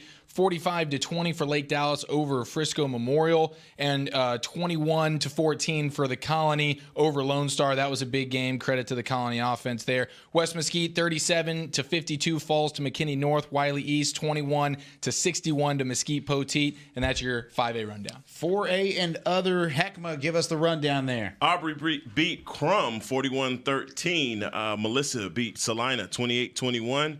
Paris lost to Argyle 35-34-26. Also, Midlothian Heritage made Athens kiss the baby tonight 68-34. Wow. Boyd beat Pilot Point. This is a surprise 20-14. Crandall beat Life Waxahachie 28-7. Kemp beat Madison, yay, 28-6. And that's your 4A highlights, guys. 4A highlights. Lots of action around the entire area. Real quickly, star of the night, Eric. Caden Davis, no question about it. Blake Short for Flower Mound. Wow, that's a big one, too. I like that. Another big win for the Jaguars. Staying the course, Michael Black. Michael Black. His Haltom Buffaloes remain undefeated overall. My star of the night, everybody involved with Whataburger Friday Night Stars, whether it's Chris Beam or Matt or Anthony or Chance or Fred Garner, anybody involved with Whataburger Friday Night Stars. For Eric Chiofalo, for Zach Wolchuk, for Hek'ma Harrison, I'm Kyle Youmans saying so long from Week 8 of Texas High School Football. Thanks for watching and God bless.